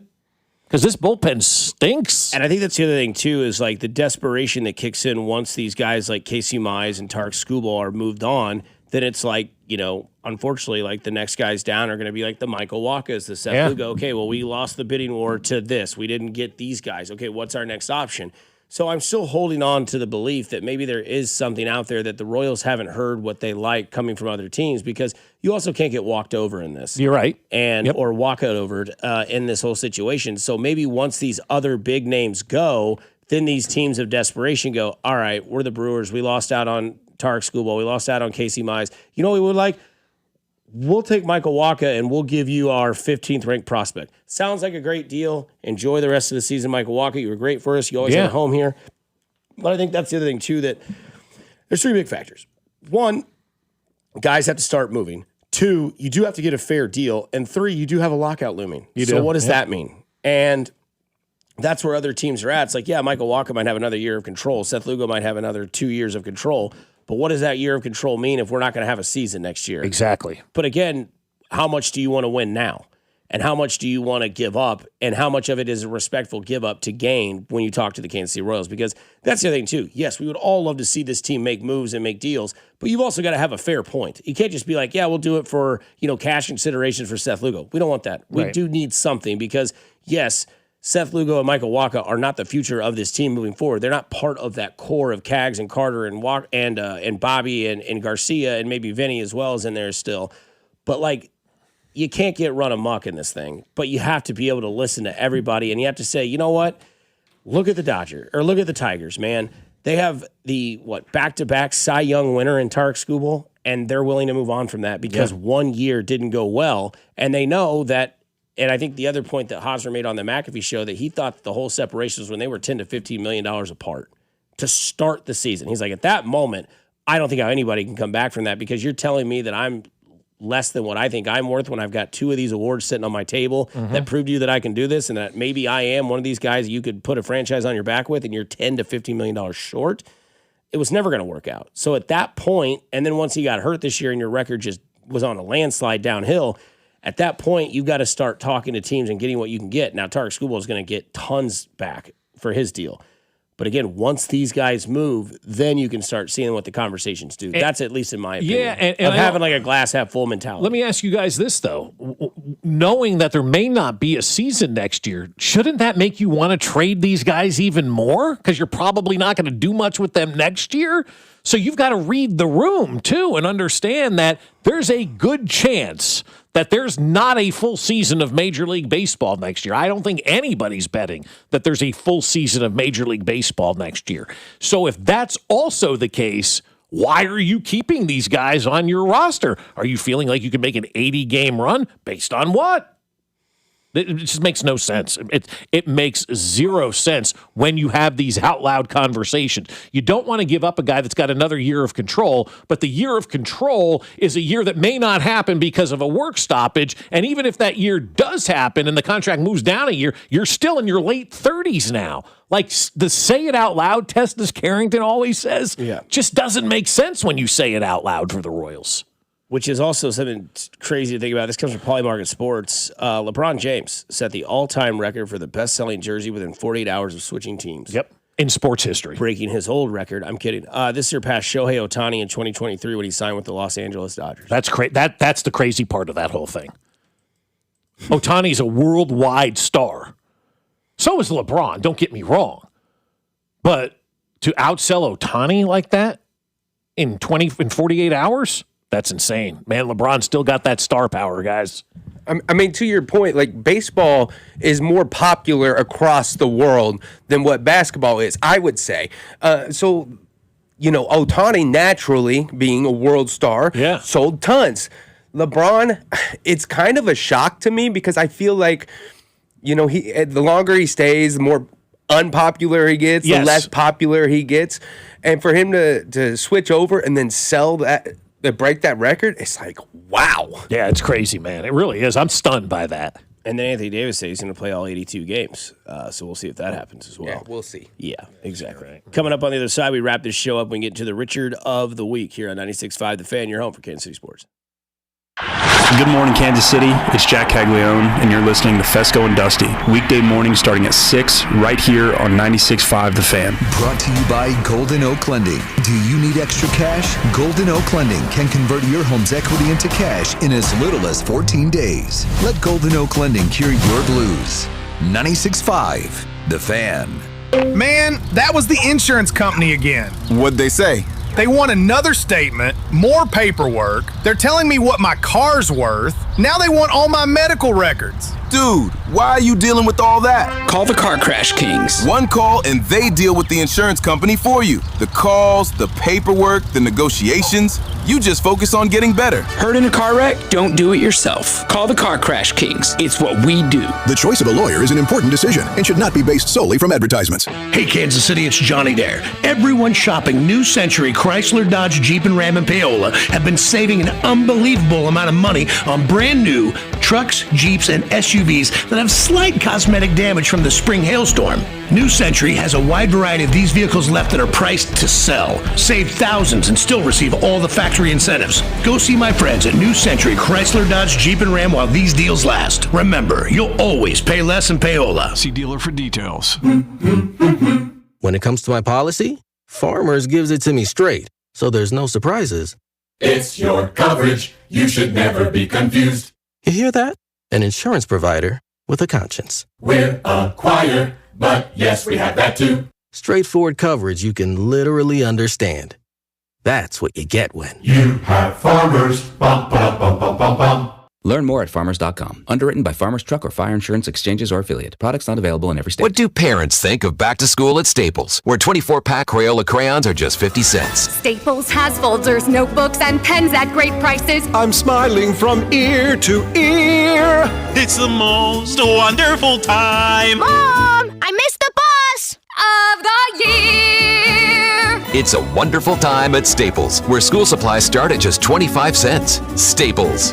That was easy. Visit your local Staples today or shop online and in the app. Ends 9/12. Exclusions apply. Is reviewing life insurance on your to-do list? Now's the perfect time to add it. A friend recently told me that securing life insurance sooner rather than later can help you lock in lower rates for years to come. So I bumped this up on my list and got it done. I called SelectQuote and couldn't believe how easy and affordable life insurance is. I'm 40 and got a $500,000 policy for $16 a month. My husband's also 40, and his $500,000 policy was only $18 a month. Plus, with SelectQuote same-day coverage, there was no medical exam required, and we were covered by the time we hung up. Knowing I have this checked off my list feels amazing, but the peace of mind knowing my family is protected feels even better. Call SelectQuote at 1-800-329-1010. That's 1-800-329-1010. Or go to SelectQuote.com to get your free quote today. That's 1-800-329-1010. Details on example rate at SelectQuote.com. While the world watches the stars at the FIFA World Cup this summer, Hyundai has its eyes on the next generation of talent. The future stars who are already turning heads at age 14. Because next doesn't wait for an invitation. And neither do we. Hyundai has always moved the future within reach. We did it when we made advanced safety standard on every vehicle and engineered EVs with ultra-fast charging capability. Because the future isn't some far-off concept. It's already here. Next starts now. Hyundai, an official partner of FIFA. This is the story of the one who keeps multiple buildings running smoothly day after day.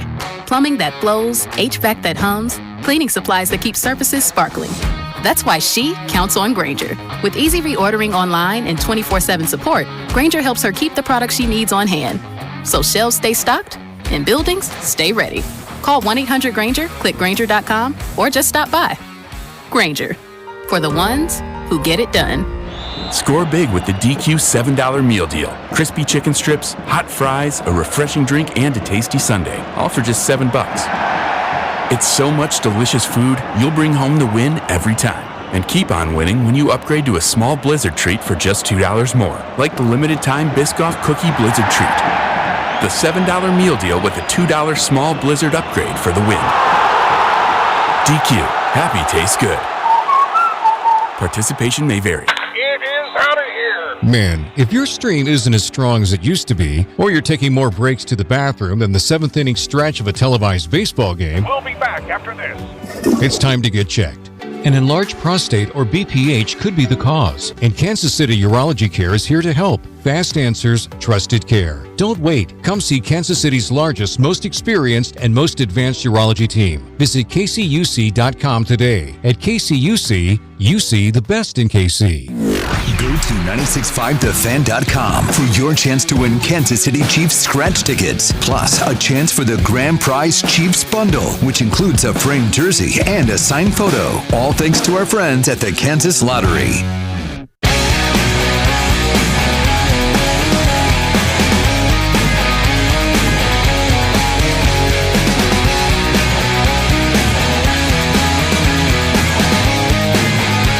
Out of Chiefs camp. Don't forget, Noel Williams joining Cody and Gold after practice is over, as they are live from St. Joe from 10 until 2 today. Gunnar Henderson is the name you're looking for. Gunnar Henderson, that's right. As we were just talking off the air about what Baltimore is doing, rumors are they're just completely getting rid of their core. So at least you're not Baltimore, Kansas City. They're listening to people on Jackson Holiday, Adley Rutschman, and Gunnar Henderson. Yeah. Might as well. It's not working right now. They've had a nice precipitous decline. And it never worked. Josh Simmons, Kingsley Suamataia, Creed Humphrey, Trey Smith, Khalil Benson, again at right tackle. I know. That's crazy, right? Is 2 days in a row. Is there something we're missing, or is this just normal procedure? Hey, if this guy goes out there and dominates at the right tackle position and he beats out Jalen Moore, I'm fine with that, Dusty. I want the best player out there. And if the best player out there is an undrafted rookie free agent and he dominates and does the job, let's go. It's not my fault that Jalen Moore didn't go out there and play better. You know, you got to do what you got to do. So I kind of like the fact that this kid is now starting 2 days in a row. That's a good sign for the Chiefs. Not that anybody cares, but the golf tournament going on this weekend, Cam Smith, this was his first 9. He shot a 28. Say that again. Cameron Young. He shot a 28 on his first 9 holes. So that's a little bit more than 3 shots a hole. That is 7 under on 9 holes. My God. Oh man, that's crazy. I mean, that's insane, dude. 29, 28. 7 under. He birdied hole 10. He started on the back 9. He birdied hole 10, parred hole 11. would birdie 12 through 17 and then par 18. Wow. So that's really good. And That's really good. I mean, it's insane. And don't forget, the Advent Health Championship at Blue Hills Country Club is coming to Kansas City very, very soon. So we'll have some stuff with that. That's where guys can get their PGA Tour cards. Yep. Every shot matters. Are you going out there and playing? I think no, but I do want to. I think I am going to go out there Saturday and Sunday. We'll have a guy that's a member of Blue Hills Country Club, just to bring this up to you. Mm-hmm. He'll come in probably either next week or the week after. Cool. And talk all about it because it is a special event. It's going to be on the Golf Channel. Yep. And speaking of Cameron Young, he won that event not long ago. Oh, that's cool. So you can see guys like that. JJ Spawn's been out there and won that event, gotten their PGA card, got onto the tour. And it's just amazing to see how many people can hit golf shots like you'll never hit in your life. It's crazy, even at that level, right? Oh, for sure. Oh, Richard, I'm so happy. Hold me. Richard of the Week. Not that guy, pal. Trust me. You're not that guy. Probably top 3 favorite segments we do on the show every week. Richard of the Week. We both love history. We both love artifacts. I think that's why I always love the line in Indiana Jones and Last Crusade. That belongs in a museum. So do you, Dr. Jones. But this comes from Polymarket. A juvenile was caught by TSA trying to fly with 5 cannonballs stolen from a Civil War fort in Alabama. What are we doing? I mean, where are the parents on this one allowing your child to steal? How did you get 1 cannonball, let alone 5? How'd you walk out of a museum in Alabama, let alone a Civil War fort, and then try to get on the flight? And imagine the TSA. Please set your bag on the line, please. All electronics, are they out? Did you have everything? Yes, they're all here. Okay, push it through. Goes through the X-ray vision. Sir, can you explain to me why there are 5 cannonballs in your carry-on bag? That's none of your damn business. And it's just... So, I mean, what are Richard taking historical facts from a historical museum or a fort in Alabama of the Civil War? Juvenile caught by TSA trying to fly with 5 cannonballs stolen from a Civil War fort in Alabama. You, sir, are my Richard of the Week. Yeah, I'm Richarding mom and dad on this one, too. You watch your kid steal cannonballs and pack them in his luggage? Maybe, or they weren't there. I don't know. Oh, yeah. This is like parents. I mean, come on. What's up with the youth? Yeah, go steal the cannonballs. That'd be pretty cool. My Richard of the Week is going to LeBron James this week. And the reason is... how can you play in Philly and live in New York? I mean, could you imagine somebody living in St. Louis and commuting to Kansas City? The Royals had people that did that years ago in their front office, and everybody hated that. And those are guys that were just in the front office, right? You're going to be playing for the Philadelphia 76ers. You're going to be taking a helicopter to practice and the games every single day from New York. But it's not just living in New York. You're living in the biggest rival to your team. That's the biggest rival city to Philadelphia. Everybody hates New York and Philadelphia. Same with Boston, right? And to live there, that's kind of a Richard move. What if Patrick Mahomes lived in St. Louis and commuted over here? We would not like that, right? Or like Denver. Yeah. If he went to Denver and commuted. And stayed here. I'm going to live in Kansas City. I'll just fly out every day for practice. Yeah. Nobody would like that kind of stuff. You got to be in the town you're playing in, and especially when you're playing in Philadelphia. You can't be living in New York, LeBron. I 100% agree. Look, my Richard of the Week comes from a story here in Lee Summit. Oh, no. Yeah, a little close to home. A criminal complaint was filed against a Lee Summit man accused of running a Ponzi scheme, defrauding millions of dollars. Oh, yeah. He gathered up 24 individual investors. Was this the guy who lost his arm? No, it is not. But he gathered up 24 individual investors for more than over $2 million. He got caught basically because he took that money and was caught buying Rolexes and other jewelry. I don't know. These Ponzi schemes have been around for a long time. You know, like let's not fall for these. Yeah, anymore. I mean, it's happening. I mean, the guy who used to own the Mets had the greatest Ponzi scheme of all time and, went to jail because of it. I think he's dead now. What was that guy's name? Madoff, Bernie Madoff. Yeah, there you go. But Bernie Madoff, little known fact, is the same guy who went to Bobby Bonilla and said, hey, here's an idea I have for a contract, right? And so if it wasn't for Bernie Madoff, Bobby Bonilla Day would not be happening every single July 1st. And now you look back and you realize, oh, he wanted the contract that way because he broke. He's got no money to pay you up front. It wasn't to give you the money and the nest egg to have for the rest of your life. It was because they didn't have any dough sitting around because they were running a damn Ponzi scheme as well. Yeah, I just had to get a new debit card. Because I got a text message and it was like, did you make this payment of $54.89 towards this healthcare thing? And so I called Commerce Bank. I said, no. They said, what were the last three, transactions you made? I said, this, and this. I said, okay, yes, the card was compromised. We've gone ahead and deleted that. So, of course, I had to go out of my way and go to the bank and say, hey, by the way, she goes, just to be fair, we do this probably 10 times a day. Yeah. I mean, the scammers are wild. Yeah, they're out there, man. I told you there's some movie I have to watch called like Bumblebee or something like that. And it's about a guy that, I think you have to watch it. Because it's about like scammers. Oh, okay. And I think it's Jason Statham. I think he goes, or however you say his name, is it Jason Statham? I don't know. Jason Statham? Statham. I don't know. Yeah, he goes out and he finds all these scammers and has his way with them. So. Oh, God. Good. So, like, he Exactly. reverses so it. I kind of want to watch it. Hey, James, thank you so much. Happy Friday to everybody out there. Again, Noel Williams after practice with Cody and Gold from 10 to 2. We'll talk to you on a Monday. Don't forget, go do something nice for somebody. You never know. It can change their day, their week, their month, their year. It's simply cool to care. Kansas City, take care. Stay safe, stay kind, stay groovy. We'll talk to you on Monday morning.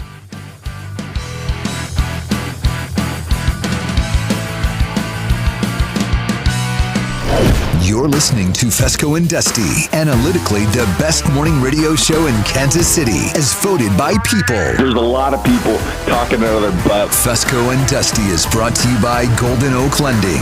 Do you need extra cash?